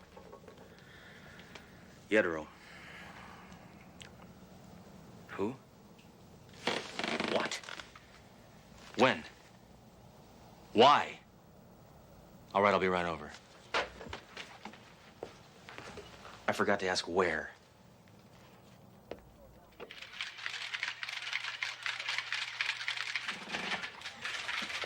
Why all the extra police photographers today? They're not police photographers. They're paparazzi. Come on, come on. Who found the body? Landlord. Apparently Zev Campbell called him when Jessica didn't turn up for their date. Zev Campbell's now afraid to leave the house. He should be. His stupid flick is claiming more lives than World War II. Come on, come on, come on. That's not all, Sledge. Some of the people in the apartment building believe they saw a man running through the hallway in a cape. Just what the hell's going on around here? Is this Legarsky character dead or what? Well, I think it's about time we found out once and for all.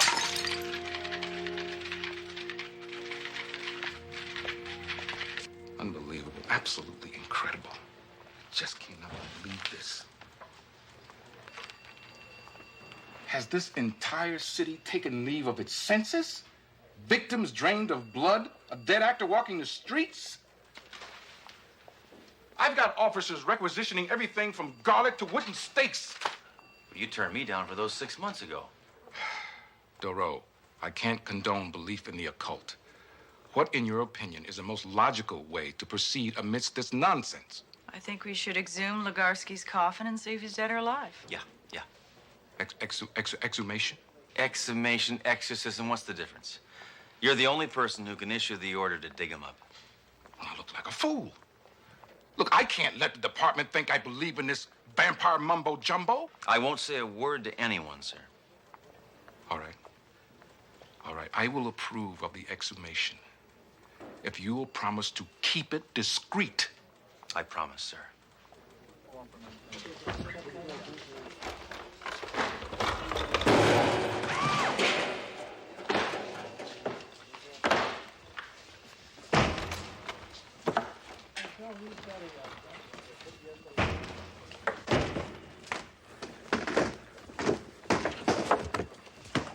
Hammer! Buy a dictionary and learn the definition of discreet. Hey, I have not said a word to anybody, sir. Captain, I'd like to apologize for Sledge bringing this here, but the fact of the matter is I couldn't stop. Well, we have to open it sometime. Let's get this damn thing over with. Open it up. Hey, Hammer, what do you expect to find in there? Something that's gonna make us all feel a lot better, Major, eh? A rotten, stinking corpse.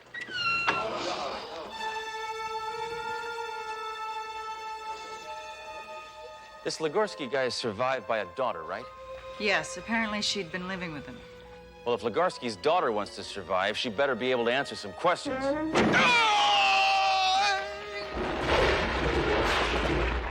I'm telling you the truth. My father's body was cremated.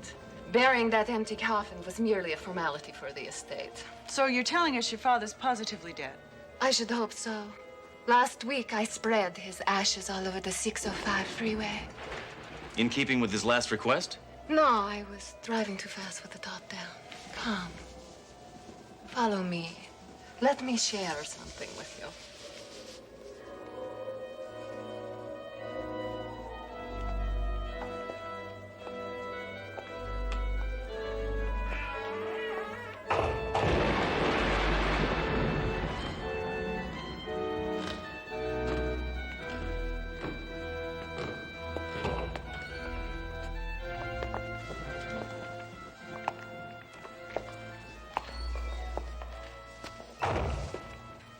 This room is testimony to my father's genius. Everything you need to know about him is in this room. Well, not everything, Miss Legarsky. Tell me why your father's director and co-star are dead. And tell me why every schmo in town has seen the old man roaming the streets like some sort of boogeyman. Tell me that, Miss Legarsky. I have no idea of what you are talking about. Neither do I. Ms. Legarsky, under what exact circumstances did your father pass away? He was watching television, and he just quietly went to sleep. And never woke up. I hope he wasn't watching Mr. Belvedere.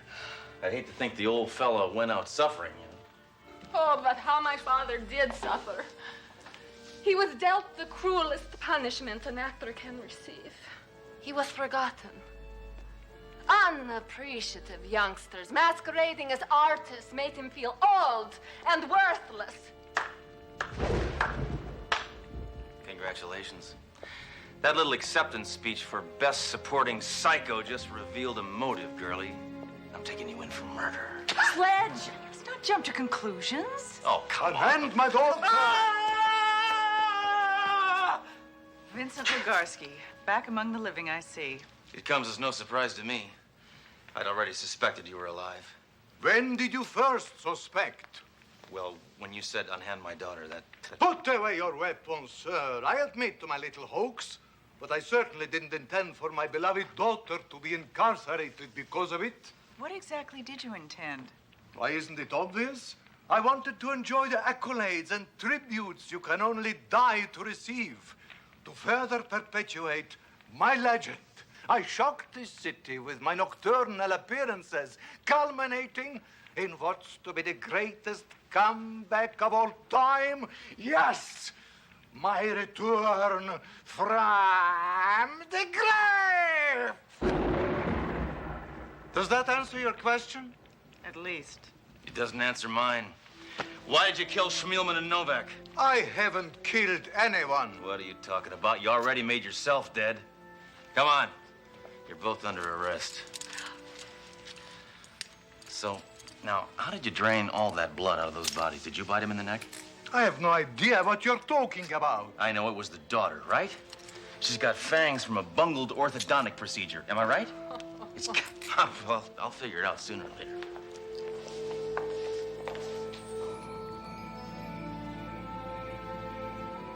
Duro, stop being such a worrywart.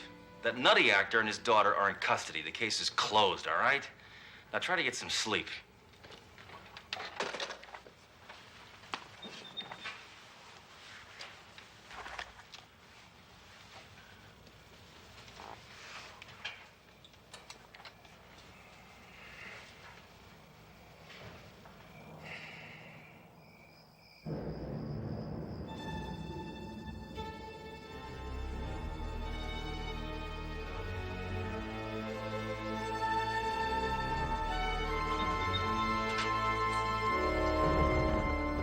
Campbell, what is this, Halloween?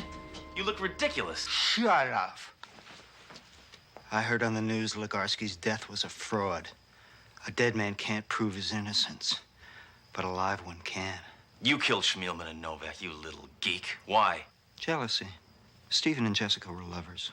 I desired her, but all she did was mock me. Tried to make me feel unworthy, unattractive. Well, you are. Technically, the film was finished when I killed Stephen. But doing so the day before the official completion meant... Meant you could collect on the insurance. Nice. But why did you kill Jessica? Because she continued to reject you, right? That was one of the reasons. The other was for the publicity. This film's gonna make a mint by the time it's released. But without a dead Legarsky as my scapegoat, I gotta ensure I don't get caught. And that means... killing you. Hey, take a hike, Campbell, will you? I'll arrest you mañana. Right now, I feel kind of drained. An appropriate choice of words, Mr. Hammer. Yeah.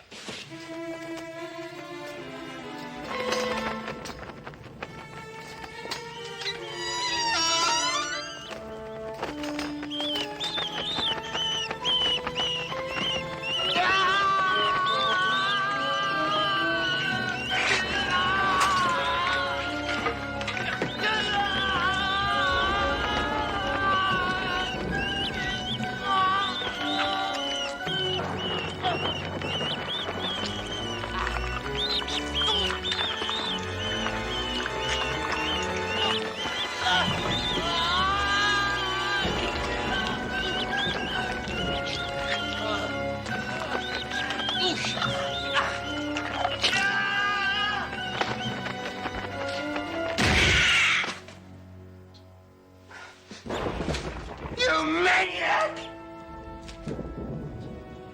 Now look what you've done. Calm down. I only winged him.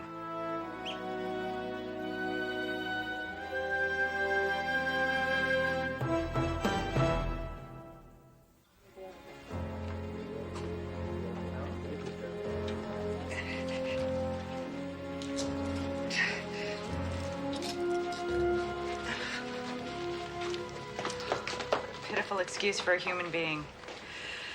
Sledge, this whole affair has been just ghastly. Yeah. Probably turned out to be a terrific movie, though.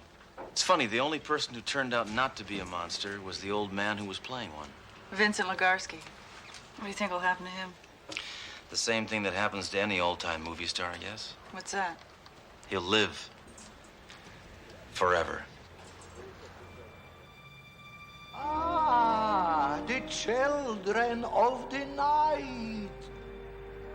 What music they make.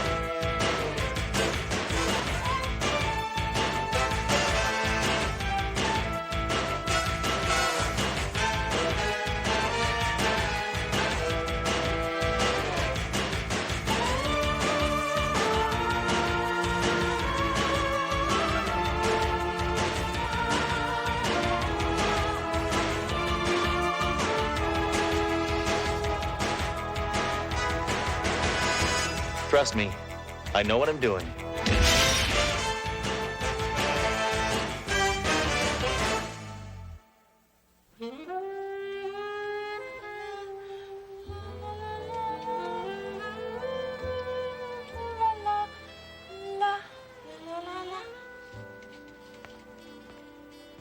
Felicia, where are you? I'm in here, my love.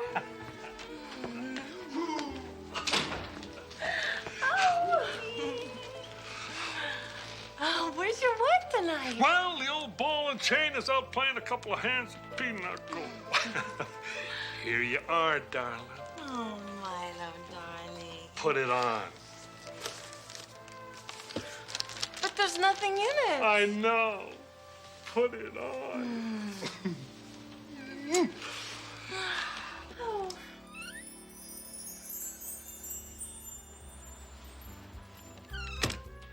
When you come back, you'll be the hotel guest who just stepped out of the shower. And I'll be the naughty little bellboy. Oh. Okay. Bye.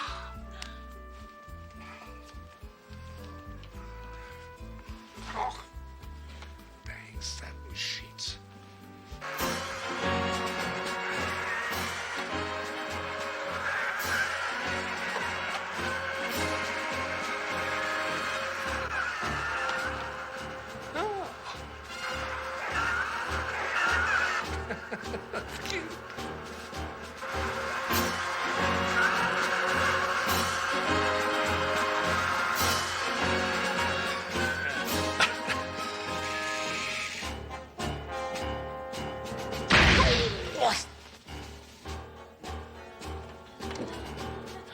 Milo, I'm.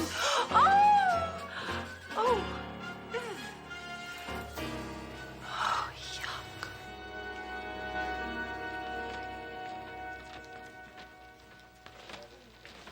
Hey, Inspector. Detective. Enough salutations, Mayjoy. What happened? Yeah, the dead guy is Milo Taya, big-time toy tycoon. Comes home from a hard day of work, and this remote-controlled tank rolls in and blows him away. You're telling me this guy was shot with a toy tank? How depressing. Death always is, Sledge. No, I'm depressed that they didn't have toys like this when I was a kid. It's funny. It was made by his own toy company. Who is she, Major? Name's Felicia Gilmore. Claims they were alone together. That she came in and found them dead. Well built, eh, Inspector? Yeah, look at that turret. Sledge. He's talking about that woman over there. I knew that. Let's question her.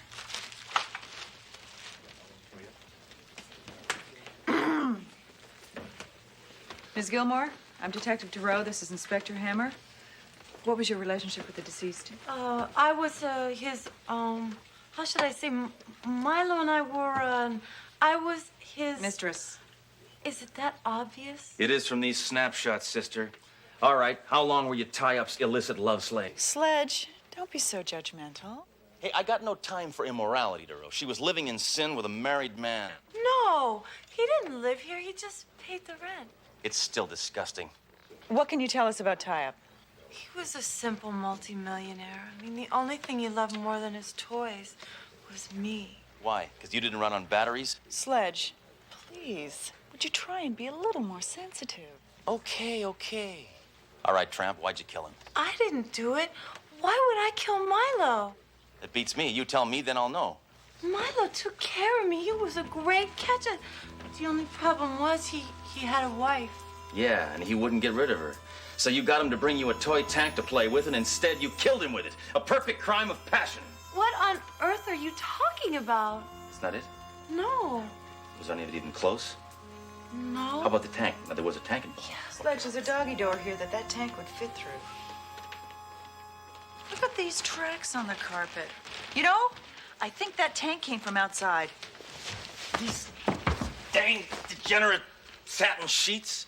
How come you're not the inspector? I don't know.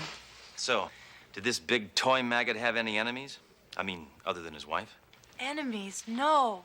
He was a gentleman who, through his toys, brought joy and laughter to millions. In other words, everybody hated him. You know, Sledge, I think there's a lot more to this case. Let's go fill in trunk and then question Mrs. Tie-Up. I think you're right. Let's go. And you? Don't leave town. Well, who's gonna pay for it? I'm just the ex-mistress of a very influential man. What am I gonna do now? Do what every woman in your position does. What's that? Pose for Playboy. Take care. Oh. Forgot I still had one of those left.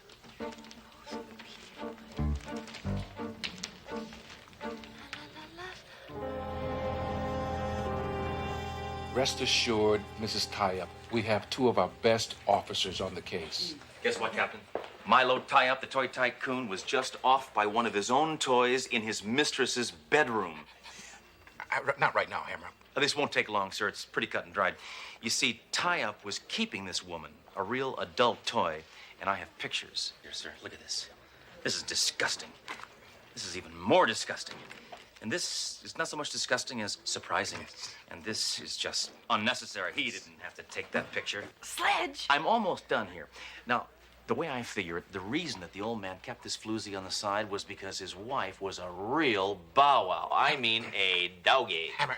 You know, sir, the kind of whining and the nagging, kind of mousy type. Anyway, so she finds out about the bimbo, and kaboom, she blows up the husband. I did not kill my husband. Good for you, lady. Who is she? Hammer, this is Mrs. Inez Tie-Up, Milo Tie-Up's wife. Good work, Captain. You're under arrest, lady. Get your hands off me, you thug. What?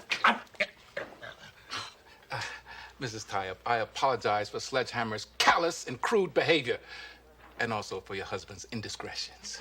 It's all right, Captain. I'm relieved. I thought Milo just didn't like sex. He didn't with her. Mrs. Tie-Up, were you aware of your husband's philandering? No, but I should have been suspicious when he said he was thinking of adopting a 28-year-old girl. God, how I hated that man. Well, why didn't you divorce him? That tightwad made me sign a prenuptial agreement.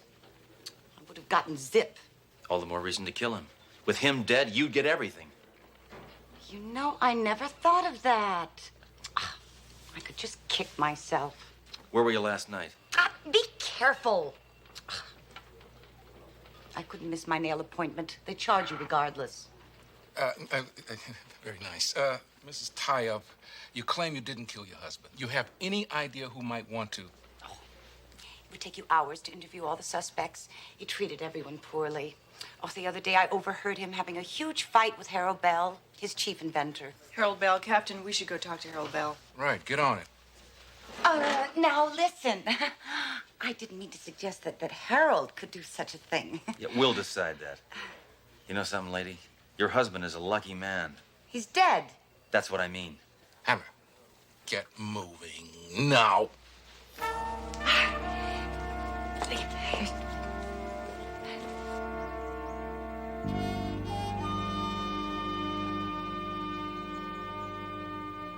Yes, sir. Right away, Mr. Bell.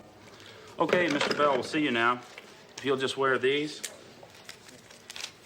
Hey, I don't need no sticking badges. Where's Mr. Bell's office? He's in Building G, room 1218. But we provide your transportation. Here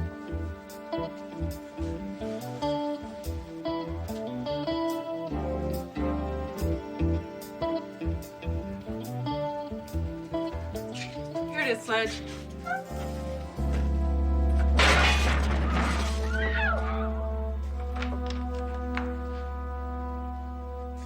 Mr. Bell? Quiet, please. I'm working. Afraid this Bell is a ding-dong. Okay, I'm sorry. I'm designing a new line of unisex household appliances that work for boys as well as girls. Look at this, Earl. A toy toaster. Oh, that's a real toaster! I live here. Oh, wait a minute. Would you like a glass of fresh carrot juice? No, thank you. We're here to ask you some questions. Oh, okay. I want to show you something else. Here she is. Watch this. Hi, baby. Hey, baby. Me. Oh, see? It's a crying Tammy doll. She's born again for Christmas. Oh, come on, Bell. I'm tired of being toyed with. Let's cut to the chase. Milo Tie-Up has been murdered. Oh? Yeah. Really? Uh-huh. Well, and you interrupted my work to tell me that? Mr. Bell, did you design this tank? Oh, of course. Yeah. I design everything for tie-up toys. Why? Because this tiny toy tank took Tie-Up's... What's another T word? Tife! True. I designed it, but it doesn't have any capability to kill. If I thought it did, I would have used it on Mr. Tie-Up a long time ago. So you admit you hated Tie-Up? Sure I do. Yeah, I did. Sure. I detested working for him. He was always so cheap. And he never gave me the credit I deserved. I'm the genius behind this whole company, not him. So why didn't you just be a man and quit? I tried to. I got this fantastic offer from the Goldfunger Company. That slimy old Mr. Tie-Up wouldn't let me out of my contract. I still wouldn't have killed him, though. Where were you last night, Mr. Bell? I was right here. Yeah, I was here, designing these gag toys for Halloween. See? Trick or treat. Hey! That's pretty good. Hey, watch out. Whoa!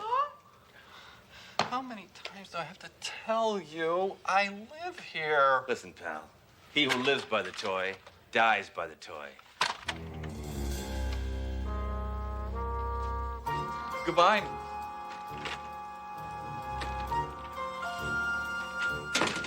Well, Sledge, we've got 3 suspects, 3 motives, and 3 flimsy alibis. What do we do now? Walk back.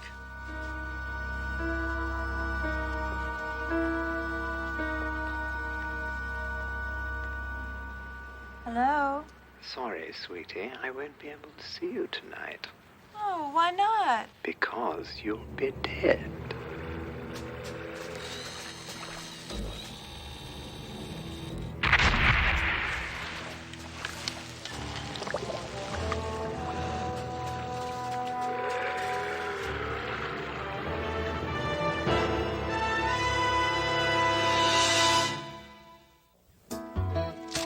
When you get those back from the police lab, send them to me at the precinct right away, all right? I'm not a cop photographer. I'm her neighbor.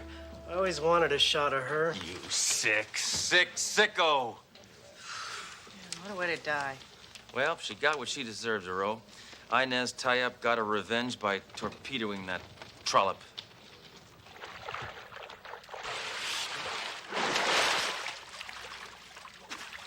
Here's the murder weapon!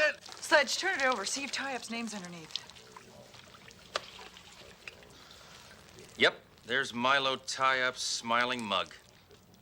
I think we should have another chat with Harold Bell before we talk to Inez Tie-Up. I think you're right. Let's go.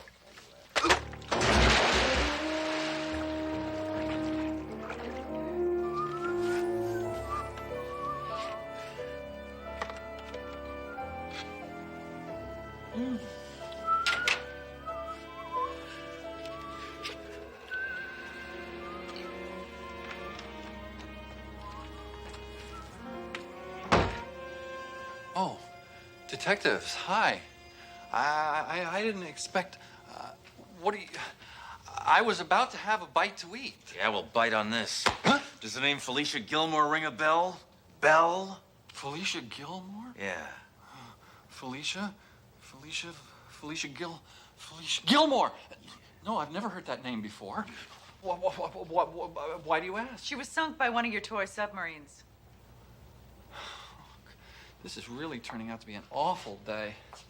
Well, you know, I mean, look, I'd have to be pretty stupid to modify two of my own designs. I mean, I'd be the first one you'd suspect. I didn't, she did. No, he's got a point.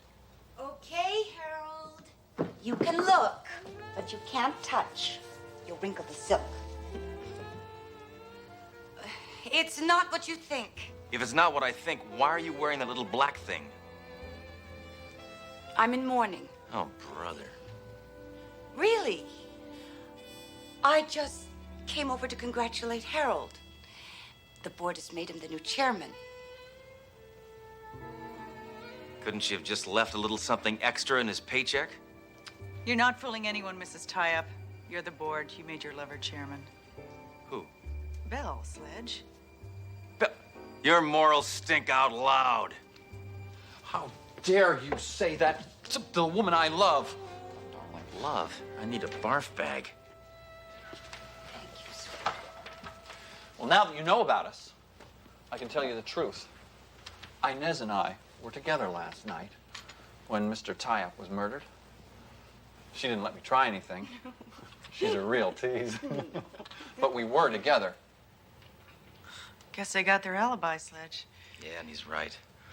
He'd have to be an idiot to kill two people with toys he designed. Either that or a civil libertarian. Why would he want to kill Felicia?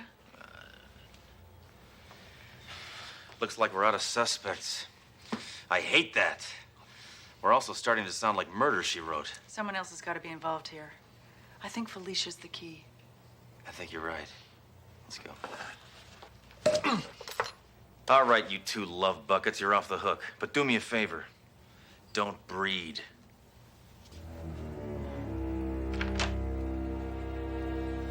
Don't pay any attention, darling. So cruel. Well, nothing here but the stench of a tawdry love affair. Whatever happened to morality, Duro? I don't know. By the way, I'm very proud of you. Why? For illegally breaking into Felicia's apartment without a search warrant. You're gonna make a good cop yet. Gee, thanks, Sledge. Look at this. I guess if you're on the force long enough, you see all kinds of gruesome things. It's lingerie, Sledge. Yeah. Didn't your wife ever wear sexy things for you? Well, I must admit, one time she put on my bulletproof vest. Now, that turned me on like nobody's business. You know, Sledge, I find it odd that those would be the only clothes that she owned. But you see, she was a kept woman. These are uniforms, Duro. Look at this. I love you forever, Claude Goldfunger. Are you thinking what I'm thinking? I don't know. I'm thinking of invading Afghanistan by myself. What are you thinking? No. Harold Bell mentioned Goldfunger. He's Tie-Up's competitor. Now, if anyone would want to make those toys lethal, it would be him. I think you're right. Let's go.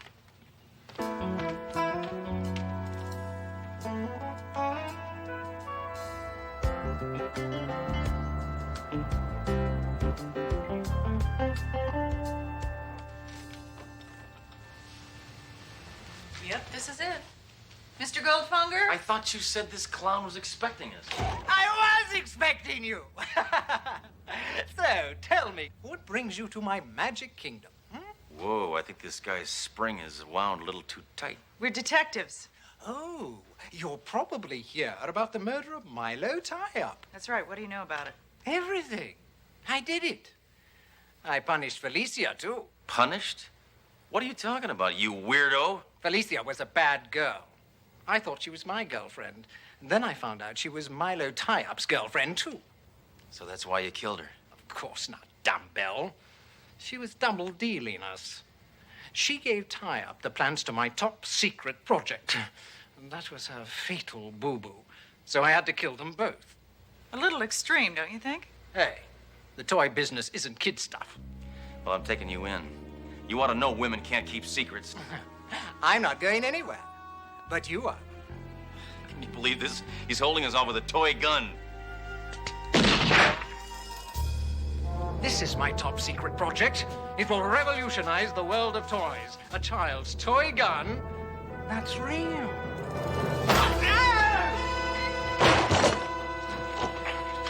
He's gone! There's an escape hatch. He's probably somewhere in the factory. Come on, let's go. Did you see that? A toy gun that shoots real bullets? You want a pet? Sledge?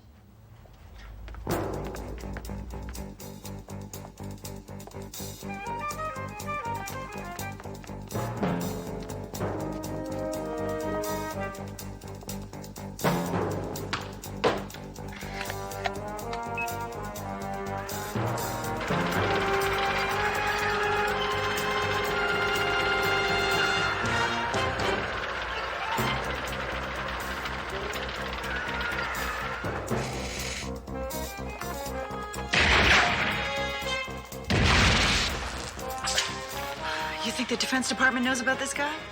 If they did, the world would be a safe place.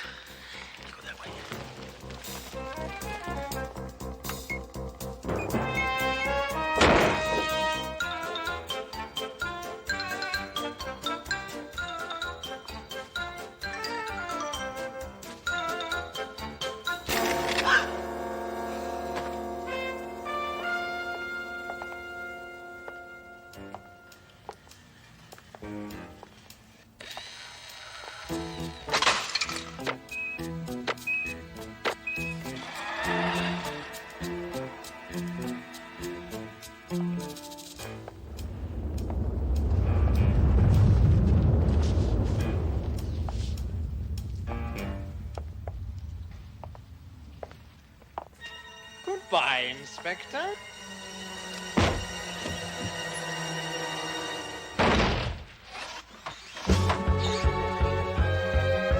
Rabbits to the kill!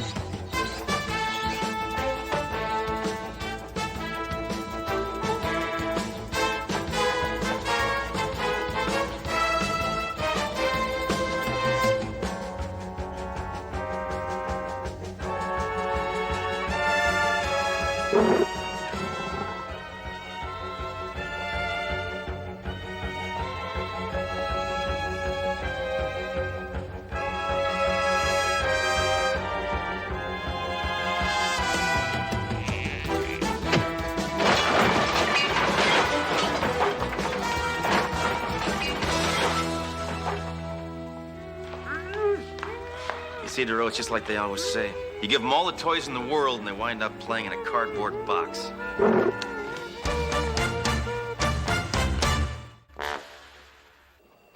Doro, it is unbelievable that a successful businessman like Claude Goldfinger could be so maniacal. Well, apparently toys are his life, and toys got him life. Look what Harold Bell just sent me. A sledgehammer doll. You see the similarity? It's cute. Can I see it?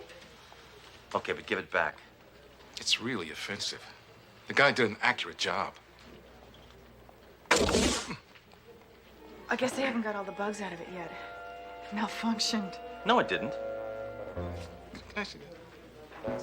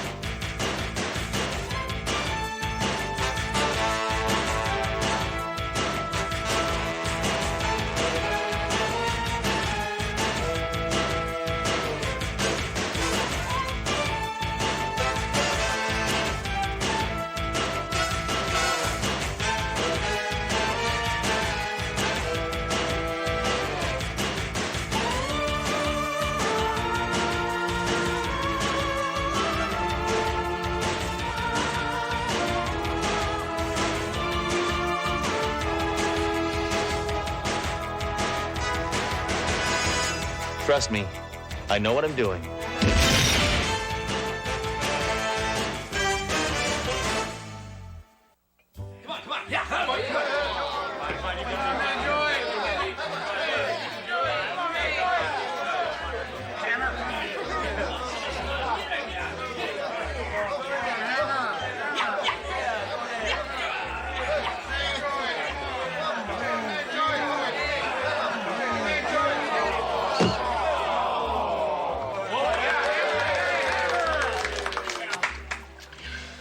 All right, who's next? How about you, Duro? No thanks, Sledge. I don't really feel like arm wrestling. Oh, come on, I won't even use my gun. No. I think I'll just go home. So, what, want to go bowling? How about some pool? Duro, we're partners, and we're supposed to act like buddies. Now, the only way I know how to act like buddies is to go bowling, or play pool, or arm wrestle, or shoot guns. You want to shoot guns? I don't feel like being a buddy tonight. You don't want to shoot guns? Women. Can't live with them. Can't live with them. Oh, Hammer, Doro, this is Lionel Dashman. The Lionel Dashman? Please. Just call me Dash. Call me Dory. Call me irresponsible. Mr. Dashman is a special operative from Interpol. Well, that's one of those countries in Europe, isn't it? Sledge, Dash is the top anti-terrorist in the world. I'm well acquainted with your exploits due to my own anti-terrorist investigations. Yeah. Well, Captain, what are we doing here besides talking about what a great guy Dish is? Dash. Ah. Now, at the present time, I'm on the trail of an international terrorist known only as the Pelican. The Pelican? Shut up, Hammer. Yeah, but I mean, the Pelican? Thank you, Captain. My contacts have informed me that the Pelican plans to assassinate the Archbishop of Costa Pobre tomorrow night. Most probably as he makes a speech at the Commander Hotel. It's my duty to stop him. Now, this is all we know about what he looks like. There's nothing there. Correct. We have absolutely no idea what he looks like. All right, listen up. Effective immediately, Agent Dashman is in charge of security for the Archbishop's speech. That means he is calling the shots, Hammer. We are working for him. Is that clear? Yeah, no, that's good. So, what's your big plan, Mansour? Well, first, I thought we'd examine a mock-up of the hotel banquet room.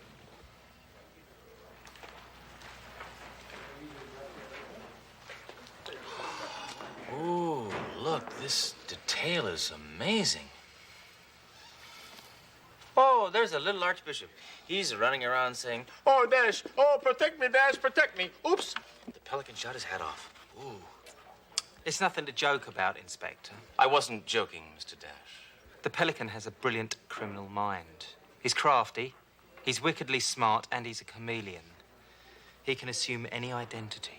Yeah, well, if you were half as smart as he is, you wouldn't be wasting your time on this dollhouse, Tinkerbell. You'd be down there at the hotel checking it out in person. Sledge, I'm sure Dash is much more experienced in these matters than you. No, the Inspector has a point. No, I don't. Yes, you do. Detective Duro, I'd be very grateful if you would personally assist me on an inspection of the hotel facilities. I don't mind if I do. Well, I do mind if you do. You do? I don't. I do. I think it would be far more productive if you were to stay here at the precinct. And then I would be effectively doing nothing. I know.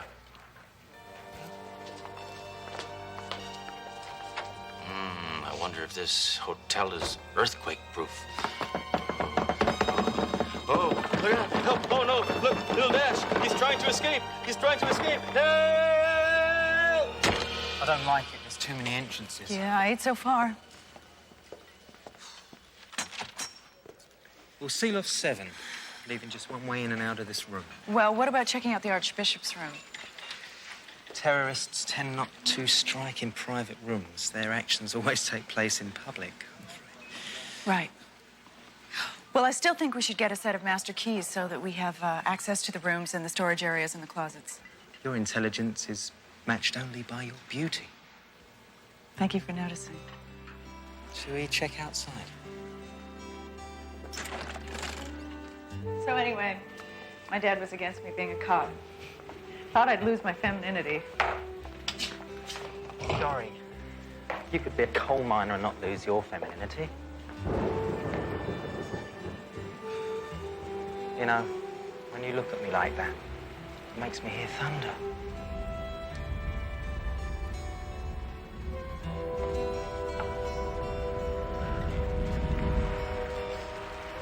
You know, when you look at me like that, you make me feel like it's raining. It's raining. Perhaps we should discuss this somewhere where it's a little drier. Oh, I don't know. You look particularly wonderful when you're wet. Really? Thank you. Listen, my place is nearby. Would you like to come over and I'll cook you a home-cooked meal? Oh, I've heard of those. Isn't that a meal where you don't have to tip anybody? Yes.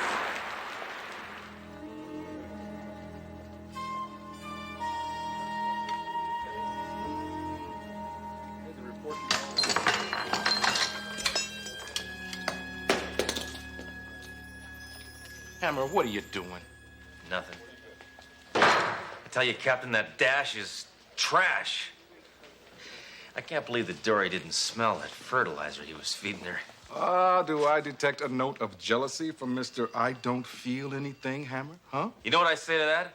I say, ha! Me, jealous of that donut hole? In my whole life, I've been jealous of one man only. Custer. Excuse me, Captain. I've just gotten a report of a dead body being pulled out of the river. Thank you. A dead body? Now, there's something I can sink my teeth into. I'll go check it out. Hammer, you're already on the Archbishop's security detail. Hey, I can do two things at once. You can't even do one thing at once. Come on, Captain. You know dead bodies are my life. All right. If it'll get you out of my face, take off.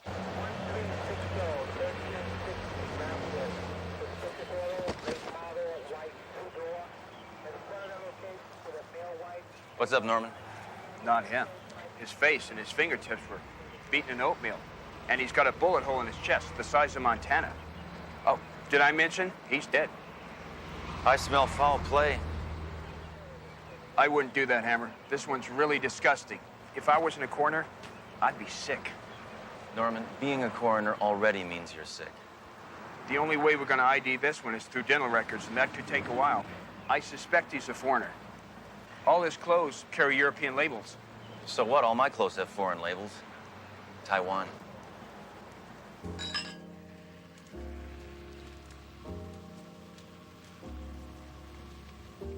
Hope you enjoyed dinner. Splendid, as is the company. And the brie, was it ripe enough? Oh, delectable. In fact, I'd venture to say it's the very best dairy product I've ever tasted. I'm sorry, I'm being really stupid. I'm nervous. Well, it's just that it's been a long time since I've had a guest. I mean a man guest. Here. Look, let's face it, it's been a long time since I've been with a man, period. This partner of yours, what's his name? Sludge? Sledge. I care about him, but our relationship is strictly professional. Really? So far, I haven't found anything professional about the man. No, Sledge is okay. He's a good cop. Well, he's not really a good cop, but I've grown accustomed to him. Ah. Loyalty. Another fine attribute to add to an already substantial list. Have I mentioned that I think you're quite extraordinary? You make me feel like that. Oh, I hate this. I really hate this. I'm sorry. No. Me. No. No, it is. Really, first dates are so awkward. No, it's my line of work. Always on the move. Always in another city, always with strangers. Always alone. Well, you're not alone now. I know. That's what's so frustrating. I finally meet an incredible woman like you. Someone I'd really like to get involved with, and I can't. A couple of days from now, I'll be 1,000 miles away. Another assignment, another city. Alone again. Naturally.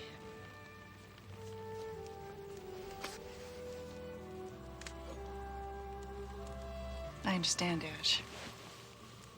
It's not often that two people like us meet. So since we have such a limited amount of time, I suggest we make the best of it. You know, you Americans are a lot wiser than the rest of the world gives you credit for.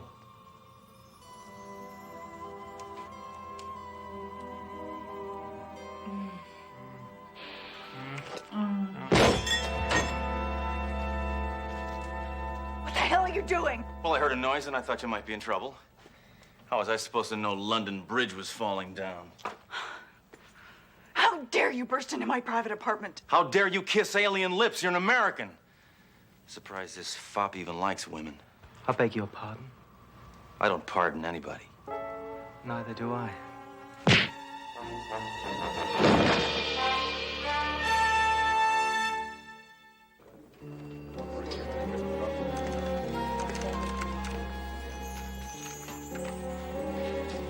You're not still upset about that little incident last night, are you? Little incident? You barge into my private apartment like Rambo in heat and proceed to ruin the first romantic evening I've had in years? Because of you, Dash left. How dare you interfere with my personal life? Come on, DeRoe, you're not supposed to get involved with people you work with. Besides, you gotta be suspicious of somebody who's so perfect. Maybe he's married. Think about it. Oh, is that so? Well, why don't we just retrieve his files and both of us will find out. Fine. Fine. Lionel Dashman, age 36. Single. Instrumental in averting coup. Single-handedly prevented terrorist bomb attack. Received total of 16 citations for heroism. So he got lucky once. Big deal. Further information classified. No access. Ah, yes. I can break that code.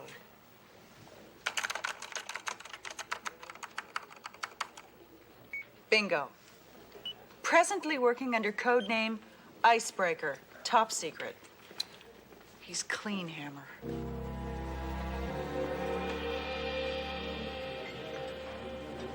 You're late, Inspector Hammer. I was busy doing something important. Oh, and what exactly do you consider to be important? Breaking down doors and destroying the personal lives of those closest to you? Yeah, that's always at the top of my list. So, what do you say I destroy your face? Sledge, whose face did you destroy last night? It was a sucker punch. Yes, I did indeed punch a sucker. Would somebody mind explaining to me what this attempted witty banter is all about? Nothing, Captain. Well, then let's get on with this, please. All right, I want one last thorough search. The Pelican may have planted a bomb anywhere. I want you to check every seat, every curtain, every nook and every cranny. What has this case got to do with English muffins? Shh. Hammer, start at the podium. Captain, check over that side. Doro, over there. I'm going out to check on the others, okay? Right, let's go! Where?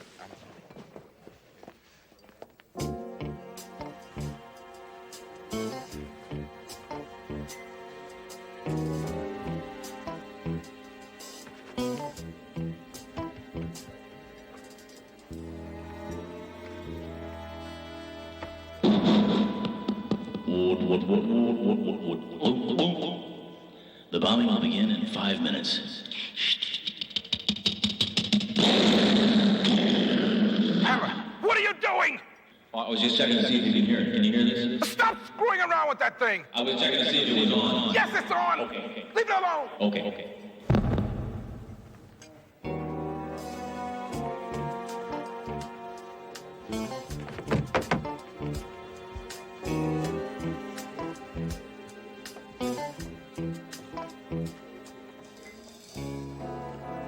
Inspector Hammer? Hey, do you mind? Can't you see that I'm frisking a curtain? Thank you. I thought I told you to check this podium. Yeah, I did. It's clear. I suppose you thought this was chewing gum. Plastic explosives. Where'd you find it? Under the podium, it would appear that the inspector isn't very good at inspecting. Hey, now, wait a minute. I checked that dang thing 45 seconds ago, and there was nothing there. Except the explosives. Look, you bag of British botulism. You planted it, didn't you, huh? You planted it to make me look bad. Sledge, you know, it's really embarrassing. Use someone else to cover your own incompetence. Yeah, your incompetence is already common knowledge. All right, that does it. Ever since this bag of English earwax showed up here, it's been put down hammer time. Well, the time is up. I think it's obvious that the inspector, and I use the term loosely, is emotionally unfit for this assignment. I think it would be best for all concerned, especially the Archbishop, if he were to leave the premises permanently. Yeah. Good idea. All right. Fine. Fine. Fine.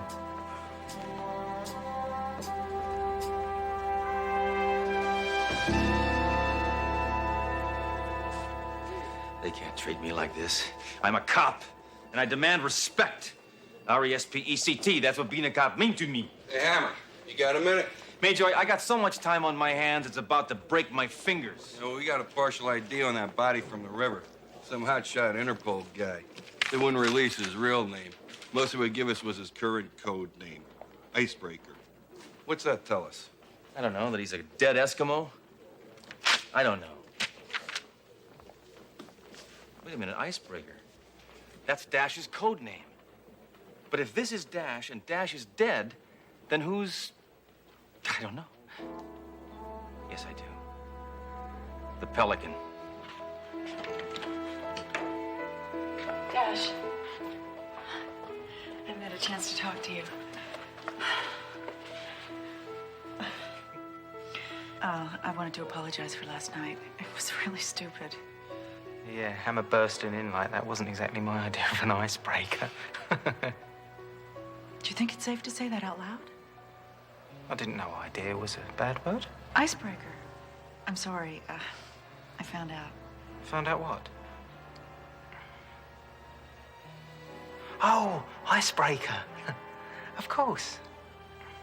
Why wouldn't you know your own code name?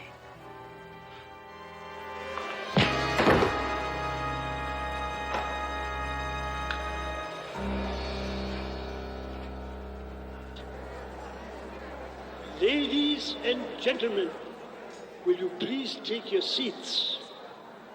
The Archbishop will be arriving momentarily. Hammer, what the hell are you doing here? I'm gonna stop Dash from killing the Archbishop. Dash? Why would Dash want to do that? Because Dash is not Dash. Dash is dead. What? The body that was found in the river was identified as Lionel Dashman. This Dash is not the real Dash. This Dash is really the Pelican. Now, where's that dirty bird? I got some wings to clip. The last time I saw him, he was with Doro.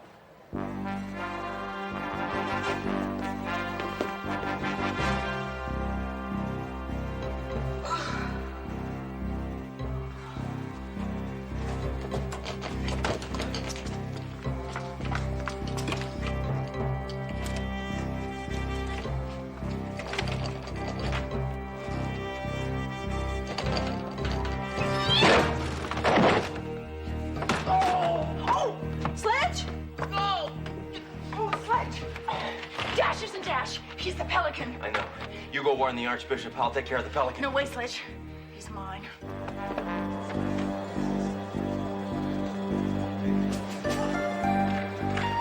Ladies and gentlemen, it's my pleasure to introduce the Archbishop of Costa Pobre.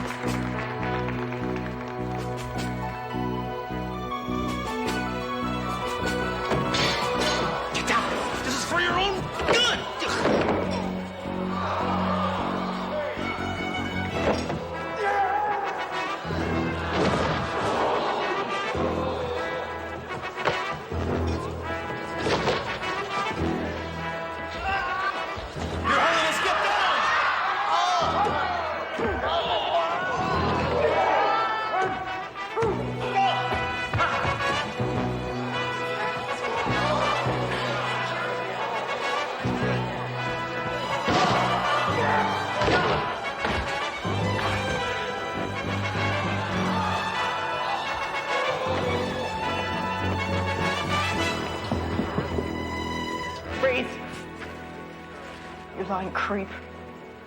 Or I'll blow your miserable brains out of your worthless head. Dory, I know this looks bad, but I can explain. I was so starved for affection, I actually believed you cared for me. No. You gotta believe me. I'm deeply in love with you. You're lying. No, for the first time in my life, I'm telling the truth. Okay, right. I'm not perfect. I've got my vices like everyone else. I just happen to kill people for enormous sums of money. But after meeting you, I decided that this would be my last job. Because I wanted to start a new life with you. So please, darling, help me escape.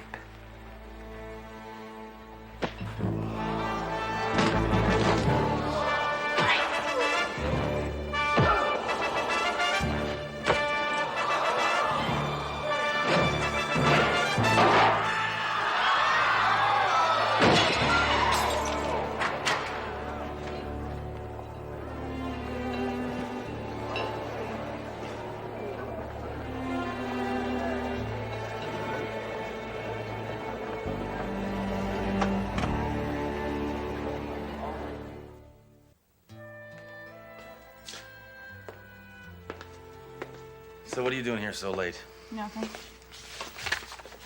Cross-referencing some files. Suppose you're here to gloat, right? Okay, go ahead, say it. You were right and I was wrong. Oh, go on, rub it in. Now tell me all about how you knew this guy was no good for me and you tried to tell me and I wouldn't listen. Okay, I'm an idiot. I made a fool of myself. Just say what you have to say and get out, okay? Well, what I was going to say was, if you're not busy, would you like to go bowling, buddy? I could beat you any time, bud. You and what army?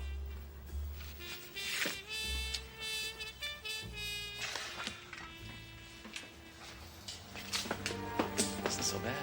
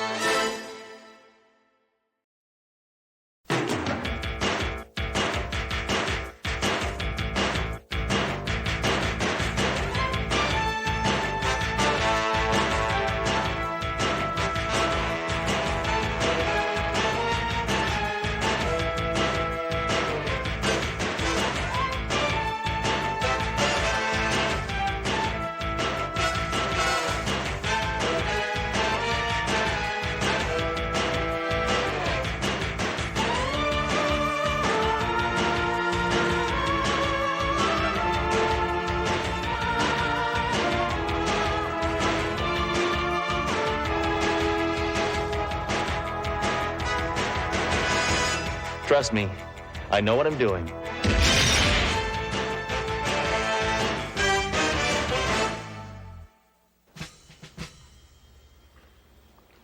Gentlemen,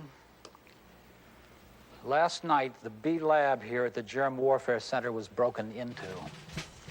The object of that break-in was formula BX976, a highly toxic, a highly secret substance.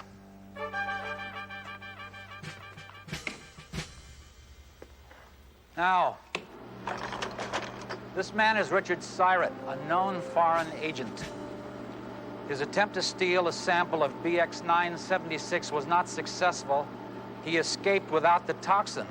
But although he didn't get it, he got it. By which I mean he contaminated himself. He's now highly contagious, and he will contaminate anyone that he comes in contact with, which just goes to show you this stuff is not only deadly, it's darned economical. Now, here are the 4 stages of this disease. Stage 1, hallucinations. Stage 2, disorientation and lack of coordination. Stage 3, lethargy leading to coma. Stage 4, the big kahuna, death.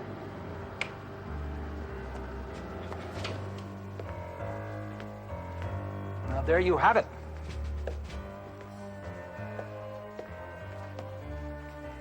This man is on the loose, and he must be found before he contaminates everyone in this country. This mission is top secret. No one in the public knows. Any questions? Good. Let's get to work. Okay. The reason I called you in is because... Hammer, what are you doing? Don't worry, sir. Pest control. Dang, just winged him. Hammer, give me that gun so I can kill you. I was just trying to protect you, sir. Flies are filth, and they can spread disease. You're a disease! And I survived you. Barely. You seem upset. Captain, you were saying? I'm saying that Hammer is going to be the death of me. But what I wanted to say is that the military is asking for our assistance. The military? No problem. My tank is gassed up and ready to roll. Hammer, the military doesn't need your tank. It needs your eyes. They're ready to roll, too. See?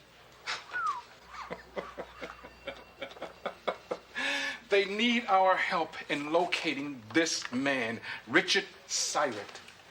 Uh-huh. Syrett. What does he look like? He looks like this. Oh, right, because you got the... I don't know where my head's at. All right, now my orders are very specific. If you spot this man, don't approach him. Don't even apprehend him. Don't even touch him. Why? Has he got a major case of the cooties? Hammer, if I wasn't trying to control my high blood pressure, I would scream at you.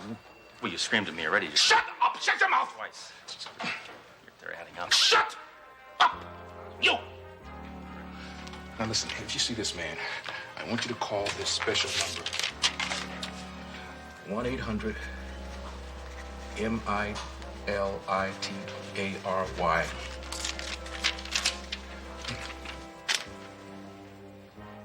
It's too many numbers, Captain. Well, obviously, Doro, you have not been in the military. I wish the military would tell us what this Syrett clown did. I can't stand secrets. Even as a kid at Christmas, I would take my toys and I'd shake them and I'd shake them and I'd listen to them and then I'd bang them on the floor. I just had to know what was inside. What'd you find out? I found out Santa brought me a lot of broken toys. Listen, Hammer, I gotta close up. And this deadbeat's been sitting here all night long, nursing one lousy beer. I'm telling you, fruitcakes like him make my blood pressure push the edge of the envelope, if you know what I mean. No problemo, Jack.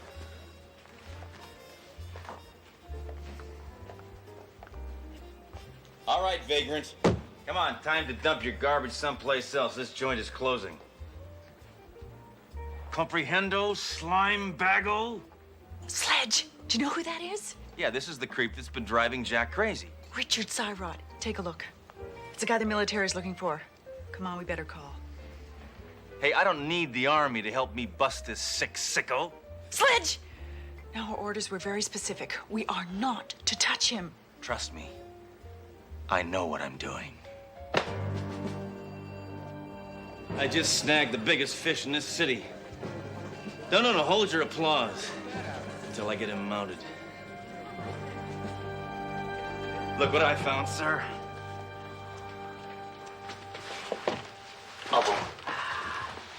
No, you... Hammer, you weren't supposed to bring him in. You were supposed to call that number. Why didn't you call that number?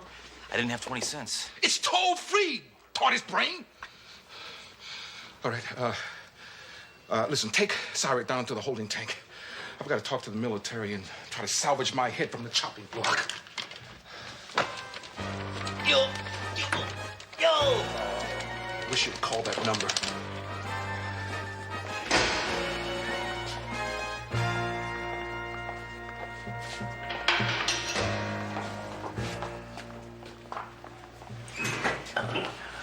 Hammer, this guy is really sick. Of course he's sick. He's probably a commie, and all commies are sick. What we really need is a doctor. Excuse me, I couldn't help overhearing. I'm a doctor. I'd be glad to come in and examine this man. A doctor in the next cell? What are the odds? Get him in here. Well, let's have a little look here. Here we go. Just take a few minutes.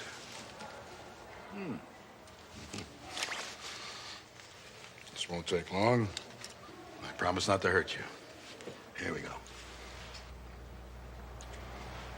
Hey, we don't need a CAT scan here, Doc, all right? Just tell me what's wrong with the guy. If you don't mind, I'm the doctor. Cough, please. Please cough. Prognosis is not very good. Patient is not breathing. Patient is not moving.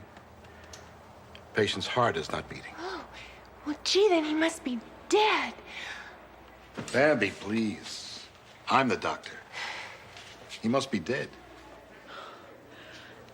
This is all we need, Hammer. By the way, Doc, what are you in here for? Not much. Impersonating a doctor. And I'm not really a nurse either. That's disgusting. Yeah, but the pay is great.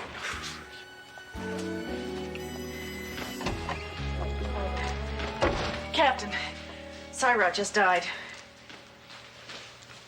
Oh, that's terrific. That's just wonderful. That really makes my day. What happened? Hammer shoot him through the heart? Hammer had nothing to do with it, Captain. Hammer always has something to do with it. That psycho has been assaulting my coffee ever since he transferred here. But I don't really care, Doro. I don't really care. It doesn't matter to me anymore because, I mean, even if I'm gonna lose my badge and I'll be on the street talking to parking meters, it doesn't matter to me because I'll be... Okay, everybody. Building is under quarantine. Till further notice, no one exits or enters the building. No exceptions. Questions? Yes, quite a few.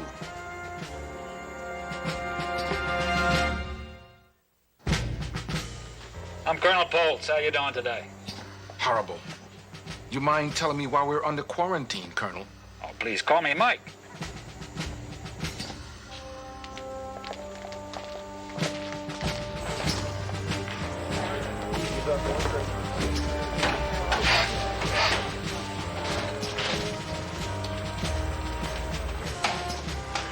Okay, Mike, what is all this? All what? What? All these people in spacesuits, what are they doing here? Sealing off the building is very routine. Then what's with all these cameras? It's routine, observational purposes. And just what is it that you're observing, Mike? Captain, relax. Just pretend we're not here. You go about your business as usual. Just don't leave the building. Hey, Cap, why don't you give me a little tour so I can check out the layout, see who is where and what's what?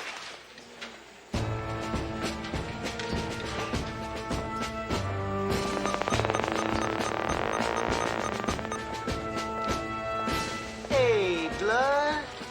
We done paid our bill, so what's with all this quarantine business? Hey, Wanda, what's he, your pimp? Our attorney.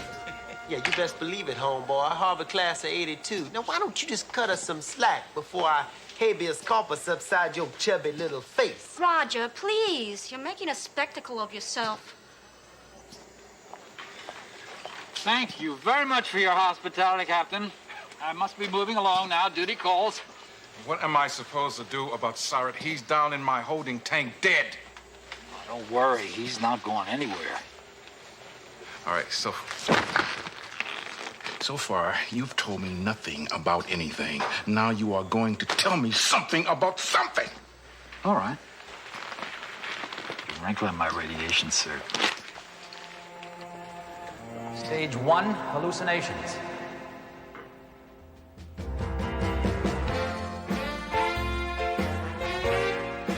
Joy, I need you. I want you.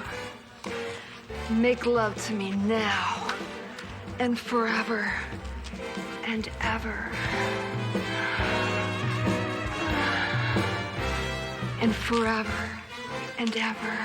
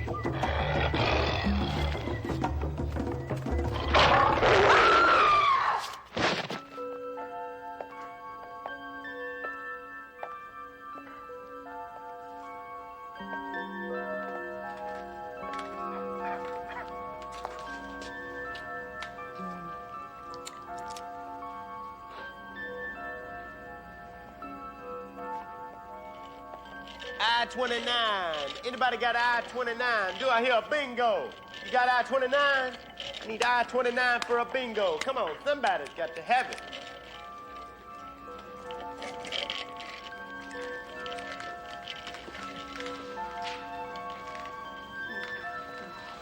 Toro, what are you doing? Me, Jane. Who you? Who you? Cute, Doro, cute, cute, cute, cute.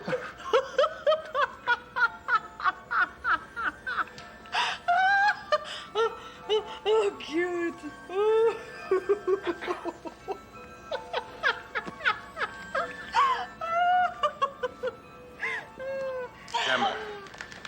Hammer.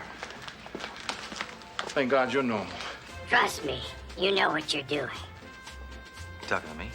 That's right, amigo. I'm talking to you. You talking to me? Read my lips. Yeah, I'm talking to you. Well, I'm listening. Hammer, who are you talking to? I'm not talking, he is. See his little muzzle move? Don't point that thing at me. Oh, don't worry, he can't shoot while he's talking. I couldn't agree more.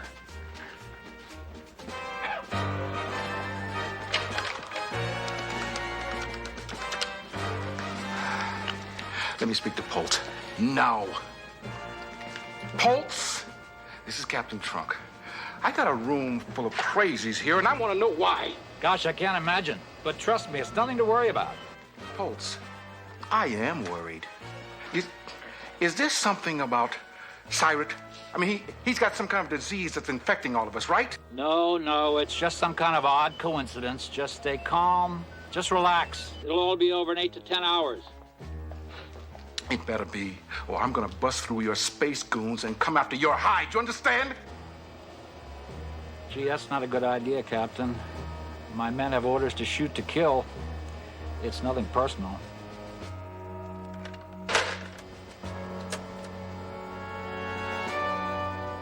Sergeant, tell the men they'll be home in time for dinner. Captain Trunk and the other quarantined civilians will all be deceased by 1800 hours.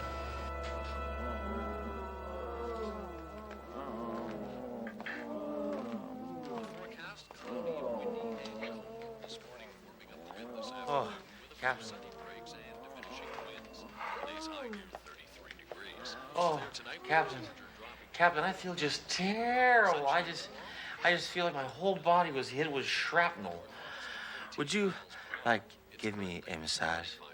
And now, this special bulletin. What's this?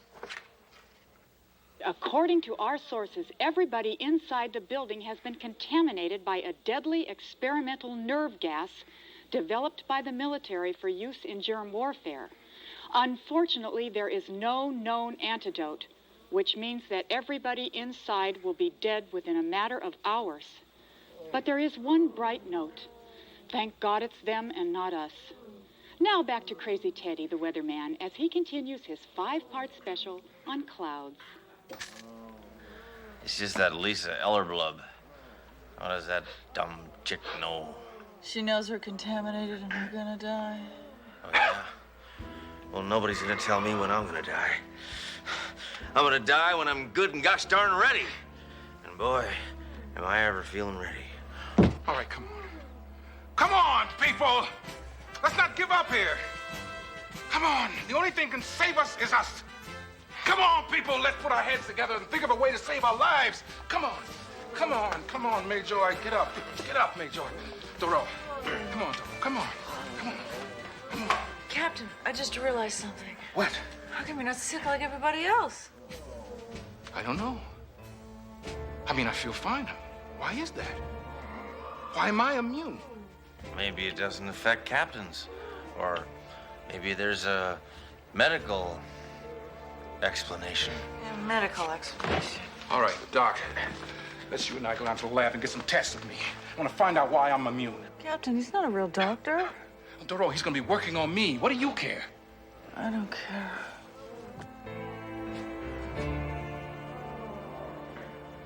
Hey, Daly, we don't have much time, so I want to say something. I've always had the hots for you. Mayjoy, I'm not gonna make love with you if that's what you're asking. Oh, come on, help me out. I'm going through a mid-end life crisis. I've got a headache. Brother, can't you think of something more original? Well, excuse me for living, but I'm dying here, and that gives me a really bad headache, okay? You know what? I hope there's no men in heaven.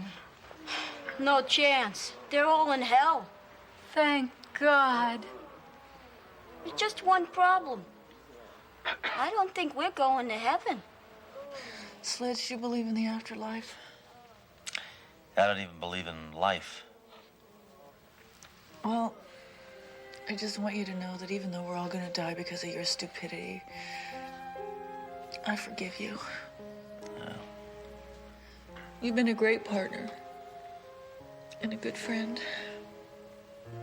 And I love you. Like a brother. Come on, Doro, this is no time to be sentimental. This is a perfect time. We're dying. You're right. In that case, I just want to tell you that you are the best partner I ever had. And I'm really gonna miss you. Almost as much as I'm gonna miss me. Ditto. Ditto, ditto, Doro. That's really sweet, Hammer. No. Doc, what'd you find out? Your blood pressure is so high that your veins are going to explode. If you weren't so mad all the time, you could control it. All right, I know I've got high blood pressure. I take pills for it. All right, I forgot to take it this morning. What's that got to do with... Oh, it can't be. Are you trying to tell me that you think that my high blood pressure makes me immune? How would I know? I'm not a real doctor. What the hell? It's worth a try. All right, listen up, everybody. I think that somehow high blood pressure can cure this thing. And the only way to raise your blood pressure is to get mad. So let's everybody get angry, get mad. Come on. Get up, get mad. Come on. Come on, you. Get mad. Come on. Come on, you. Get angry. Come on. Hey. Come on. Hammer. Hammer. I hate your guts. Always have, always will. So what? So what? Okay, what are you hitting me for? What are you gonna do about it? You're nothing but a spineless wimp.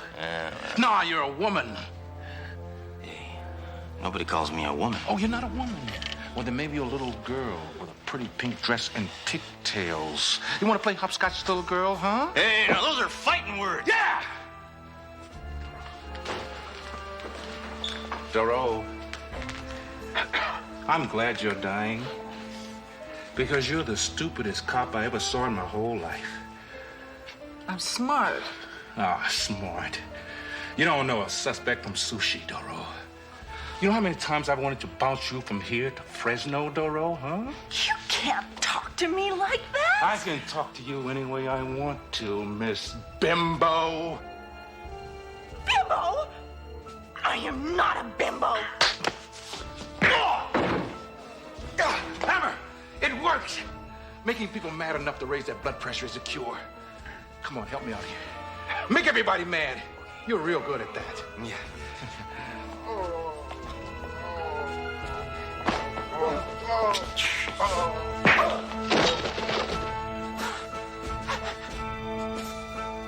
Captain, this is ridiculous. Getting mad is supposed to make us well?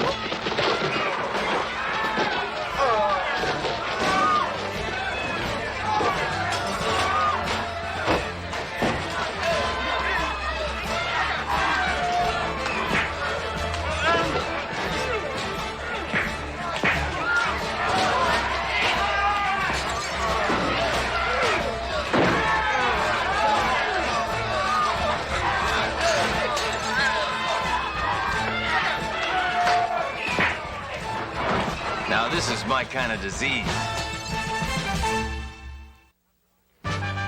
Captain, I congratulate you. Because of your action, many lives were saved. I'm recommending you for the Congressional Medal of Honor, the highest award this country gives. You go to Washington, meet the president. Now, what do you think? What I think? I think that you are stinking up my office, Mike. And I don't give a fat rat's patootie about the Congressional Medal of Honor. I want you out of my office in 10 seconds. If you're not out, I'm gonna fill you so full of holes that your next job will be a chain link fence. I hate to say this, sir, but I love you when you're mad. You two get out too. Yes, sir, I'm up. Hurry up! Move it! Yes, sir.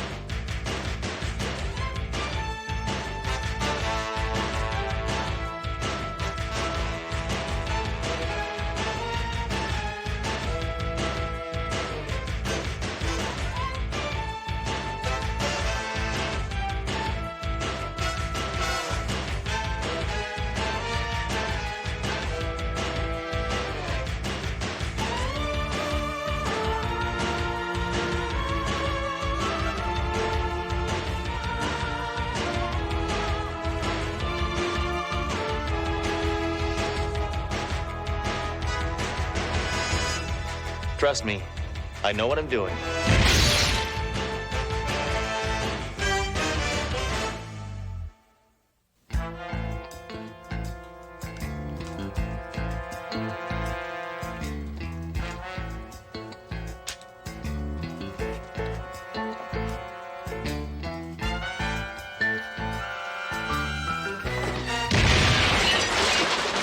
Darn! I can never shoot that light out before it goes on. Speed. I need more speed. All right, slime bucket. You got me this time, but...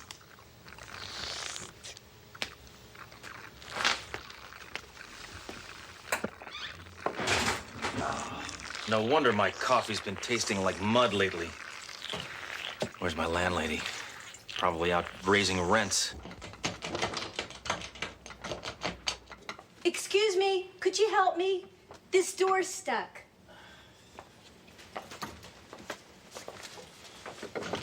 Bad plumbing, stuck doors. It's like living in a roach motel.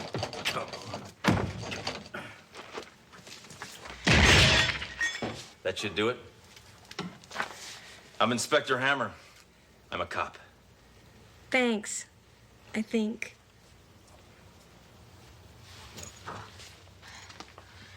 So I guess you lost your key, right? I don't have a key. What, do you always break into your own apartment? This isn't my place. Kim! Then you're under arrest for breaking and entering. But I didn't break in, you did. Well, then you're under arrest for entering. Look, my name is Sally Vincent. My cousin Kim moved in here 2 months ago, but I haven't heard from her. And I'm worried. Yeah, she probably went out for lunch and the landlady rented her apartment. I'm really worried about Kim. She insisted on moving in here. Wanted to see if she could make it as a model. Well, what agency did she work for? She was signed with the Continental Model Agency. I just came from there. They said that she did work for them 3 weeks ago, but they haven't heard from her since. This is a picture of her. I don't know what to do. If you're a policeman, I need help. Well, you know what they say? We protect and serve.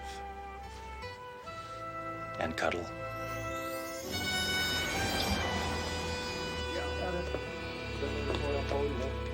Looking for birthmarks, Sherlock? No, I'm on a case here, and I thought maybe the girl's picture might be in this magazine. Those centerfold ladies have as much on their bodies as they do on their minds. Yes. I went through the microfilm of the newspapers for the last few months, and I found this.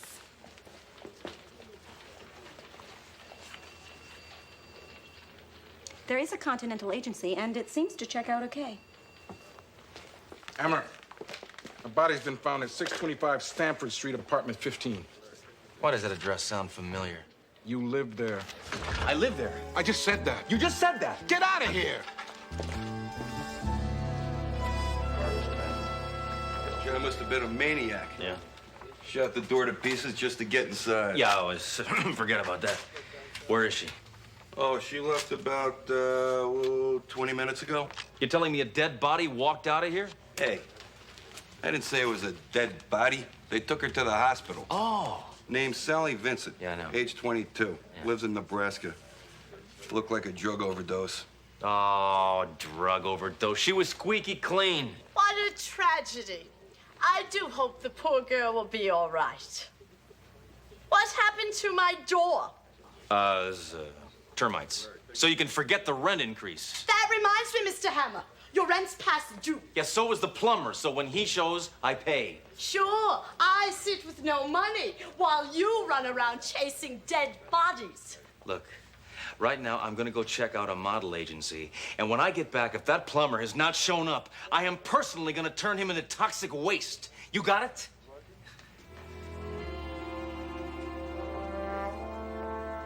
What a chump. Yes, honey. Oh, that's so good. Okay. Oh, marvelous. Yes, that's it. Okay, a little more this way. Good. Marvelous. Okay, one more there. Ah, yeah. Oh, I like it. Butch, thank you. All right, Butch, you ready for the snow job? Okay, let the snow go. Okay, Cindy, let's do it. Oh, yes. More snow, Butchie. Oh, that's it, Cindy. Around this way. Good girl. Good. Loose them off. There we go. Oh, that's it. More snow, Butch. Oh, that's marvelous. They'll love this in Boston. Oh my God. Who and what are you, you clumsy buffoon? You were disrupting a Don Merrill shoot. I'm Inspector Sledge Hammer, and I came to ask you if you... Bad. Can't you see we're being creative here? Listen, Shutterbrain, I ask, you talk. You got it? Well, you'll just have to come back later. I am on a horrible deadline. Try it again, Cindy. Let's take this off here. That's fine. Okay, loosen them up. Oh!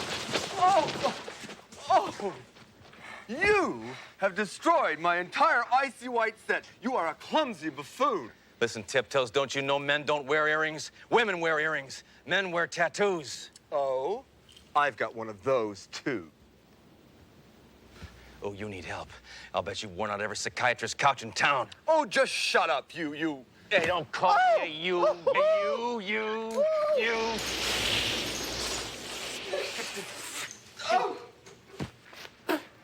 I'm Jessica Hayden, and I own this studio.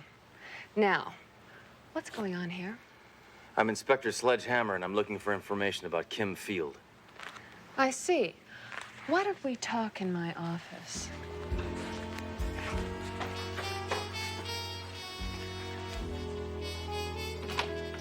I'm a little behind, so I'll have to check out Christy's outfits while we chat. Try it without the robe, darling. Yes. I understand Kim Field was with your agency. Just for a short time. Frankly, she was too inexperienced for big-time modeling. Her cousin came in here earlier looking for her, but we had no information. Let's try it with just the teddy.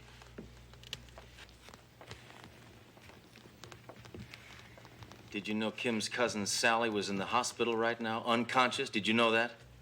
Oh, how dreadful.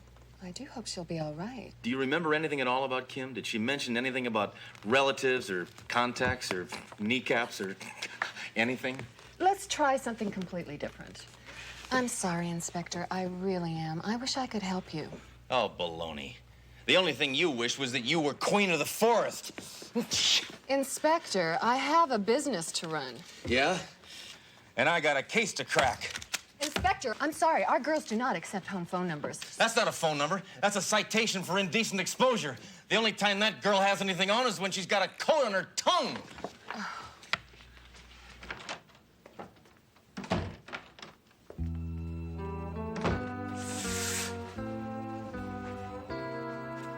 You bungling idiot!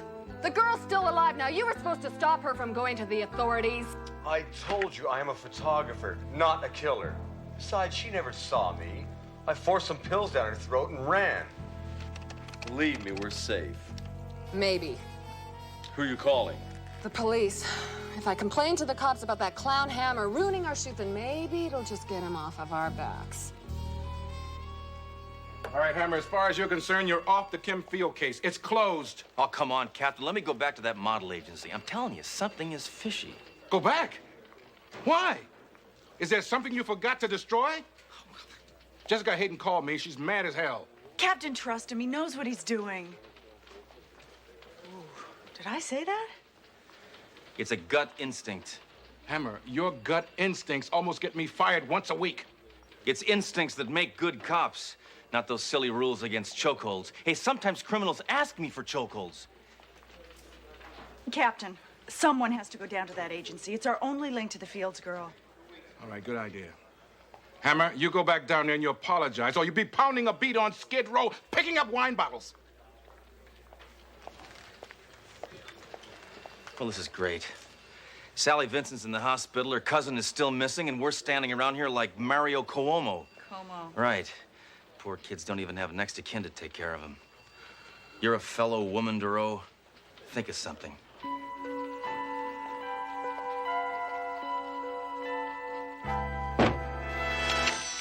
That's your full name, Michelle Bouget? Right. Huh? And you have no close relatives? No.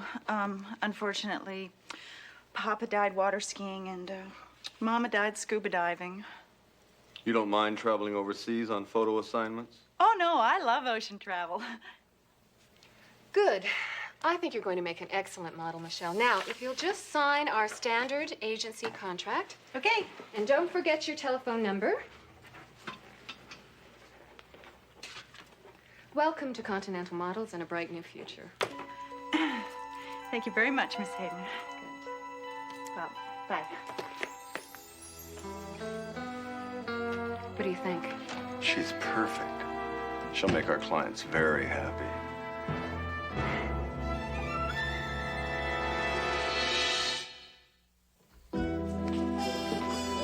Major, have you seen Duro? Not yet. Ah, that's the trouble with girls. They're always primping. Hammer, over here. You apologize to that modeling agency woman yet? Sir, real men don't apologize. Frankly, I'd rather be shot. Hammer, don't give me those kind of options. Apologize. That's an order. Oh, come on. Apologize. All right, girls, let's try from the top. Heads up, chests out. Swing those. Darling, don't look down at your feet. Look, just watch me, okay? Smooth, provocative, alluring. Got it? Okay, quick. Let's see Brandy do that. Go ahead. Oh, I am just not used to these shoes, Miss Hayden. They feel like cowboy boots with 9-inch heels on them. High heels make your legs look very sexy. Now let's just see you walk again, Brandy, okay? No, Brandy, you've got to try a little harder. Now project your sensuality. Are we doing a fashion show or a beauty contest?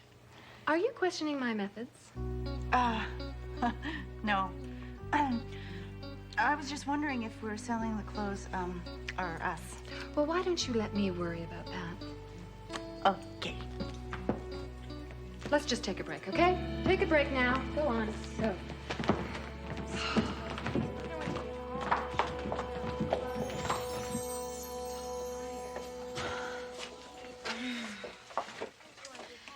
Thank you for helping me out back there. I need this job real bad. I guess I'm just trying too hard. Oh, that's okay. What part of Texas are you from? Oh, I'm from this little bitty town about 50 miles outside of Dallas. Oh, yeah? Got family there? No, afraid not. I'm the end of the line. Yeah, me too. You know, all the girls around here are from out of town. Yeah. You know, it seems like none of these girls have any family. Michelle, you were very disruptive during class. Now, I'm warning you, toe the mark or else. I thought men weren't allowed in here. There are no men in here. Jessica, that crazy policeman's in your office. You know, the big one with that horrible tie that clashes with everything? I'm going to deal with you later. Oh, honey, let me help you with that. So Fawn Hall turned you down, right? What is it, Inspector? I'm very busy. All right, look, I got something I gotta say to you. Okay, you see, didn't mean to disrupt your studio yesterday. There, I said it. That's an apology? It's as close as I get. I'm a cop. Yes. Hey, what's this doing here? That's my partner, Duro. Partner? No, I don't think so. That's Michelle. Michelle? Meryl, would you bring in Michelle, please? Yeah, she's new. She said she just got in town from Canada. This is my partner, Dory Duro. See that birthmark on her thigh right there? I remember that from a stakeout that we were on in a massage parlor. That was a crazy doobly. You wanted to see Michelle? Oh. Well, there she is right now. Hey, Dory, what are you doing here? You're out of uniform. You must have me mixed up with somebody else. Come on, Duro, what? You...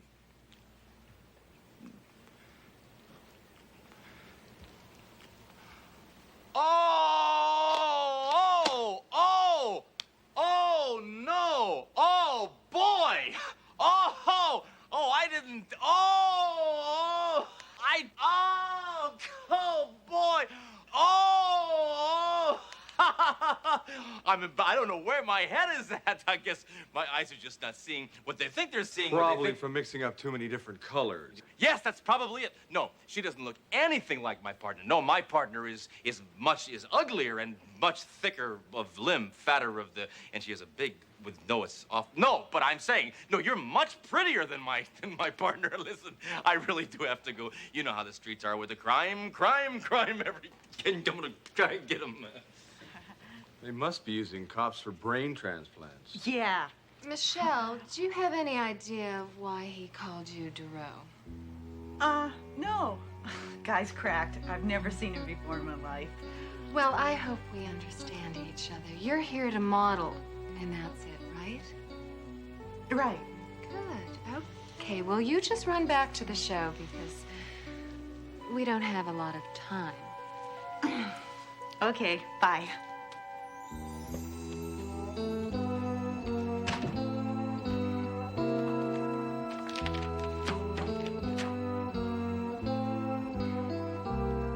I don't think she's kosher.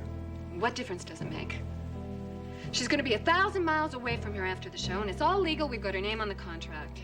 Well, you may think it's that easy, but I'm not so sure. Oh, mellow out, Meryl. This is our last show in this town, and then I'm gonna move the whole operation to New York. Now, why don't you just go powder your nose and get ready for the show, okay? Go on.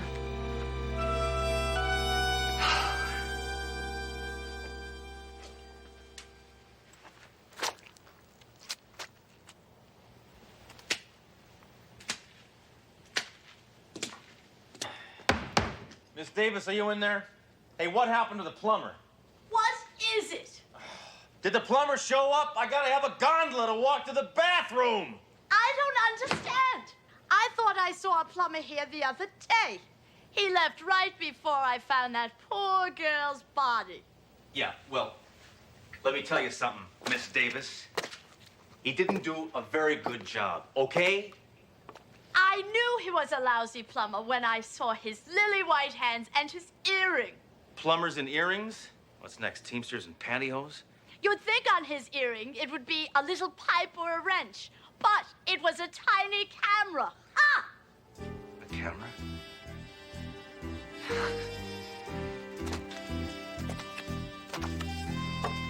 This is our beautiful Christy, modeling an exquisite ensemble by Loupé of Paris. Notice how her gorgeous blonde hair falls on her white shoulder pads and highlights her pure silk body. Perfect. 10,000. I'm sure Your Highness meant 10,000 to start, correct? Oh, Jessica, you always were a hard bargainer. 20,000. Remember, you do pay for what you get. She will be a wife. And now, presenting Brandy, all naughty and dressed in pink. 25,000. She will be a mistress. And now, last but not least, Michelle, feisty and full of fire. 50,000. She will be a wife and mistress. That's it, girls. That's it. Thank you. Thank you very much. And thank you, Your Highness. I'm glad you're pleased. Jessica, you have outdone yourself. Well, a private jet is waiting. We leave within the hour. The girls will be ready. I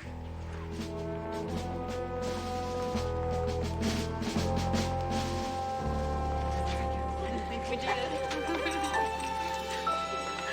Did we get the job, Miss Hayden? I should say so. He's hiring all of you. What agency did you say we were going to be working for? I didn't. But believe me, it's one of the biggest in the world. Oh, isn't this exciting? Our first big modeling job. Okay, girls, time to celebrate.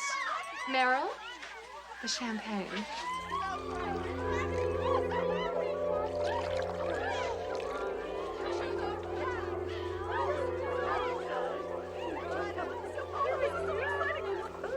This kind of tastes funny, doesn't it? Yeah, it does. It tastes really funny. But Sure.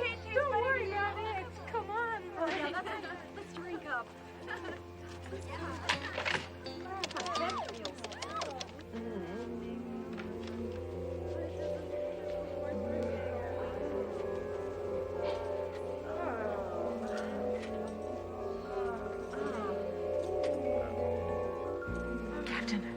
Duro, I'm at the model agency. It's a white slavery ring. I need help right away. Shame on you. You're missing the party, Michelle. You forgot your drink. Drink! Oh!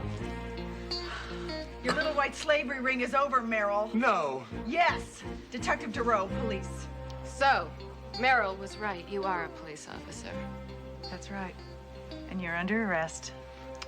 Oh, really? Get her! She's a cop!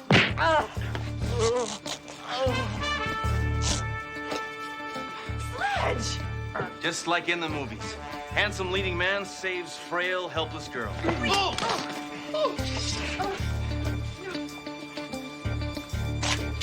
Hey, I wore that tie to the prom, mammal face.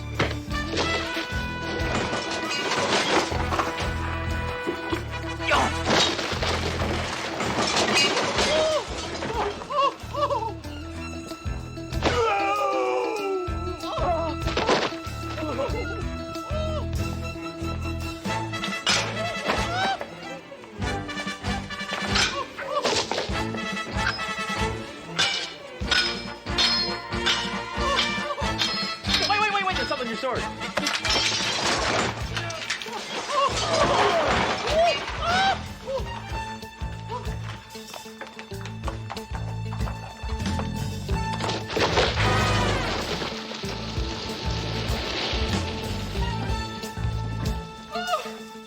Freeze! All right, that's it, Hammer. We'll take it from here. All right, round them up.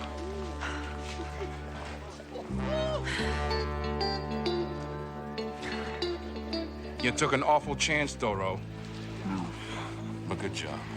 Thank you. Yeah, but what I want to know is, where do you wear a gun with an outfit like that?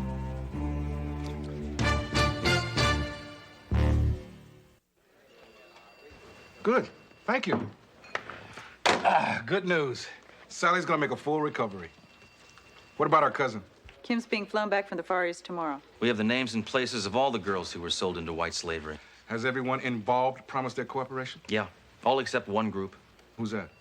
The girls in Vegas. They're having so much fun, they don't want to come back. See, you don't have to wear clothes in Vegas, and they take your they don't take it, but they say, put your money into this box, and you put it in, and you don't get it back, and they love it.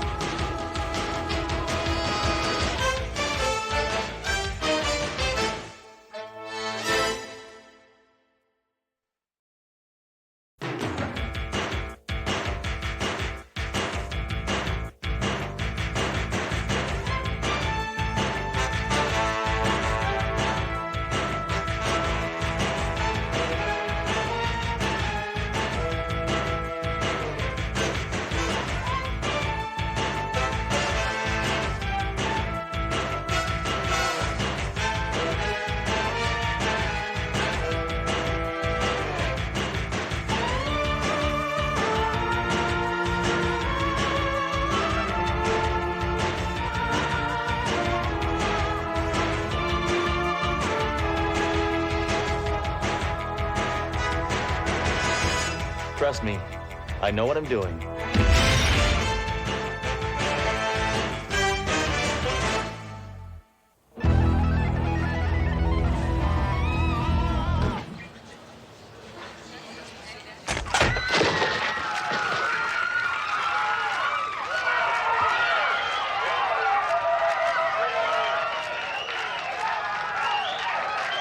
pictures, no autographs, out of the way! Get down!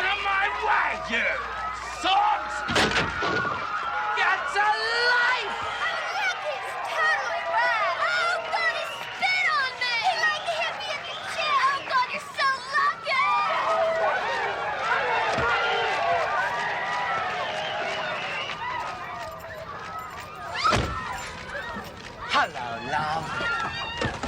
Get out. I haven't got time for you tonight. Get moving! Now, you twit!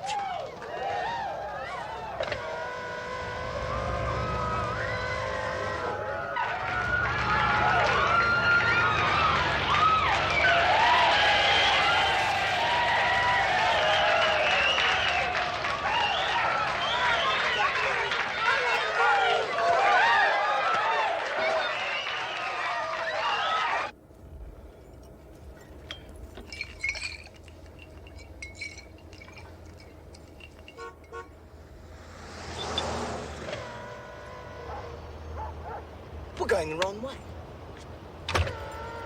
You bloody idiot! You're going the wrong way, you stupid wanker! Great, now you're stopping. Why are you stopping, you?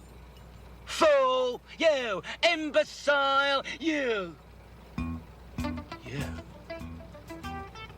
Why are you driving me? I thought I told you to get out of my life!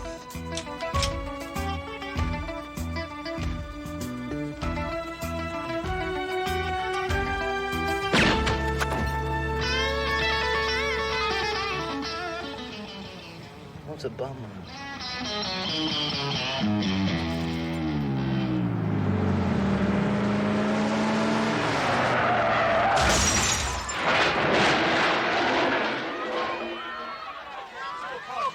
Get your picture taken with a dead rock star. Okay, step right up.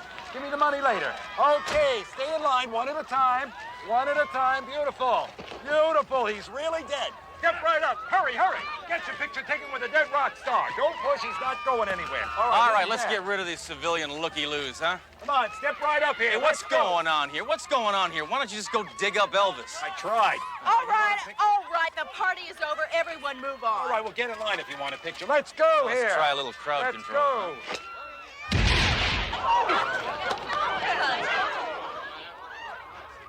Sledge, do you know who this is? No, I'm flattered you would ask, Earl, but I don't know every dead body.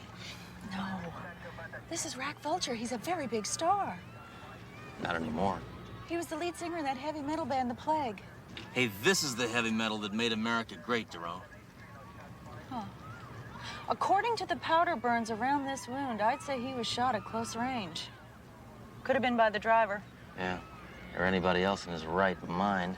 Oh, look at this. He's got a dog tag. If I'm lost or brutally murdered, please return me to Jerry Vicuna, Electrocution Records. Must be his producer. Rock.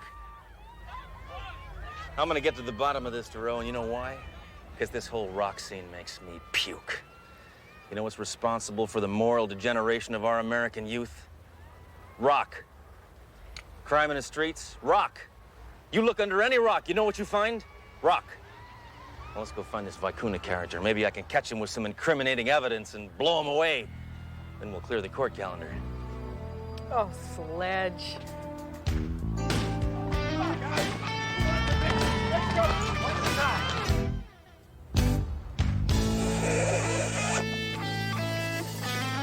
We're the police.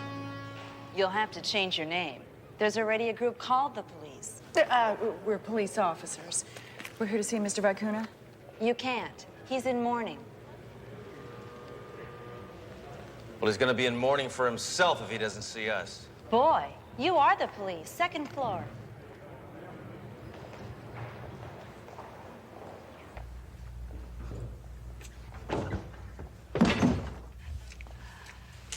What the hell is going on? You tell me, pal. I thought you were in mourning. Well, I am. She's comforting me in my hour of need. Well, who are you two? We're detectives. We're here to ask you questions about Rack Vulture's murder. Oh, what? Gina, shut up. Now, just go over in the corner and look gorgeous. All right. What do you want to know about Rack? Like, who would want to kill him? For starters. Yeah, well, anyone would want to kill Rack. He was an animal, plain and simple. Now, you know he once punched Mother Teresa right in the mouth? That's terrible. Well, nothing compared with this. I'm throwing a quiet little dinner party over at the house. Now, Rack comes over, uninvited, of course. He beats up half the guests. He insults my wife and kids. He kills the dog, skins the cat, and ruins my entire art collection. What did you do? I told him. Knock it off. All right, I'm tired of your fond reminiscences, pal. That satanic noise you pawn off as music feeds on the minds of our young people, causing them to grow their hair long and smoke funny cigarettes and then cut school and stay home all day watching that NBC. MTV. Don't confuse me. Now I want some answers. Answers, music man. Hey, man, unhand me. I'm practically a saint in this business. Now, listen. Listen, I hate this noise, too, but I'm a businessman. Look, I have to make a buck. You know, I've been on this case for 2 hours and already I feel grimy. Yeah, well, I've been in the business for 12 years. Now, listen, I've told you everything I know. Now, if you want to hear anything else, you go talk to the boys in the band because they're downstairs rehearsing. Okay, thanks. Let's go, Sledge. All right, here's my card in case you think of anything else. Shirley's ammo dump. 50% off with the card. I forgot. I don't have cards. Thank you. Gina, sweetie, if you're going to dance, turn on the music. I find you very attractive.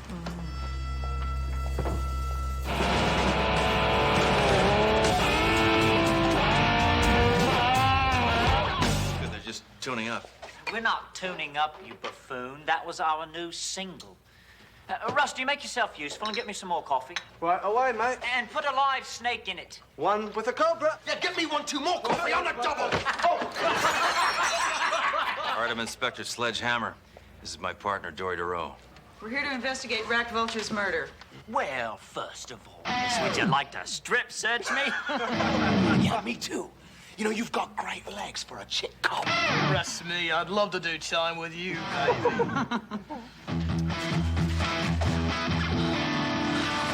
See, it's gonna be like this. You wanna handle this? All right, Vermin. Just because my partner is attractive and has great legs, it's no reason to hassle her. You got it? Thanks, Sledge. That helped a lot. I'm a gentleman, DeRoe. Always. First and foremost. Now listen up, you dirty, filthy, foul-mouthed scum. Hey, you ever thought about writing lyrics? Yeah, how's this? I'm tired of your degenerate fun. So you better tell me what you've done, or I'll blow you away with my gun. Yeah, that was pretty good, all right. Coffee. Time? Oh, thank you, Rusty. And now shine me boots. Cool. Your boots, man. I've already shined them. Not the insides. That's terrible. Why do you treat him like that? Because they're rock musicians, DeRoe. They eat their young. Now talk! Okay, okay. So what do you want to know about that snake vulture? You didn't like him. We hated it. Yeah, we hated the guy. He was a glory hog. One time he deliberately gave us the wrong directions to the concert hall, just so he could perform alone. Yeah, and don't forget about the time he went on Nightline and told Ted Koppel that we sold illegal arms to Iran. That's right. Yeah, he treated us like fools. Well, you are fools. Yeah, but that's no excuse for that type of behavior. Zippy, do a sound check. Sound check. Right, Rocket. That sounded great. Where were you the night of Rack's murder? Oh, wait a minute. You don't think that we could kill anybody, do you? Yeah. Now, why'd you do it? We didn't do it. But maybe his mom did, because she hated him too. Right, if you're not going to bust us, Constable, get out. We've got to rehearse. We're going out on a memorial tour for Rack. We've even written a song in his memory. In fact, we'll play it for you. Maybe they have a little compassion after all. 1, 2, 1, 2, 3, 4. The pig is dead, yeah! Someone kill Rack! The pig is dead, yeah! They should have shot him in the back! Rack, rack, rack! Back, back, back! Rack, rack, rack! Back, back, back!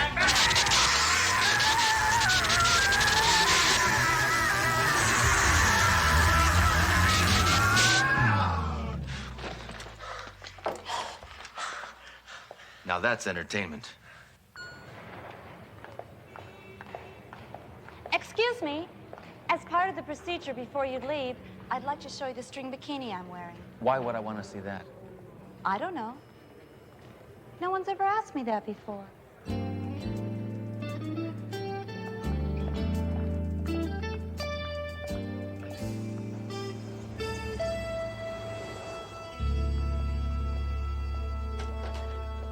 Hammer, whatever it is, the answer is no.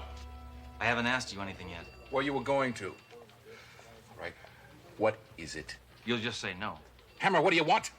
DeRoe wants me to ask you to try to get 3 warrants so I can arrest the rest of that slime-sucking rock band. Hammer, I don't believe my ears. You, Sledge, warrants are for wimps, want to arrest someone with a proper police procedure? What is a warrant? A warrant is permission to make an arrest. Permission? These sleazoids are just about to leave on an escape from jurisdiction tour. When? How soon? Sledge, their plane just took off. Well, soon. The 3 remaining members of the heavy metal band, The Plague, are off on their 16-city fatality tour in memory of their murdered lead singer, Rack Vulture. We now cut live to the scene of their departure. Remind me never to use their travel agent. Oh my, this is terrible. It appears that their plane has crashed. Gory details at 11. Well, you can forget the warrants. Well, we're gonna need warrants. We need writ of habeas corpus. Shut up, will you? Something. These people have been hurt.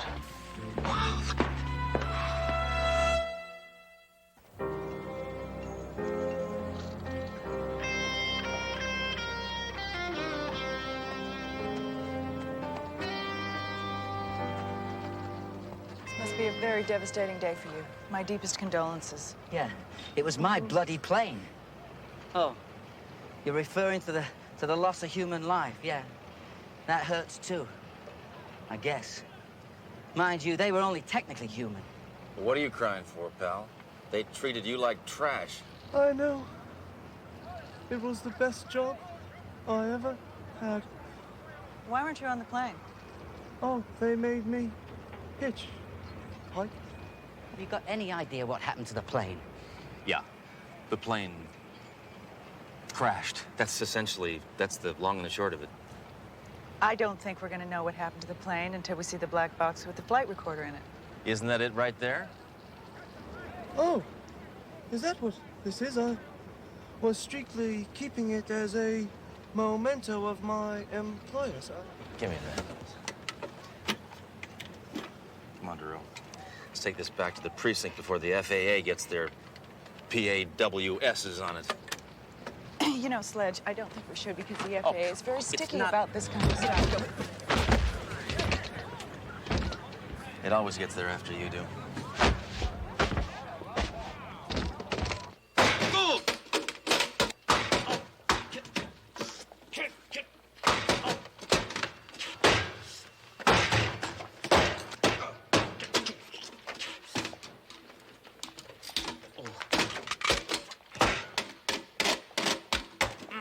This is harder to get open than Al Capone's vault. Sledge, I think there's a proper way to open it. I think you're right.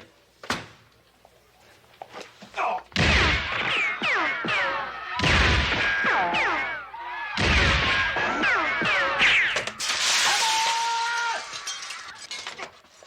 many times I told you not to shoot that damn thing in my office? Including this time? Yes! A lot. Too many to count. This is what I meant.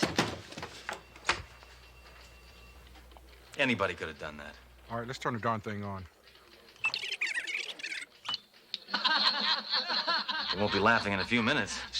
Sledge, have a little reverence. They were human beings. No, they weren't. They were rock stars. And I'd like to make hot monkey love to that sexy little Bobby, Detective DeRoe. May they rot in hell. Wait, what the hell's going on here?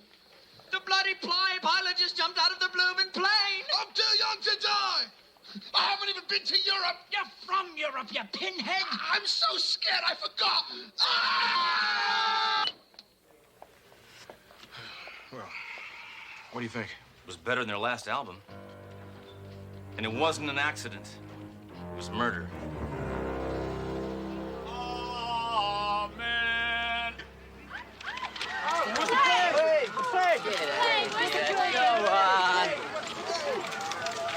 Come on, sweetheart, get in here.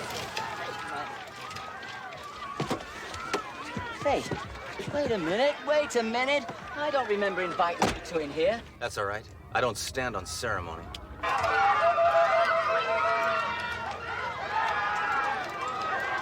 the pilot of that plane? No, I think they got some new guy. Why? Because he deliberately jumped out of the plane and let it crash. Now, doesn't that strike you as a little odd? Now look, if you were riding a small plane with those three maniacs, wouldn't you jump too? He's got a point there to roll. Your lack of remorse is detestable, Mr. Vicuna. Is it because record sales increased dramatically after an artist's death? On the first account, detective. They were not artists. And on the second account, their fans are so wigged out they don't even know they're dead. Oh, come on. I know you're gonna cash in on those record royalties now that those bozos are extinct. Now listen, I don't like where this is going. Now all their royalties from their records go to their next of kin. That is, of course, if anybody admits to being their next of kin. Can you prove that? Yeah. Look, I'm a businessman. I have initialed contracts. Now, stop this car. Now, get out. Now, I have an important meeting back at the office with the next rat vulture. Pardon me, miss, but will you marry me? Get out! And here, so there's no hard feelings. Well, just what I expected from a sleazebag like that. What, that we get nothing out of him? No, they didn't give us compact discs. Well, let's see what we got going here. Born Fried. Look at this. Stranglers in the Night. Hey, keep it down up there! Hey, do you mind, people? I'm just spinning a few records, huh? Well, cool it! Inconsiderate. Well, if we can't shoot him, may as well listen to one, huh? Stuff on there.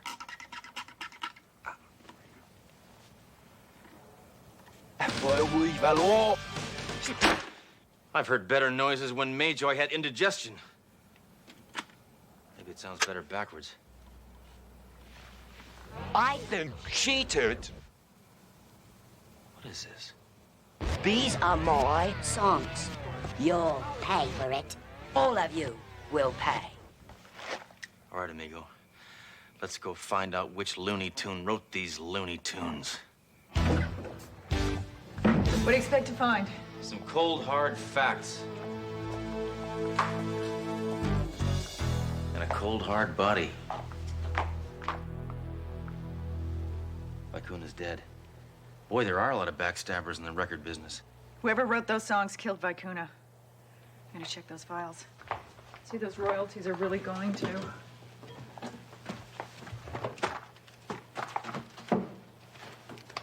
They're not in here. Any on the desk? No, I don't see any. Wait. Oh, here it is. Take a look at it. You won't let go. It's a contract. Managers, huh? Come on. Well, let's try this. Sledge, don't do that. Hey, just because he's dead doesn't mean I can't have a little fun with him. He's dead. I know. I just... Just read it. All right.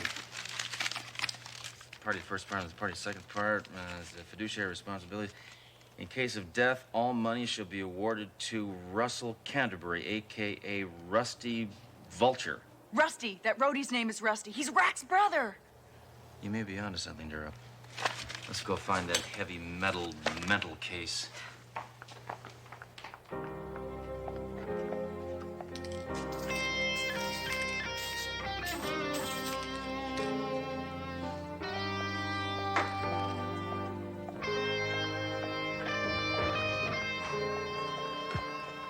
Excuse us, miss. Have you seen Rusty around lately? Maybe. Well, maybe this'll improve your memory. No, it doesn't. But thank you. Sledge, look.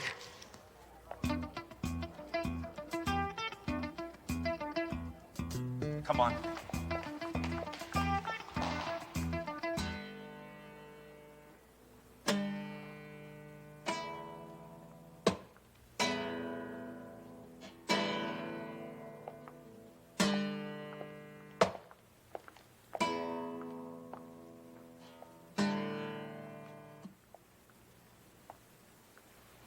Sounds like you're a little rusty. Rusty. I haven't been playing much. I've been very busy, mate. Yeah. Guess murder's a full-time job. Murder? I don't know what you're talking about, ma'am. Your own brother ripped you off. He stole your songs, he got rich and famous, and he met girls. Does that ring a bell? Oh, I admit it. I admit that I wrote the songs that put my brother on top of the charts, but then the boys in the band and Jerry Vicuna, they promised me a bright future. But, they wanted to rip me off as well. So you killed them, too? Please, mate, let me give my own confession. Now, posing as the pilot was easy to do. I just brought the plane up to a high altitude. And then you got a parachute and jumped out of the door. I left those jerks screaming and hugging the floor, and now they're dead, you see. You killed all three. And now with Jerry Vicuna, I had to get creative. So you stabbed him in the back. Oh, I left feeling elated. Now you've got a record. 5 counts of murder, 1. I don't think the 2 more counts should bother anyone.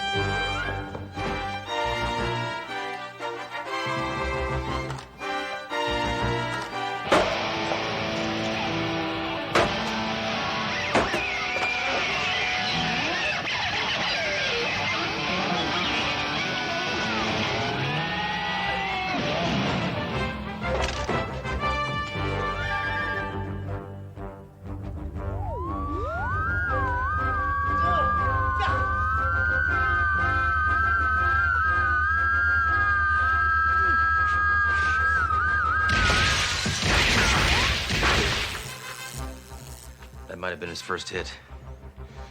You just fired the shot heard around the world. Who are you talking to? No, not nobody. No, that was just, I don't know, looking over here.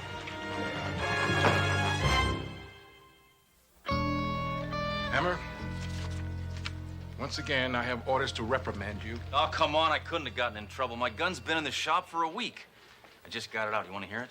Sounds like new. Put that thing away. You can do impressions. Put it away! You can do a 38, a 45, and a 22, but it doesn't like doing a 22 because that's just a little pop.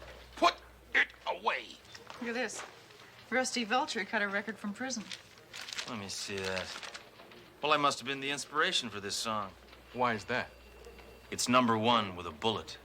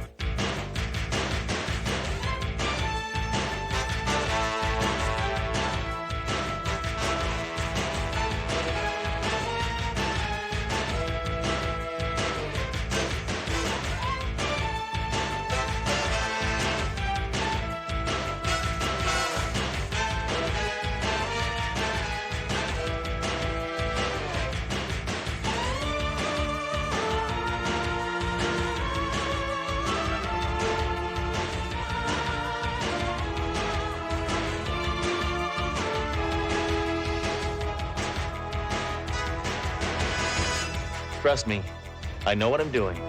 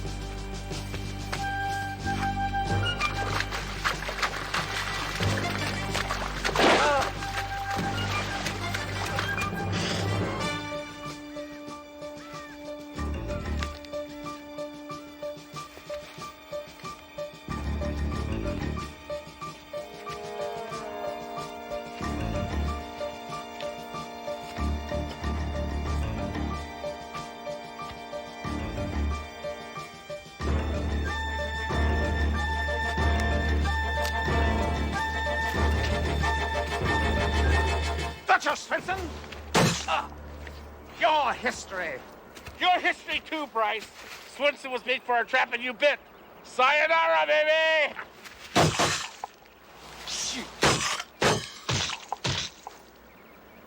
It's dirty tricks like that that keep me on top of the corporate ladder and rungs over you. I'm smarter than a lot of you. Now get out of here. I've still got a game to play. Shoot.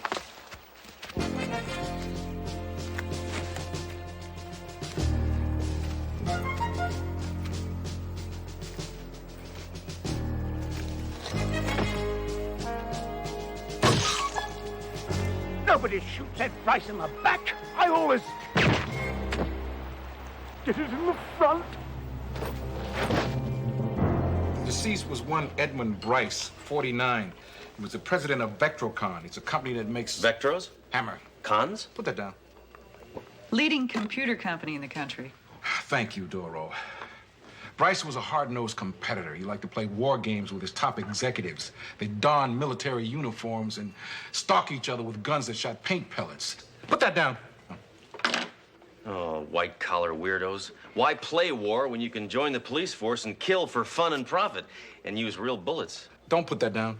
Well, according to the articles I've read, war games help sharpen business skills. Strategy, tactics, risk-taking. Risk-taking. Hey, I risk my life every night of my life, rain or shine.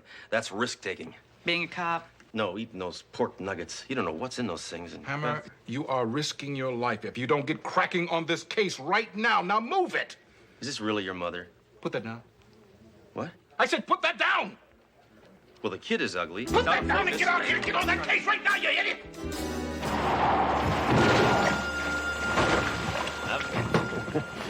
Yeah, well. How'd they move that? Yeah, hi. What do you got, Mayjoy? Nothing so far, Inspector. Got some tire tracks here that might be a clue, but we got to get a plaster cast to identify the type of vehicle.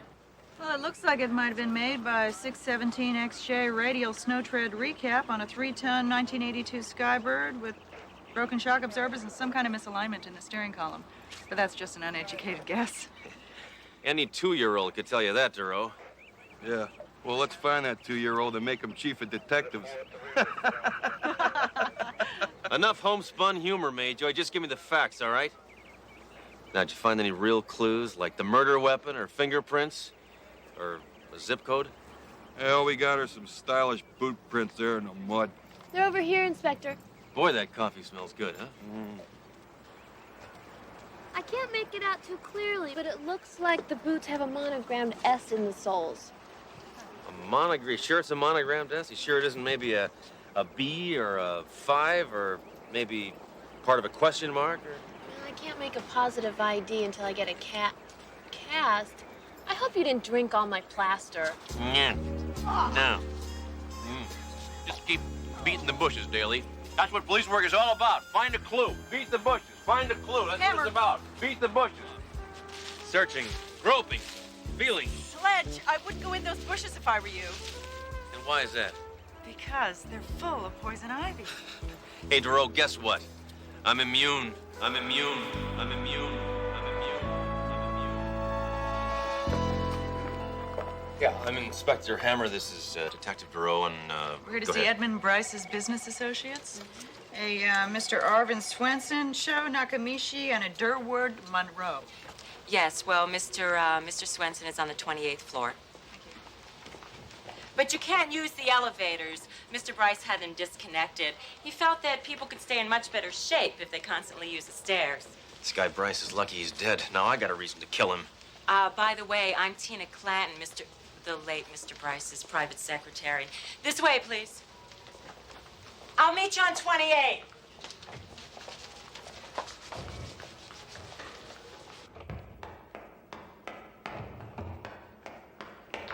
You know, Sledge, this is a long way up. Why don't you sit this one out? You must be itching like crazy. Will you stop nagging me, Duro? I told you, I'm immune. Go on.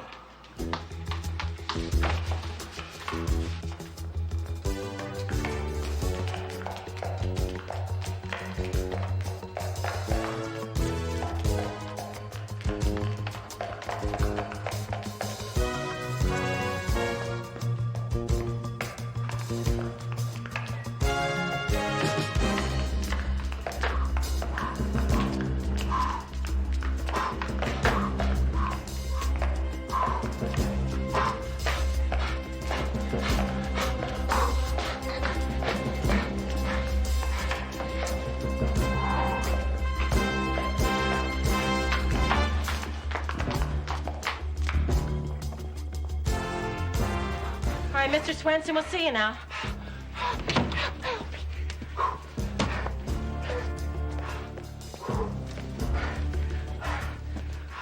Well, yippee-ki-yo.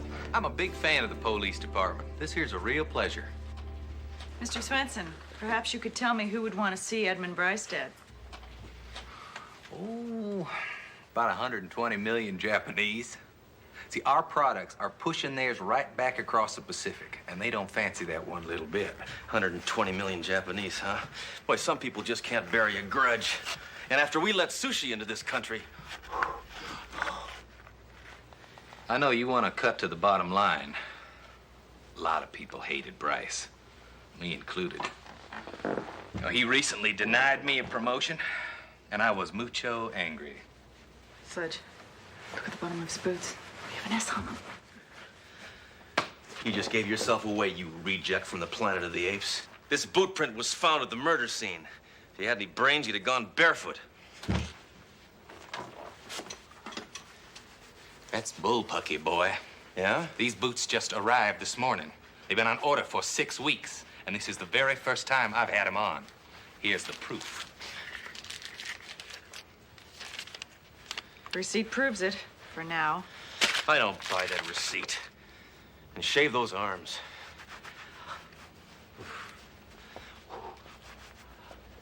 Mr. Nakamichi in accounting is waiting to see you on the 10th floor. The 10th floor? How many we got to go? 10 from 28, that's, add the 1 is 128. No, there aren't that many floors. 10 from, don't help me with this. We have, how many we got? Miss Clinton, who was Edmund Bryce really like?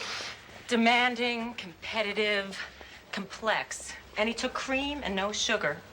I liked him. Did you ever play in any of his little corporate war games? Oh, no, Inspector. Those were strictly a male affair. Mr. Bryce often said that women should make pound cake, not war.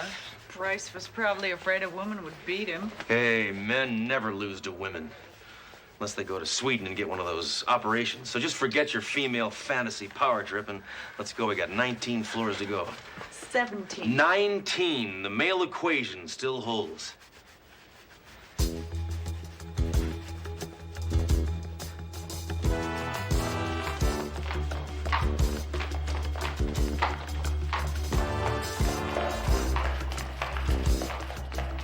And a half, and 16 3/4, and 19. 17. So I was a little bit off.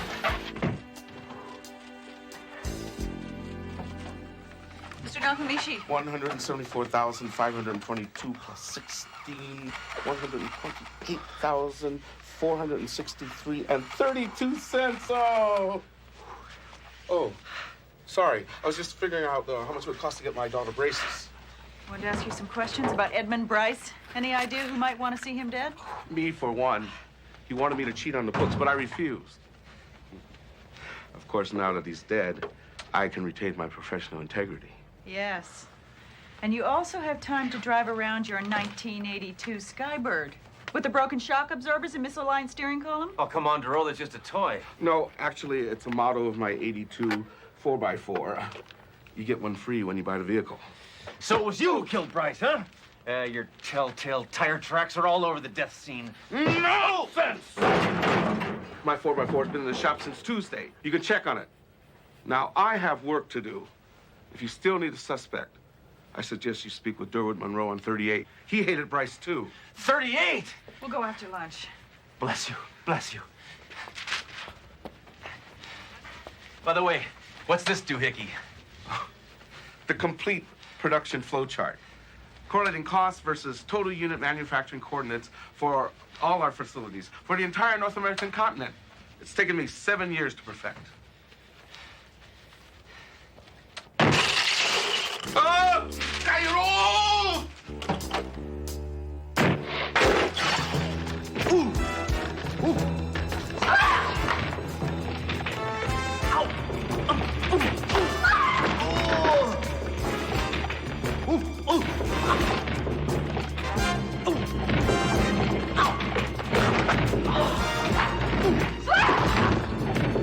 Ow!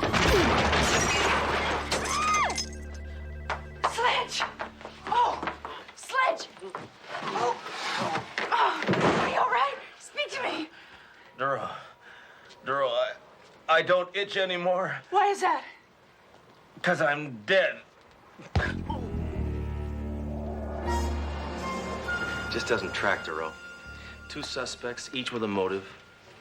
They leave clues nailing them to the murder scene, but their ridiculous alibis check out. I haven't heard anything this confusing since Oliver North started testifying. Bingo, Inspector. Bingo, Major? I don't have time for police fundraisers. Hey, Earth Calling Hammer. I found the murder weapon. It's registered to Durward Monroe. Monroe. It's a lock. Monroe is the murderer. Now, where did you find this, Major? I found it buried under a hill of fire ants. Oh! That's why I put it in plastic. Yeah.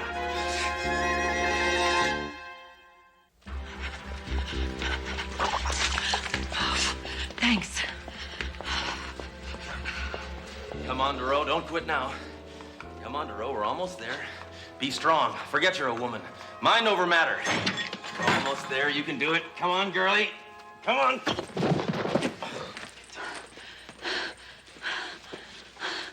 I don't know how I let you talk me into this.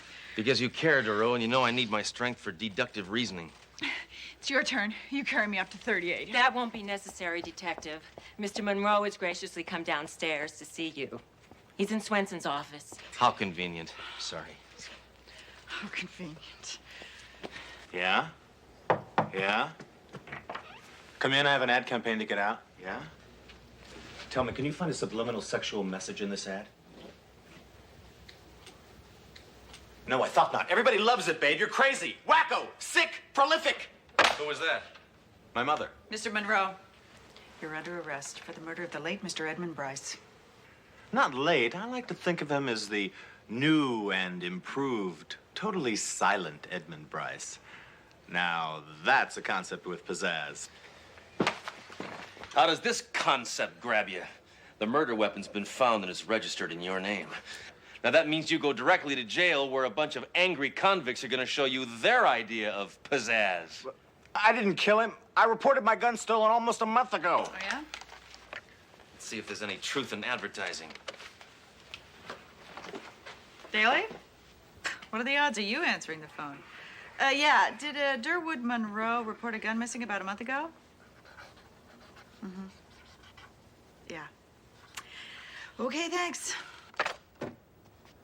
Leroy Neiman, eat your heart out. Monroe's story checks out, Sledge. He reported his gun missing 3 weeks ago. This is probably the first time you've told the truth in years, ad man. How do you feel?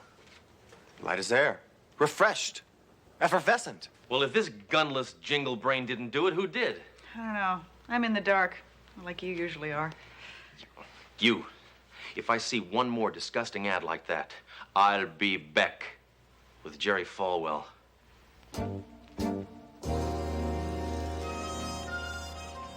Sledge.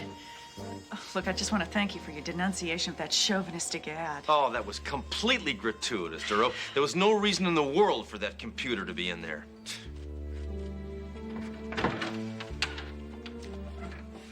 By the way, does your back feel rested? Because we have a way to go.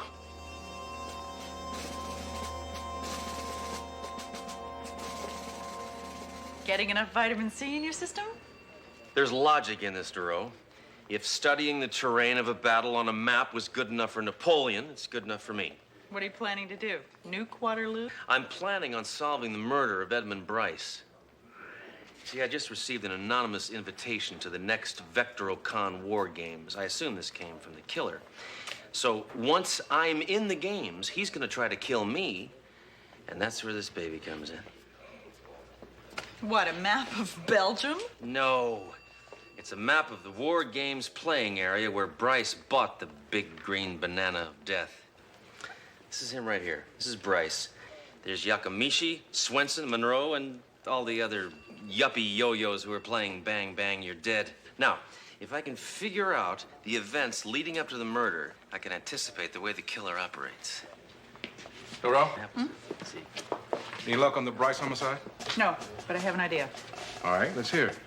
Nakamishi, Swenson, and Monroe have all been tied to the crime by personal articles. 4x4 truck, monogram boots, and the murder gun. But they all have proof that they were not in possession of those articles. Then each of them is innocent. Unless they all worked together to confuse us, so we wouldn't know they were all in on it. Doro, that is the kind of sick, twisted thinking I'd expect from Hammer, but not from you. Hammer! What the hell are you doing? I was just testing my options for when I meet up with Bryce's killer. That was the remote-controlled mortar. Hammer! Oh, you should see the cruise missile option. Hammer! Hey, I had a battleship here. Where's my boat? Took the battleship. I had a battleship right here.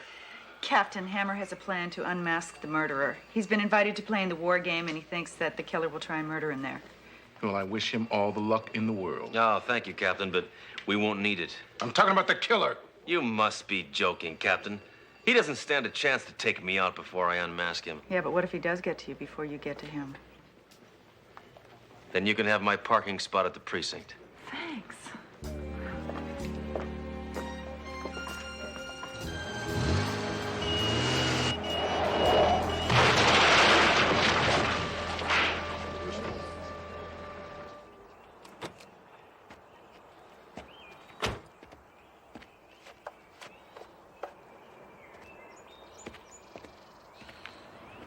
It's about time. Now we can get this idiotic tea party on the road. Just for that, I'm gonna kill you first. Now, who do I have to thank for my invitation to this shindig? Inspector Hammer, here's your weapon and your uniform. Incidentally, these are the ones Bryce was wearing the day he was killed. I think I'll use this one. And forget about the uniform. I never wear off the rack. Well, let's play, huh? I love the smell of paint gun in the morning. Let's rock and roll.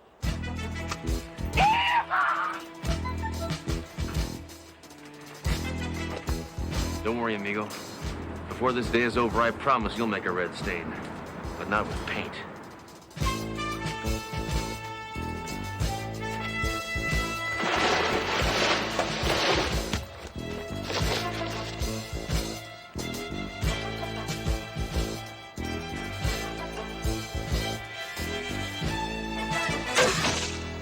Dead meat, Inspector Right Wing. Surprise, sheep dip.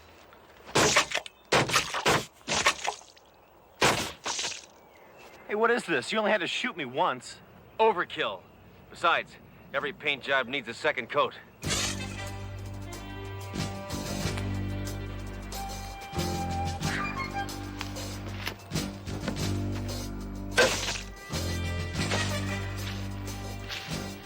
Red sun's up. Ah! Ah!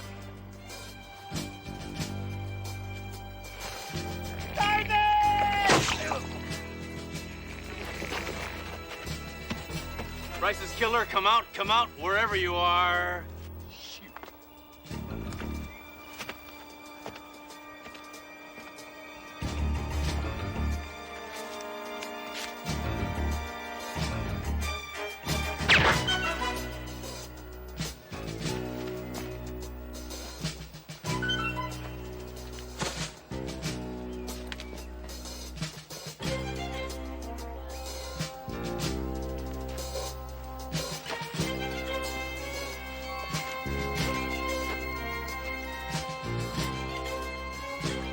You can stop with a hide and seek, Tina.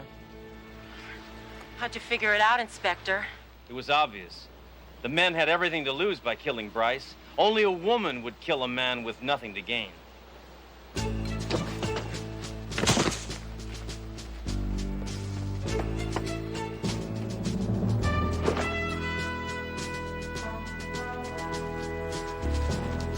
You doubled Swenson's boots, you stole Monroe's gun, and you put 4x4 tires on your own car to make it look like Nakamichi and the others were involved.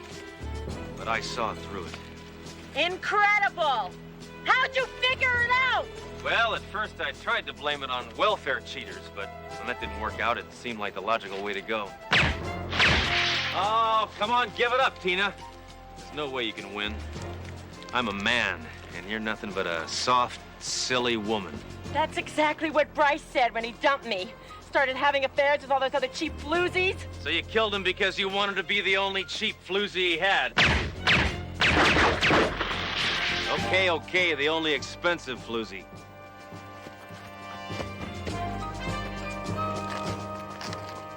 No, I killed him because when I complained about the others, he said he was gonna fire me. Sounds like my kind of guy.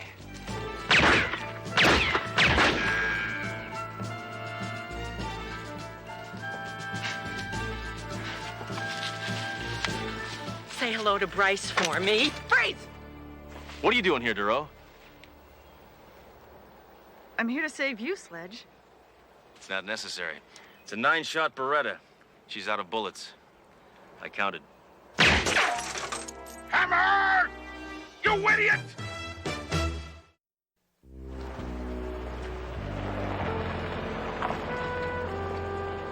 Well, you know, all in all, this has been a pretty sad event. Yeah. That a woman could have such a fatal attraction for a man, it's pretty unbelievable. I'm not talking about that, Duro. I'm talking about the fact that I never got to use my hand grenade. Hammer, don't even think about it. Put it away now. Put it away. Hammer, put it away! Hammer, don't hammer!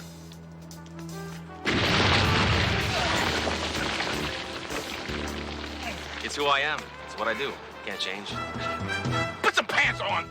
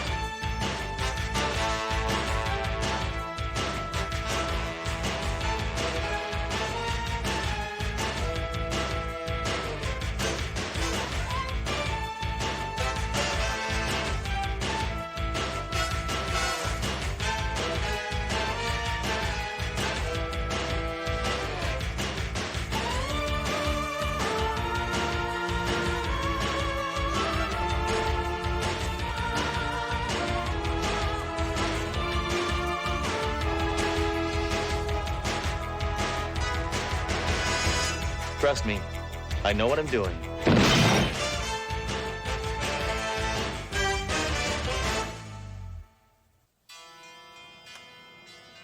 No wonder this world's a cesspool. Look at that wimp. Gandhi will return after these messages. Any guy who spells his name with an I on the end isn't welcome in my house. Welcome to the Home Ammo Network, where the best in bullets are just a phone call away. Hey, you want some steel-jacketed slugs? You know the holidays are coming up. Now I'm gonna miss that Gucci battering ram.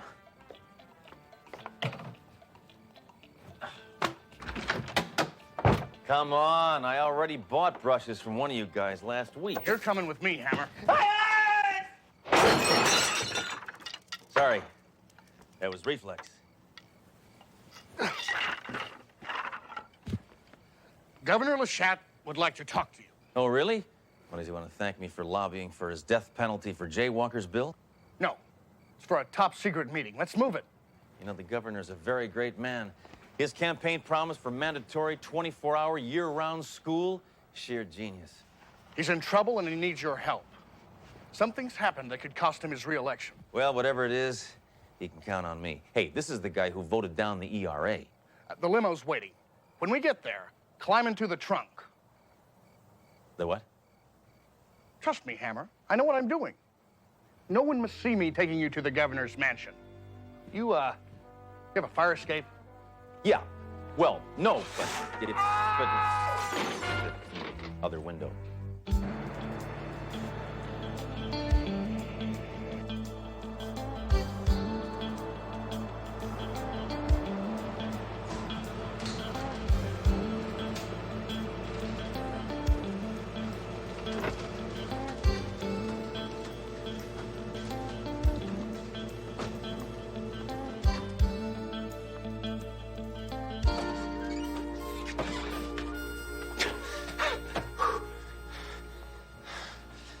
Did you have to go over those potholes 4 times? I had my reasons. Oh, yeah? Ferret face? What were they? Your attitude. I hate to break this up, gentlemen. Oh, pardon us, Governor. Actually, you could really pardon us, couldn't you? I mean, you could. It's a little gubernatorial humor, sir. Would you like a drink, Hammer? No, You have a bar in your garage? I thought the only thing those babies guzzled was gas. Oh, it's not for the auto, it's for me. Thirst can strike anywhere. That's why I have a bar in every room. Doesn't that kind of run into big bucks? It's the taxpayers' money, who cares? Well, I just want you to know it really is an honor to meet you. I really respect your stand on cutting funds to the elderly to build missile bases. Thank you. I'm equally impressed with your record, Hammer. You always get your man, albeit sometimes posthumously. No. Sometimes I have to kill him first. Nevertheless, this is why I sent for you. My little girl. Whoa, now wait a minute. I draw the line at shooting little girls, even if they deserve it. No. I want you to bring her back to me. You see, my little angel, my darling, 2 weeks ago, she went out to buy a pumice stone and hasn't returned. She could have just used sandpaper. Well, I've heard that she's fallen in with the wrong crowd. Well, don't worry. I know a lot of sleazeballs. Well, this must be kept top secret, Hammer. If the rival camp finds out about it, it'll cost me the election. No problem. Your secret is safe with me, sir. I don't even remember it is. Well, yes, you must get her as soon as possible. But we can't risk the press discovering this. I know. They expect your whole family to be saints, right? That's exactly what Father O'Malley told me the other night over a couple of beers. Find my little girl. I'll have my aide take you home. No, that's fine. I'll walk. Are you and Hammer coming on that solid bar slasher investigation? Well, Hammer's out today, sir. Didn't you get the message? No. What's the matter? Says he's sick. Sick? I'd never kept him at home before. Well, it's his second day out. Would you like me to call him? No, I'll take care of it. You stay on this case. By the way, have you heard of any recent riots, assassinations, or nuclear meltdowns? No. Why? Hammer's out there, and he's unsupervised. Whew. Big country. Yellow. Hammer, we miss you. Please come back. Oh, I can't come in because I have the plague. Well, take 2 aspirins and come in, or you'll be charged with insubordination. What if I get a note from my doctor? I don't care if you get a note from Dr. Jonas Salk. I want you at your desk, for once!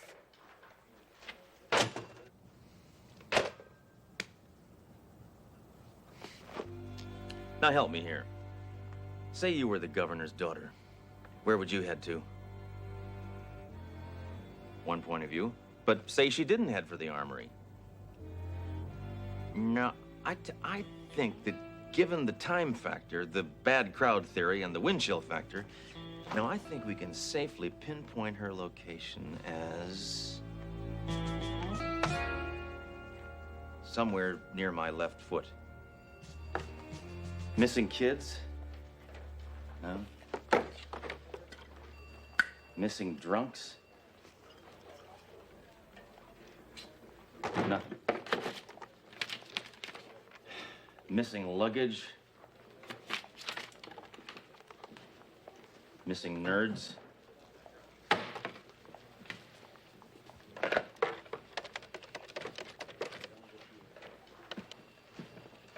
Hello, Governor. Don't call me that. No one must know about this. No, that's just it's a code name. No, I'm not actually talking to the governor. I don't know. Hammer, it is 2 days now. I want my little girl back. Don't worry. I think I've got a. What'd you find out? Who are you talking to? Just a second, Mom. What is going on there? Sure, you're talking to Mom. Come on, we've got to talk about the murderer. I didn't do it. Look, I have to go now, darling. Yes, I love you too. I can't believe this man. I can't believe this man. You satisfied? What's all this missing person stuff got to do with the salad bar slasher? Hey, plenty. You know, any one of these lowlifes could be our man. You never know. Who's the girl in your lap? Well, hasn't been one of those in years. The photo. It's nothing that's came with a wallet. Just, no. Ooh. Very pretty. Thank you. It's my niece. You don't have a niece. It's my nephew. What are you hiding? I'm what? Hiding. Why are you so suspicious? Look, it's not like I'm on some sort of secret mission for the governor or anything, brother. Fine. I'm gonna get coffee, and then we're gonna talk about the murderer, right? Yeah. Perfectamento. Fine.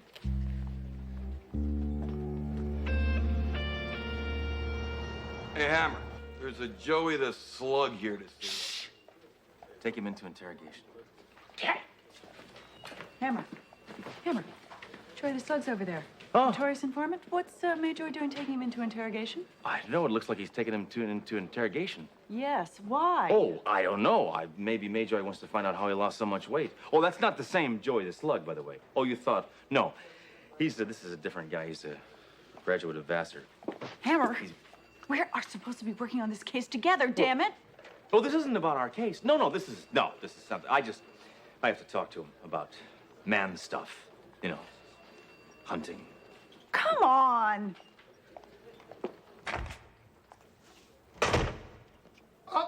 No. No, I'm not giving up my rights this time. You're not getting away with brutality again. Oh, come on. What's a couple of black guys between friends? Hey, man, you just stay away from me. I'll give you exactly 1 minute to tell me everything you know about this girl. I never saw her before. Come on. Hey, don't you remember all that fun we had with crazy glue and your eyelashes in a 40-story building? I swear to you, I never saw her before. I don't know anything about her. You like jazz, Slug? Sure. Why?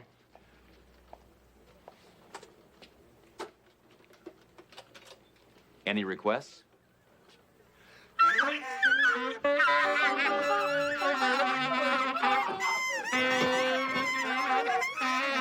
Too bad I don't know how to play. Want to hear some more? Stop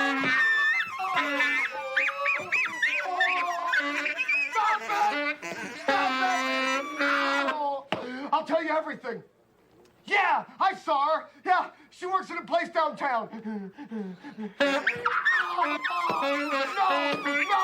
No. Yeah, it's the Bikini Wax Bar.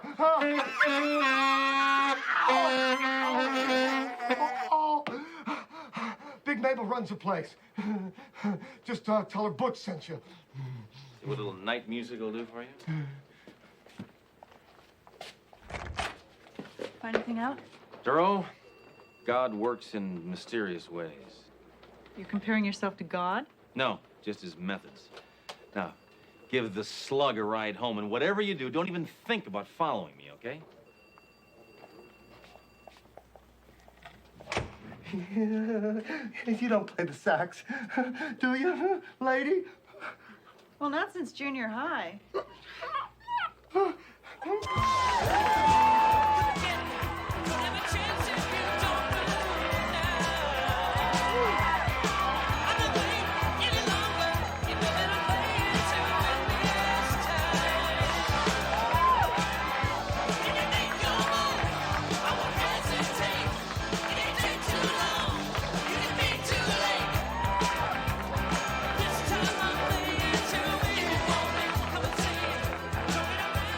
Sorry, buddy. No men allowed till after 10.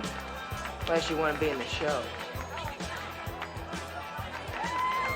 You gonna leave quiet, or do I have to call the cops? I am the cops, Lardette. Looking for this girl. Don't know her. But she's probably been here. Everyone has. Yeah. Stick around. You might see Mother Teresa. Butch sent me.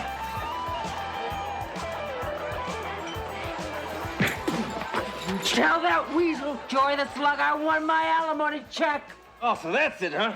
You're the ex-Mrs. the Slug. Now to have you and everybody else in here thrown behind bars.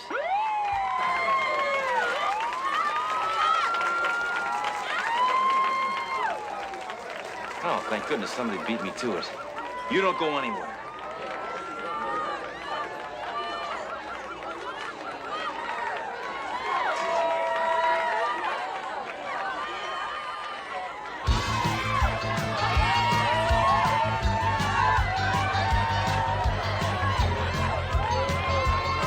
See this woman? Yo, you seen this woman anywhere? Nothing? You ever seen this girl? Have you seen what's going on? What the? Hey! You're out of uniform, officer. What would your mother say?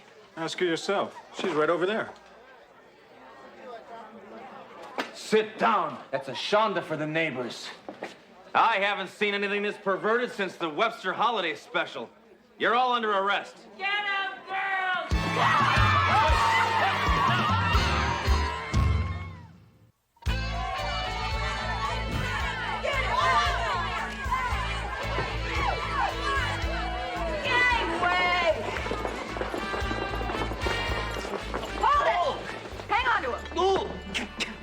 So this is the way you spend your free time, Earl.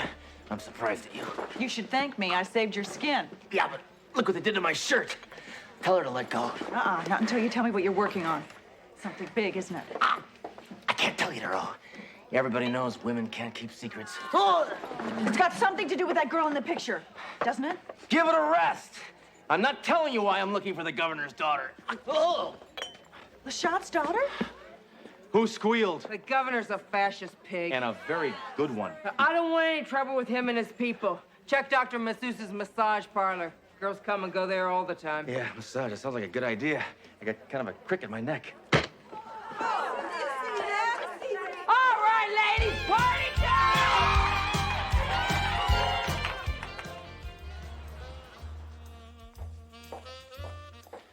Welcome to Dr. Masseuse's. How can we help you? We're looking for this girl. You seen her? She doesn't work here, but I'm sure we can find somebody to please the both of you. Don't make me puke, lady. We're here on business.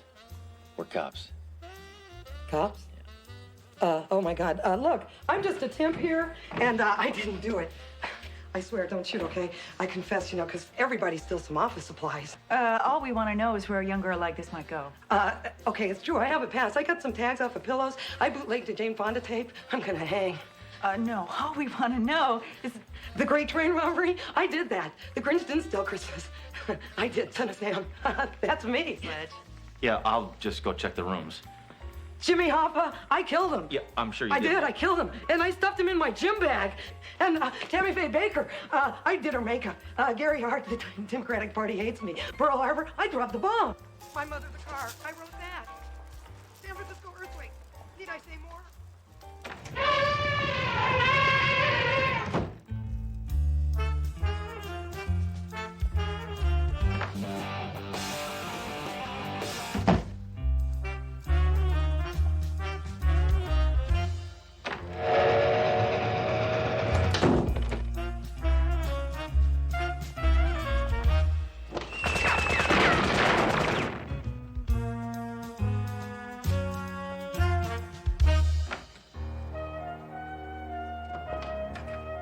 Hey, what is going on here?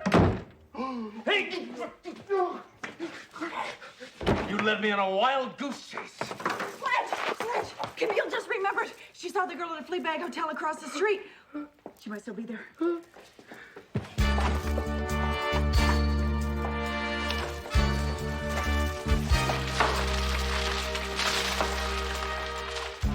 The brake job, mine. Stock market crash, I did that. I gotta contact the governor.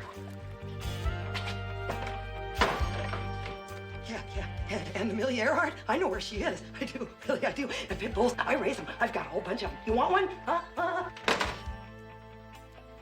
And Kathy Rigby, I pushed her off the beam. And Mary Decker, I tripped her. I did. And Ishtar, it was my idea. This girl was last seen checking into this dump. Here it is, behind the green door suite. And remember, when the sand runs out of the top, it's checkout time. Listen, Greaseball, why are you evading my questions? You know this girl, don't you? Of course, it's Diana Rice. No, it isn't! That's the way she signed the registry. Come to think of it, there were 7 of them here yesterday. Mr. Fresco, it's very important that we locate this girl. Call me Al. Al. Is she still here? No, she had a lot of luggage. Like she was going on a long trip. Maybe there's some clues in the room. It's empty. We want to see the room. All right. There's nothing in it, though.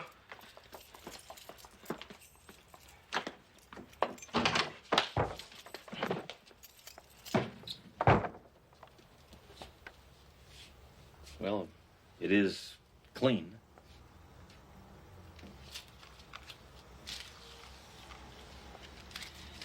All she left was this. You're hiding something, aren't you, mister? That's it. I'm calling the cops. I'll save you a quarter. We are the cops. Oh.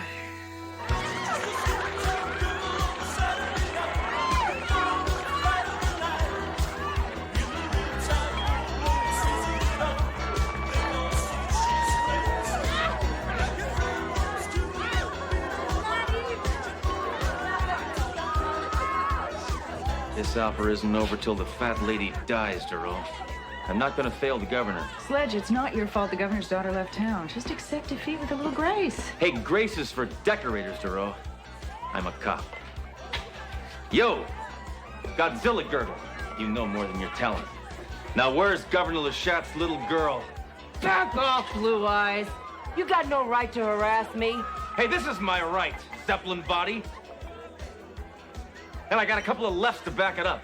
Why don't you get off my back and do your job, Flatfoot? Get that drunk and disorderly doll out of here. She's disturbing the peace. We're gonna have a closer look. Flaky fluces are your problem, sister. Now I'm gonna go over and call the governor and tell him to burn your liquor license if you don't start being more cooperative.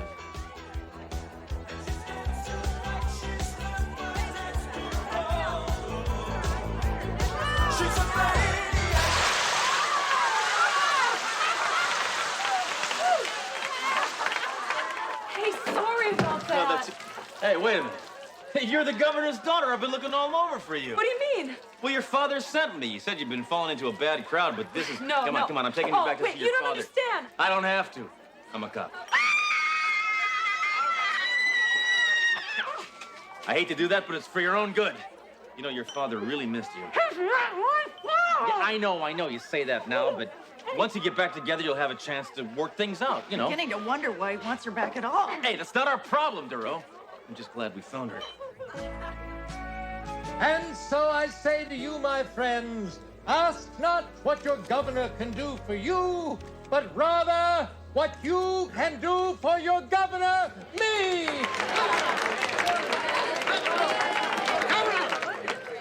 Governor, I'm sorry, I couldn't stop. Get her out of here. Governor, we found your daughter. We don't have a daughter. Oh. Well, but he's... Oh, you're the... You mean she... Ah! I want them out of here!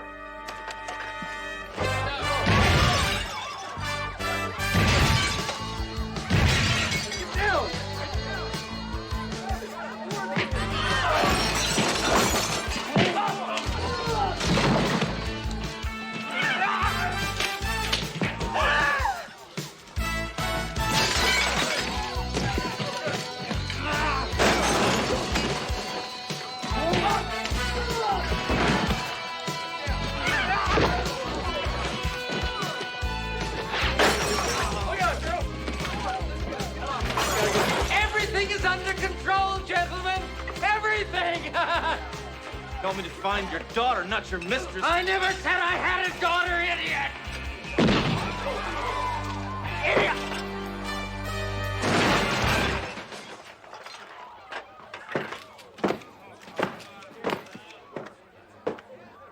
You okay? I'm just disillusioned. Whoever would have thought that a great man like Lechat would have the morals of that TV evangelist? How'd your hair get so dry? Trust me, I know what I'm doing. Well, Hammer, you did it again. Well, I'm not happy the way this is turning out. Our country needs a man like that. You a sludge, Sledge. I like that in a politician. It's his replacement that I'm worried about. That pinko, he'll probably encourage women to vote. Come in. Oh. Inspector Hammer, I just want to thank you for exposing Lashot for what he really was. Hey, Lashot was a great backward-thinking man. He just had 7 or 8 fatal moral flaws. What are your plans now, Angel? Well, with all the press coverage, I got a 3-picture deal with Perrymount. Oh, well, I guess they figured that someone in your line of work couldn't afford those high ticket prices, huh? So, I mean, they got her for cheaper with 3-picture for the...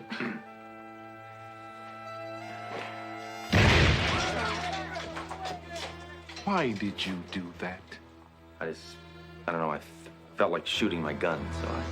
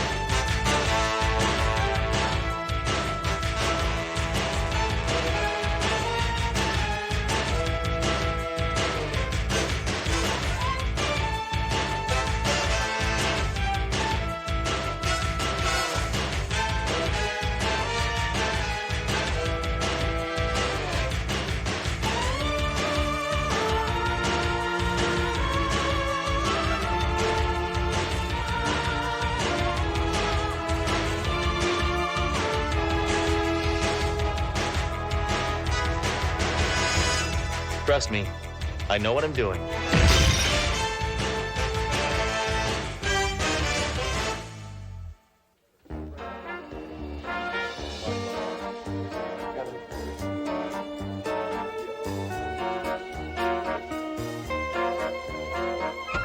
All right, freeze!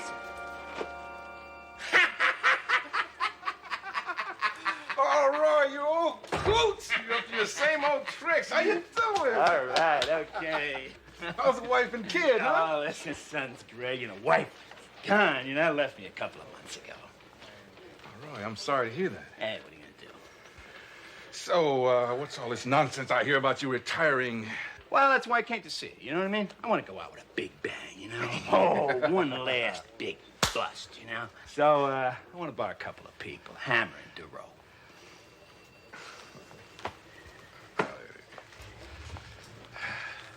Send in Hammer and DeRoe. You borrow a hammer, you really will go out with a bang.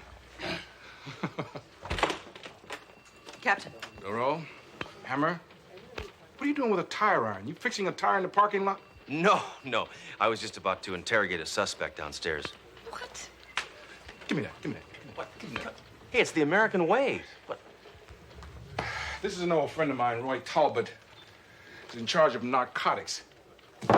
He seems to need your help. There's a big drug transaction going down tonight in the Dominic Hotel. This guy's heavy. That's our only chance to nab him. Now, in the room where the deal is going down, it's right next door to the bridal suite.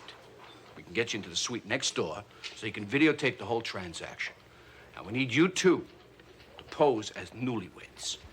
Newlyweds? Hey, why don't you just get a guy and a gal from your own gang? Or call Bob Eubanks. There could be leaks in my department. Nobody knows your faces. You'll be believable as newlyweds. It's all right. We'd be happy to help you out. Hey, speak for yourself. Last time I posed as a newlywed was a disaster. When was that? My honeymoon.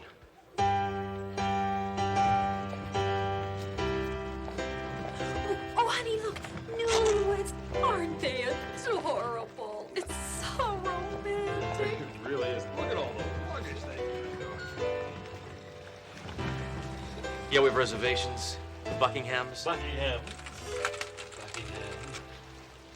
Ah, the bridal suite. Newlyweds. No, we're Shriners. Just give me the key, desk jockey. Calm yourself, honey pot. Hey, don't tell me what to do, you old cow. I'm running the show here. Supposed to act like a newlywed. I am. That's how I acted when I was a newlywed.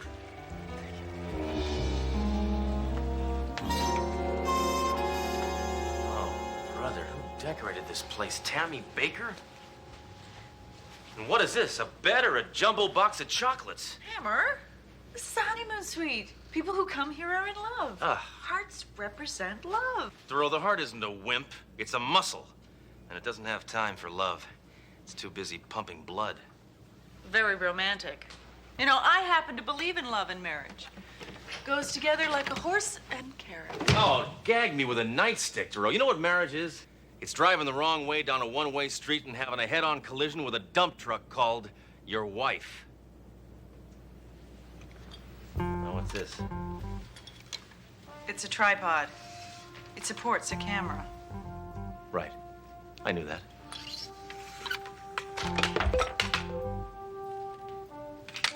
Hammer, why don't you let me handle that? I'm very familiar with surveillance equipment.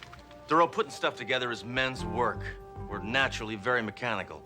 So just sit and watch a man do a man's work.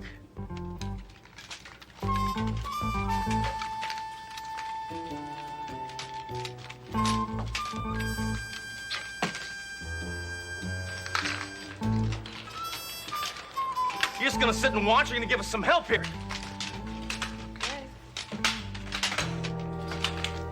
Okay, Sledge. Almost finished with these connections. Why don't you drill a hole in that wall? No problem. Making holes is what I'm good at. No! Sledge! Don't do that. There's a drill in the suitcase. Use that. Ooh,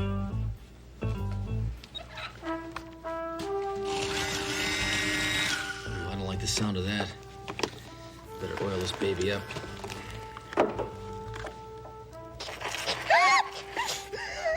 Sledge! Oops, I'm sorry. The department rented this gown.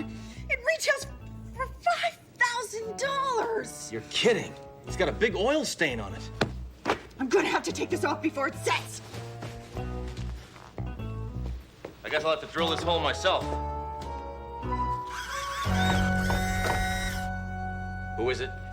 Complimentary champagne. What kind of name is that? Congratulations! Whoa, whoa.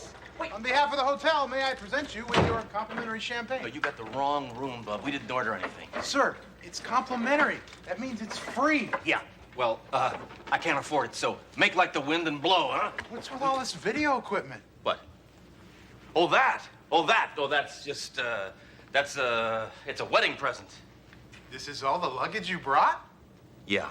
Well, we left a lot of microwaves and toasters at home, you know. Why is this camera all set up? Well, because. Because why? Because we're making honeymoon tapes for the family.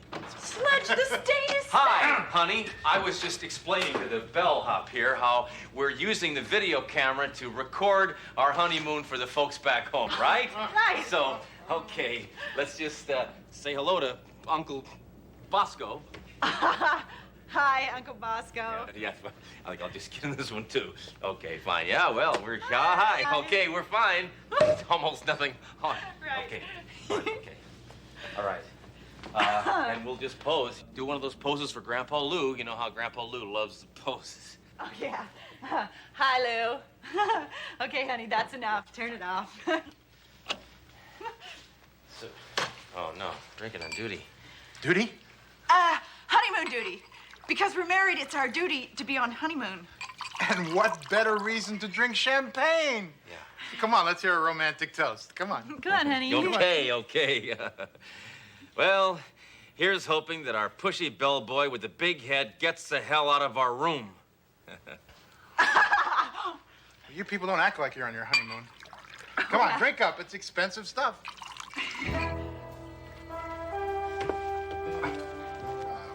I guess I've overstayed my welcome. You've never been welcome. Get out. What, no tip? Yeah, don't swim in shark-infested waters.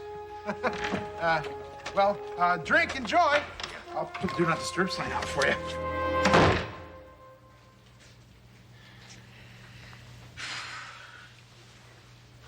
No, I'm not much of a drinker, but I do like champagne, especially Rougon. Oh, this sissy stuff makes me puke.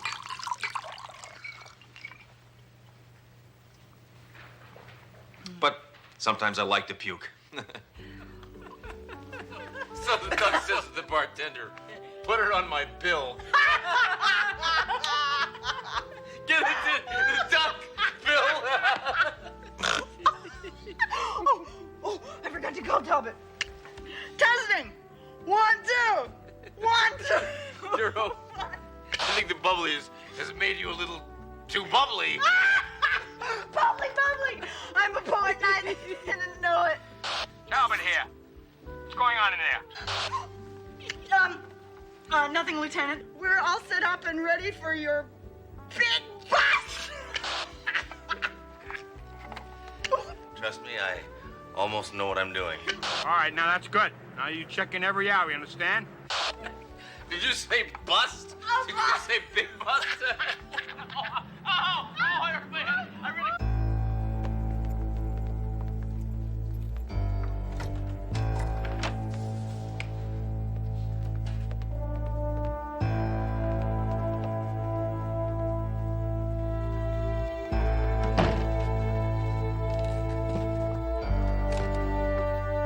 Holy moly.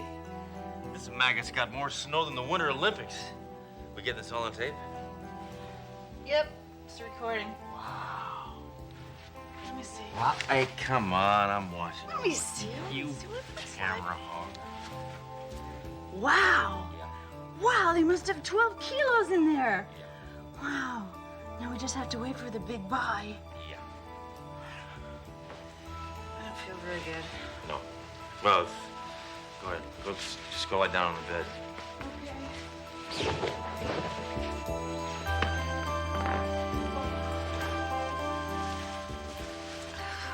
I just started with the old magic fingers there.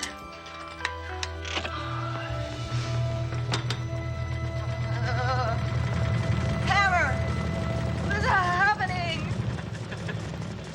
I think this heart is beating.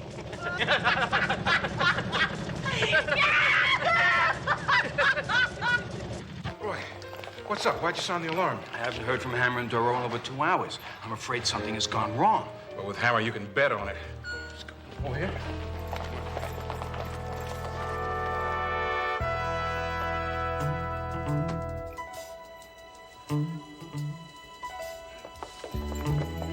Oh, my God. And the drugs are gone, too.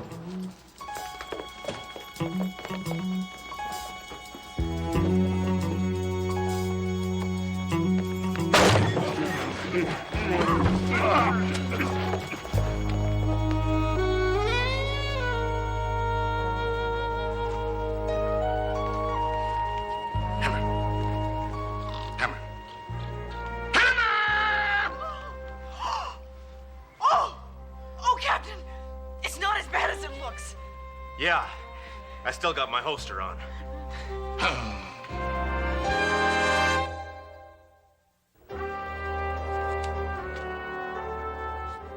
Hammer, this is an embarrassment to the entire department.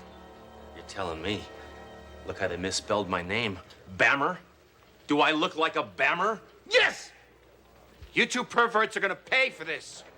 I'm gonna demand an interdepartmental inquiry, and I guarantee you'll be kicked right off the force. But I swear we didn't do anything. No. At least we don't think we did anything. Did we? Wait a minute. No matter what happened to us, we still have the tape of the drug transaction and murder. Ah, yes. Tape. Yeah. Why don't we just go and look at this tape?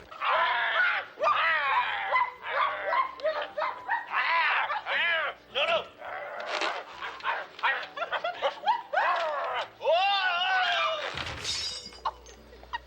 Get back to work, you perverts! Move it! Get out of there, Mayjoy, now! You erased this part. Erase? I barely know how to record.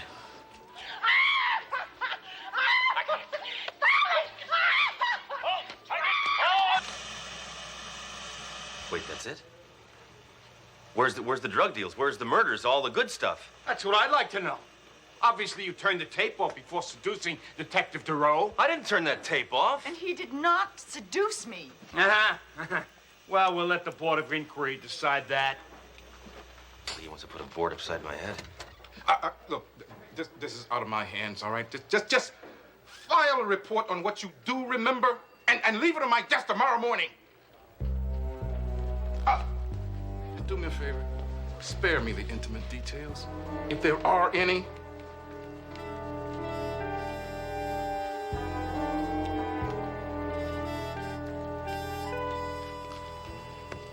Then what happened? Hammer? I don't know. Just put down that we drank too much champagne and then passed out in bed together. I don't think putting that in the report is exactly going to place us in the best light. Well, we're already totally in the dark. Just put down whatever you want to. My head feels like the Goodyear blimp. I'm gonna go home and hit the hay. What about the report? You do it. And if you need help remembering something I can't remember, forget to call me. Thanks. Great.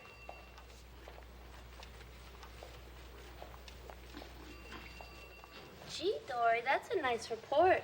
Neat handwriting and everything.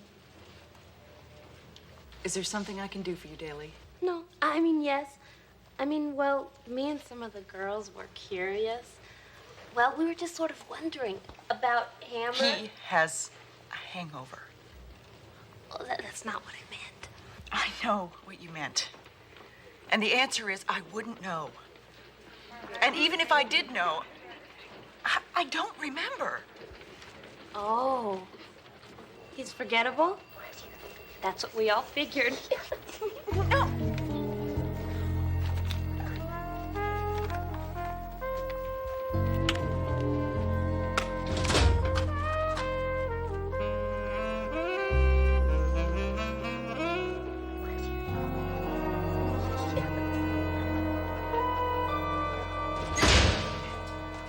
I gotta hand it to you, Inspector.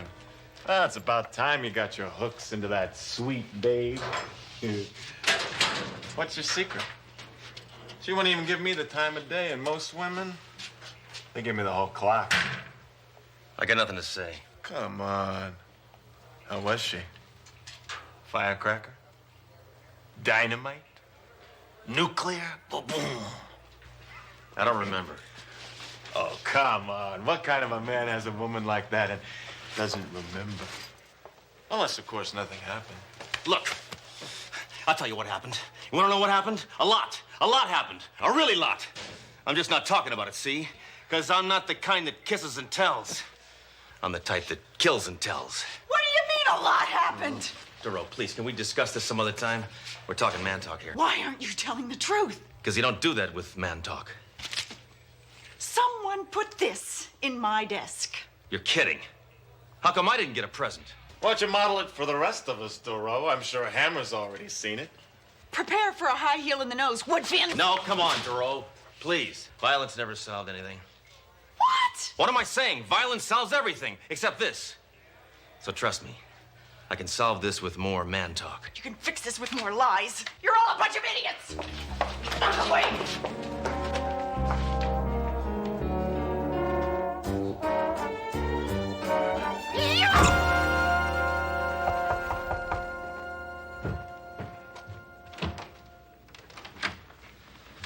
Glad you're home this evening. Oh, yes. Believe it or not, the precinct bimbo is taking a rare night off from her usual all-night partying. Duro, I'm a cop, and I got gut instincts. And this cop's gut is telling me you're upset about what I said in the locker room today. Either that or I got heartburn. Why couldn't you just be man enough to admit that nothing happened? Because I'm not sure nothing did happen. Are you?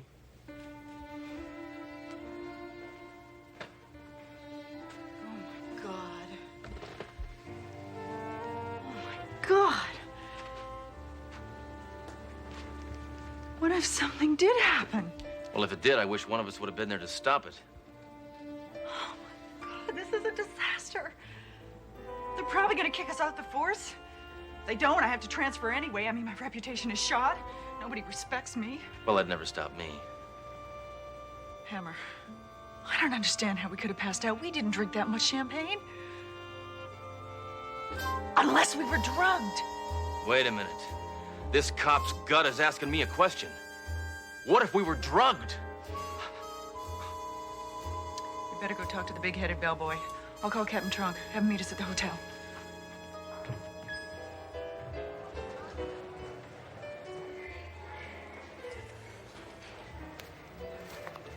You two are grasping at straws. Well, Captain, straws are all we have. The inquiry's tomorrow. We're just trying to save our badges.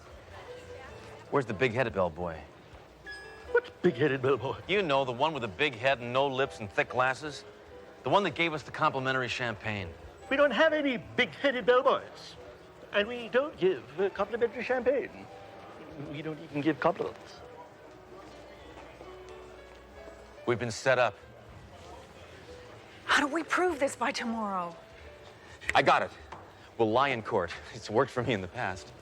Big-headed bellboy with no lips and thick glasses. Then we entered. Found Inspector Hammer, Detective Thoreau, cradled in each other's arms. It's pretty obvious that they had consumed an alcoholic beverage and were overcome with lust. Due to their lack of professionalism, 3 suspects are dead. We have no leads. And frankly, their disgusting behavior makes me ashamed to be a police officer. I object! This is not a trial. You can't object. No. Well, can I punch him in the mouth? Inspector Hammer, Detective Doro, these are very serious charges. Do you have anything to say in your defense? Well, I do. Hammer, what is this? Trust me, I know what I'm doing. Now, gentlemen, I'm going to admit something to you this morning, something that I hesitate to admit even to myself. I do not know really what happened in that hotel room that evening.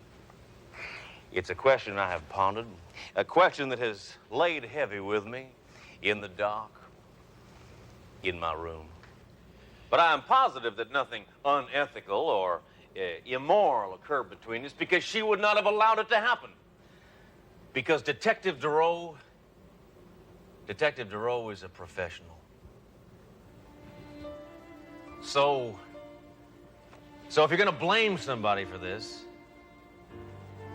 blame me.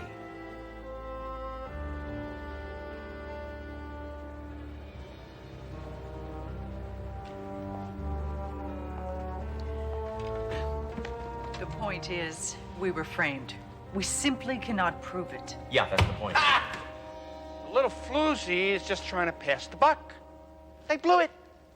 And now they're just trying to weasel out of it. What? Captain Trunk, this is a closed hearing. I know that. But I'm responsible for this knucklehead and Detective Doro. I want it noted for the record that in Roy Talbot's last 3 cases, confiscated drugs were missing. And those cases are closed and unsolved. Hey, Ed, I'm not under investigation here. Well, you should be. Especially since that enlightening talk I had with your son. Roy Jr.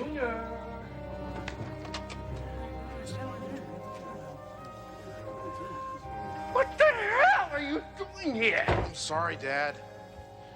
You never told me you were gonna kill anybody. I was the one who drugged your champagne. I turned off the tape machine. I set up that whole scene in your hotel room. Like father, like scum. Wait a minute, you undressed me?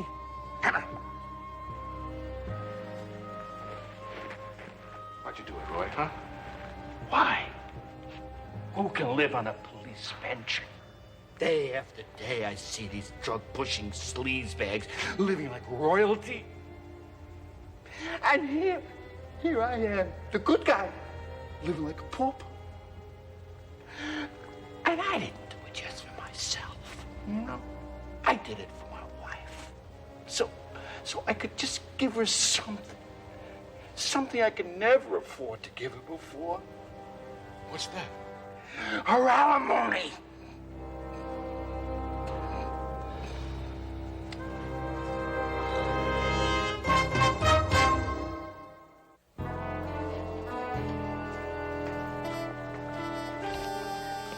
Captain, we just wanted to thank you for saving our careers. Champagne. We thought you'd enjoy the irony of it. See, we're giving you champagne because we drank champagne that was drugged, which started the whole mess in the first place, see? So us giving you champagne then would be ironic because the champagne, we drank the champagne and then... Put a sock in it, Hammer. I better than anyone know what irony is. Hammer, I just want to thank you for sticking up for me during the inquiry. I appreciate it. Me too. Made me look heroic, didn't it? Yeah. Well, Doro, I guess this means you won't be transferring, huh? Well, my reputation has been restored. Really? Mine's been ruined. Good.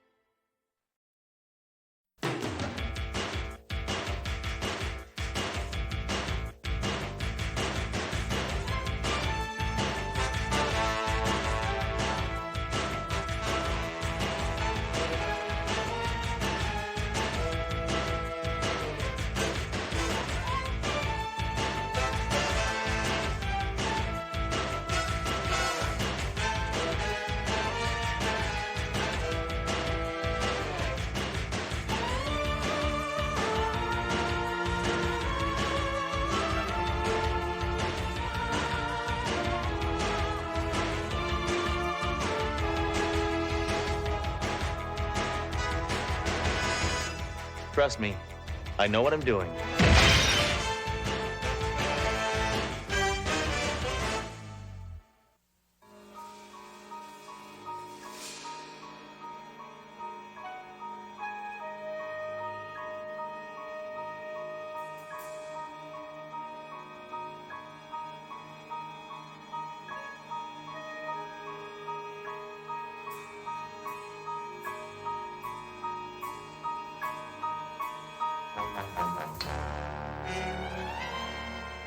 All right, Vermin. We know you're behind the so-called voodoo murders. Yep. Here you go, Inspector. Okay. Good as new. Well, thank you, Mayjoy. Hey, man, I don't say nothing more until my lawyer gets here. Oh, yeah? Is that right, Mr. Tober, we found this doll in the victim's apartment, and it resembles you. Hey, I will handle this, Duro, all right? That doll's got nothing to do with the murders this mutant meatloaf has committed. Besides, that voodoo stuff, it's all malarkey. Please be careful with that. I want my lawyer now. Come on, stop dancing. Now, how did you murder those people while they were in a locked room, huh? Sledge. What? He's allowed to have his lawyer here by law. Hey, no geek in a three-piece suit is gonna let this cretin go. Lawyers are nothing but parasites who prey on the wallets of creeps like this.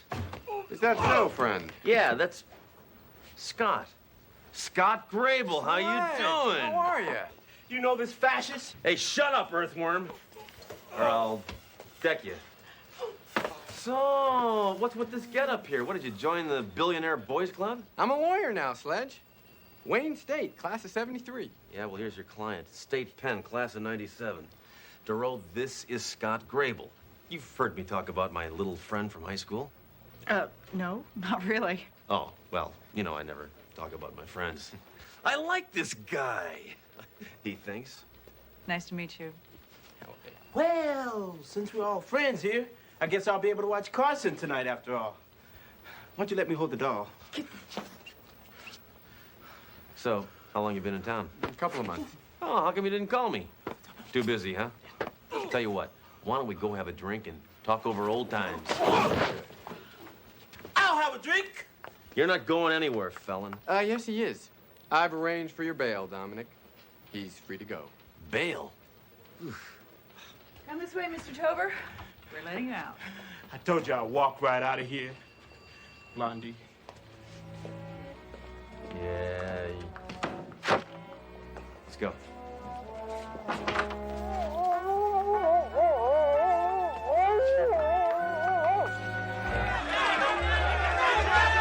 Scott stayed up all night and helped me with my biology final. He really saved my neck. But Sledge returns the favor by getting the local gang to return the steering wheel to my dad's car. Yeah, well, we were always there for each other, huh? Yep, you guys sound like you're quite a team. Yeah, brains and brawn. Yeah, that's how they describe us, too.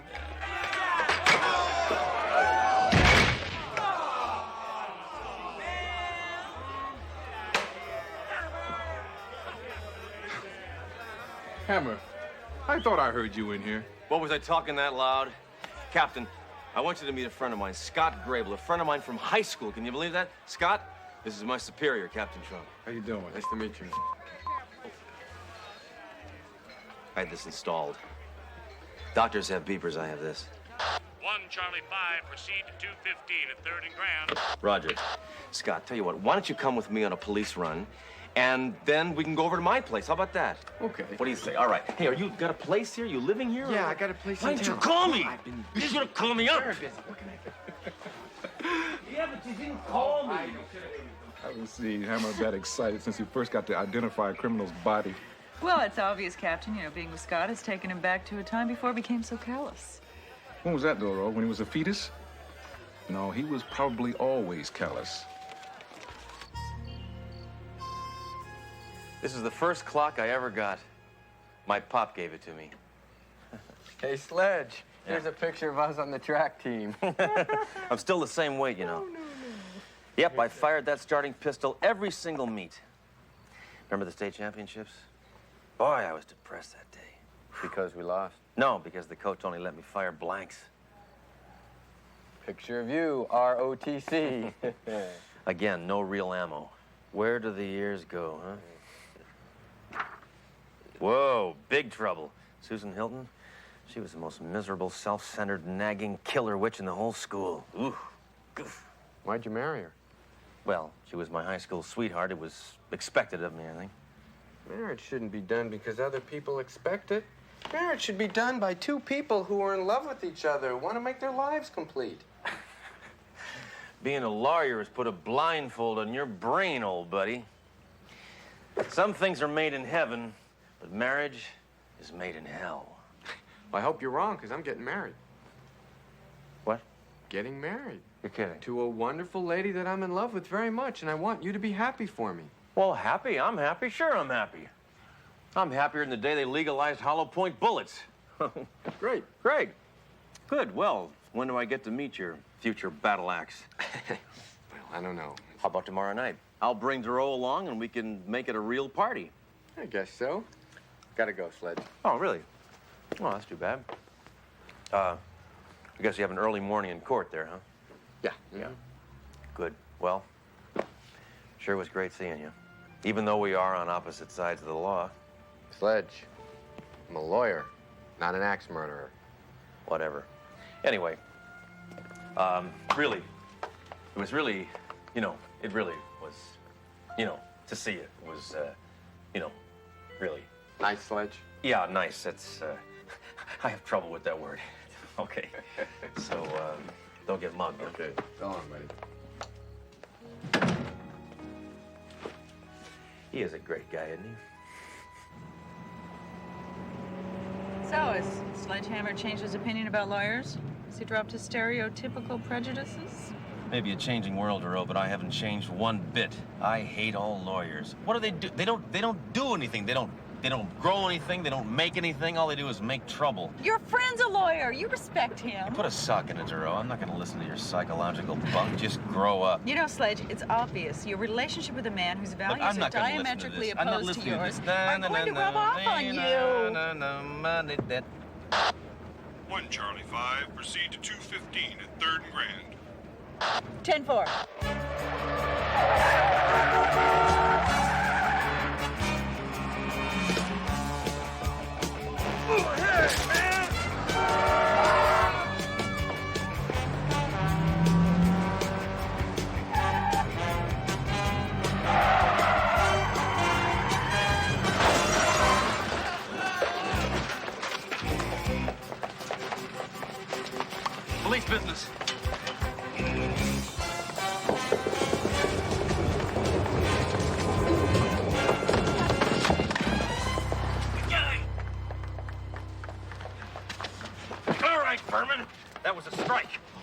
gonna see to it that you rot in jail. That is, unless you get a good lawyer. And here's a very good one. Scott Grable. Oh, man, I know Grable. No, I was robbing the store so I can pay his fee. Now take me down so he can bail me out.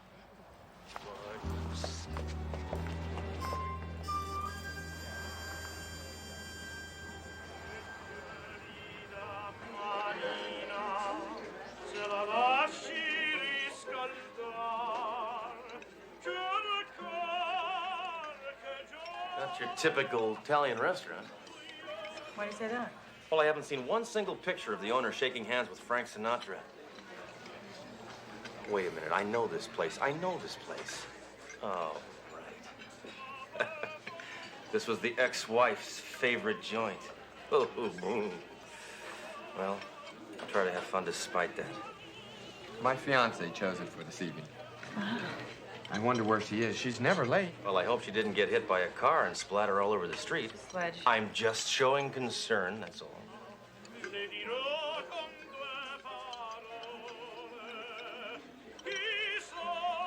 Tell me, how long have you known your future bride? Actually, that's quite an interesting story. We knew each other as teenagers. What is going on? Dory, this is my lady. That's no lady. That's my ex-wife. Your ex-wife? His ex-wife. Excuse me, I'm gonna go talk to him. Sledge? I thought running out was what brain-dead commies did. We got nothing to say to each other, dragon lady. You suckered my best friend into marrying you, and it makes me want to throw up. So how have you been? You look tired, Sledge. Too many all-night stakeouts, too much coffee, too much violence, too little affection. Hey, the same old Susie Q, huh? Trying to make my hard edges soft. Not soft, Sledge. Human. You've heard of human, haven't you? It means warm, tender. You just described a good steak. Now beat it, will you? Let's let the past be the past. We were lousy as man and wife, but maybe we can be pretty good as friends. If you're willing to be mature. Think about it. Mature, huh? How's that for mature?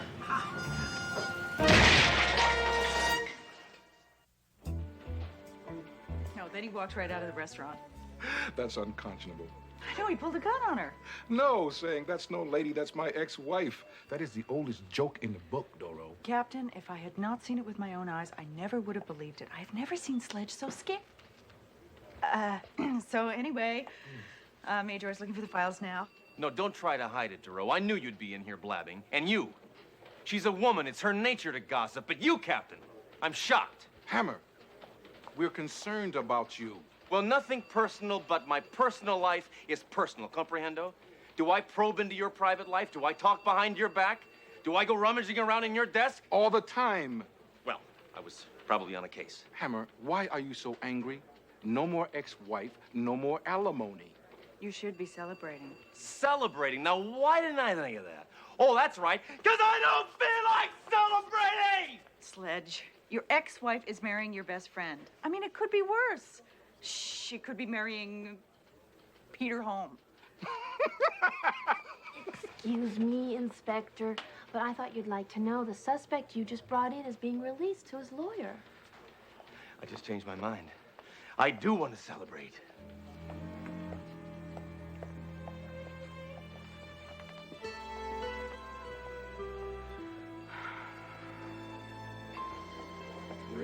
Where do you two dirtballs think you're going, huh? A couple of days ago, he was your buddy, man. What happened? I'm marrying the former love of his life. Bad move, Counselor. Come on, greaseball. You're spending the night here. He's out on bail. Well, he belongs in jail. That's not up to you. Throwing garbage back on the street? I ought to arrest you for littering. Would you two gentlemen kindly tell me what the hell is going on? Your inspector here is trying to hold my client because he still has feelings for Susan. Really? That's impossible. They can tell you. I don't have any feelings. Right? Right. Yeah. Oh, then you're not angry at me for marrying Susan? Angry? I'm ecstatic. She's your problem now, pal. And she's a problem. Then it won't be a problem for you to be best man at my wedding, right? Oh, I'd love to. Me and my real amigo here, we'll be there. Captain, if you can make it, I I'd enjoy if you were there, too. Thank you! Mayjoy, release Mr. Grable's client. And the rest of you get back to work! Just put your John Hancock down there, and Mr. Tauber will be a free man.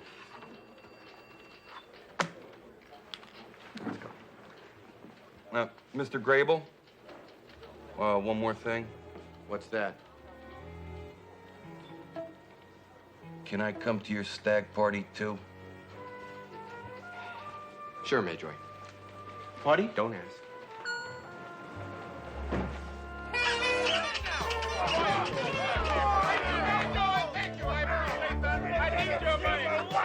All right. A toast to Scott. Many happy returns of the day. Hey, Hammer. Just because this hotshot, good-looking lawyer's marrying your ex-wife doesn't mean you can't have a good time at his stag party. I'm having a great time, Mayjoy. Oh, yeah, I can see that. I guess it was just the beer talking. All right, here we go. Come on.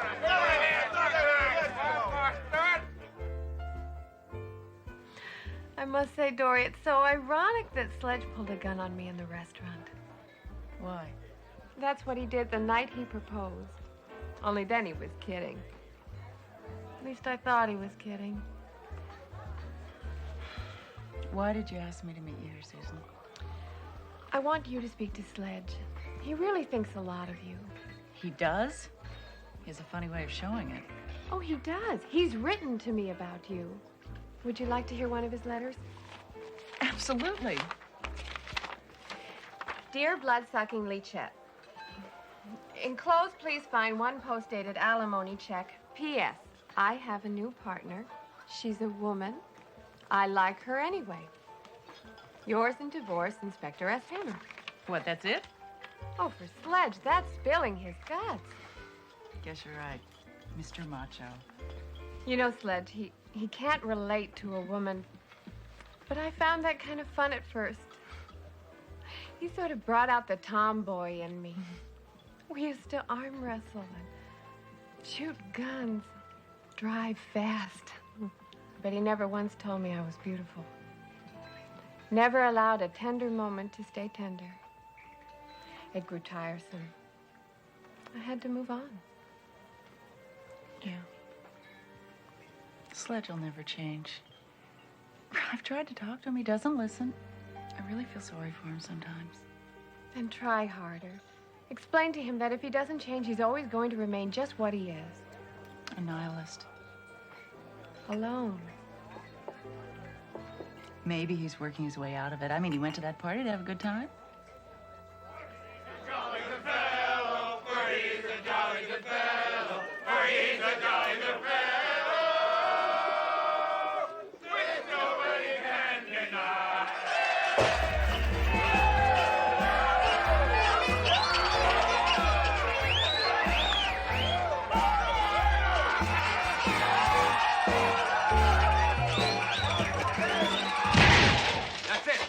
Enough degradation. Hammer, what the hell are you doing? I'm taking this party downtown, Captain. You're all under arrest. Yeah? What's the charges? Ugh! Air pollution, for one. And indecent exposure. Hammer, you're not taking anyone in. You're resisting arrest, shyster. Hammer, this time you've gone too far. I forbid you to arrest anyone in this room. That's obstruction of justice, Captain. Now, everybody, hands on your heads. Let's go. Come on, come on, come on, come on, come on. Move it. Move it, move it, move it, move it, move it. All right, I'm required by law to read you your rights under the Constitution. You have the right to God, don't help me with this. You have the right to remain. You have the right to remain. If you want a lawyer, you have the right to a dime. The phones take a quarter. Whatever I can get out of you, I'll use against you. Well, I guess that pretty much covers it. Hammer, I am your superior, right? I am in charge. You work for me. How dare you arrest me? Now, you know I can't play favorites, sir. How would that reflect on me? And why didn't you call for a paddy wagon? You made us walk down the middle of the sidewalk. When I get through with you, No! I want first crack at him. Be my guest. So you feel like a big man now, do you? You abused your authority to get back at Scott because you can't handle the fact that I love him. Hey, it's not like I ruined his credit rating or anything. Oh, go ahead. Make a joke, but it's not funny. Neither are you. You're pathetic. Hey, I don't have to take this nagging anymore. I'm not married to you anymore. Tell it to your gun. I think I will. See? It's right there. That's it. That's the, with the... Right. You don't need to listen to anybody. Sledgehammer has all the answers. Oh, come on. I dumped you years ago. No! I dumped you. And it's the smartest thing I ever did. Get out of my life, woman. I will. But I'm going out with a bang. Oh. I better look for a new best man. Sledge, you gotta let this go. But my jaw really hurts. Not your jaw. Susan. I already did. I got divorce papers to prove it. You're being really selfish. I think you should just be happy for them. I don't believe this. Two people who have been a major part of my life are ripping my guts out, and you want me to smile about it? It's not what I meant. Look, Jerome. Now with Scott and Susan gone, that's two more people who have found each other. All I ever find is clues. For the first time in my life, I'm starting to think that maybe I'm going to spend the rest of my life alone. There I'll be a 70-year-old man, alone, unable to shoot my gun, unable to shoot my gun. You got me? Yeah, right. You'll leave, too. Not if you don't want me to. Sledge, let me into your life. Come on, beat it, Jerome. You know, the best thing you could do right now is to go to that wedding. It might give you a slice of real life. I'd rather be dead. I'm afraid you already are.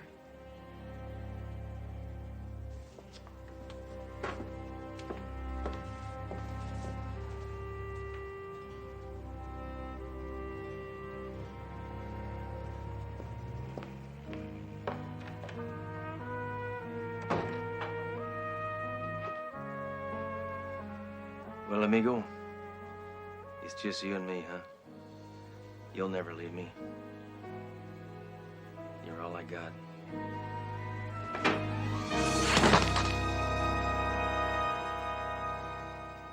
If there's anyone present who believes that this marriage should not take place, speak now or forever hold your peace.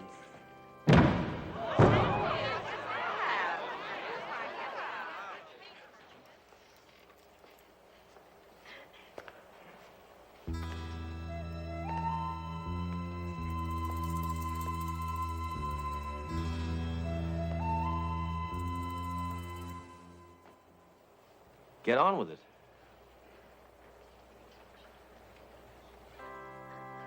Do you, Susan, take this man to be your lawful wedded husband, to love, to honor? You made the right decision. I guess so. You all right? Look like you're limping. I decided to show a little respect for once. To church. I'm not wearing my gun. In what God has put together, let no man. You know, your lucky trunk understood what you were going through. Otherwise, he would have pressed charges for your abuse of authority at that stag party. Duro, since I went to that wedding, I've come to kind of a realization. I've given this a lot of thought. I don't want to live my life alone.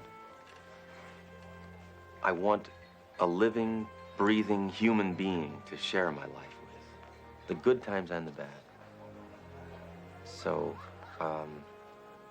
this isn't an easy thing for me to ask, so I'm just gonna go ahead and say it. Will you marry me?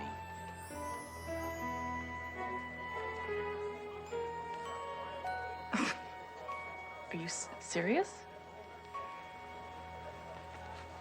No.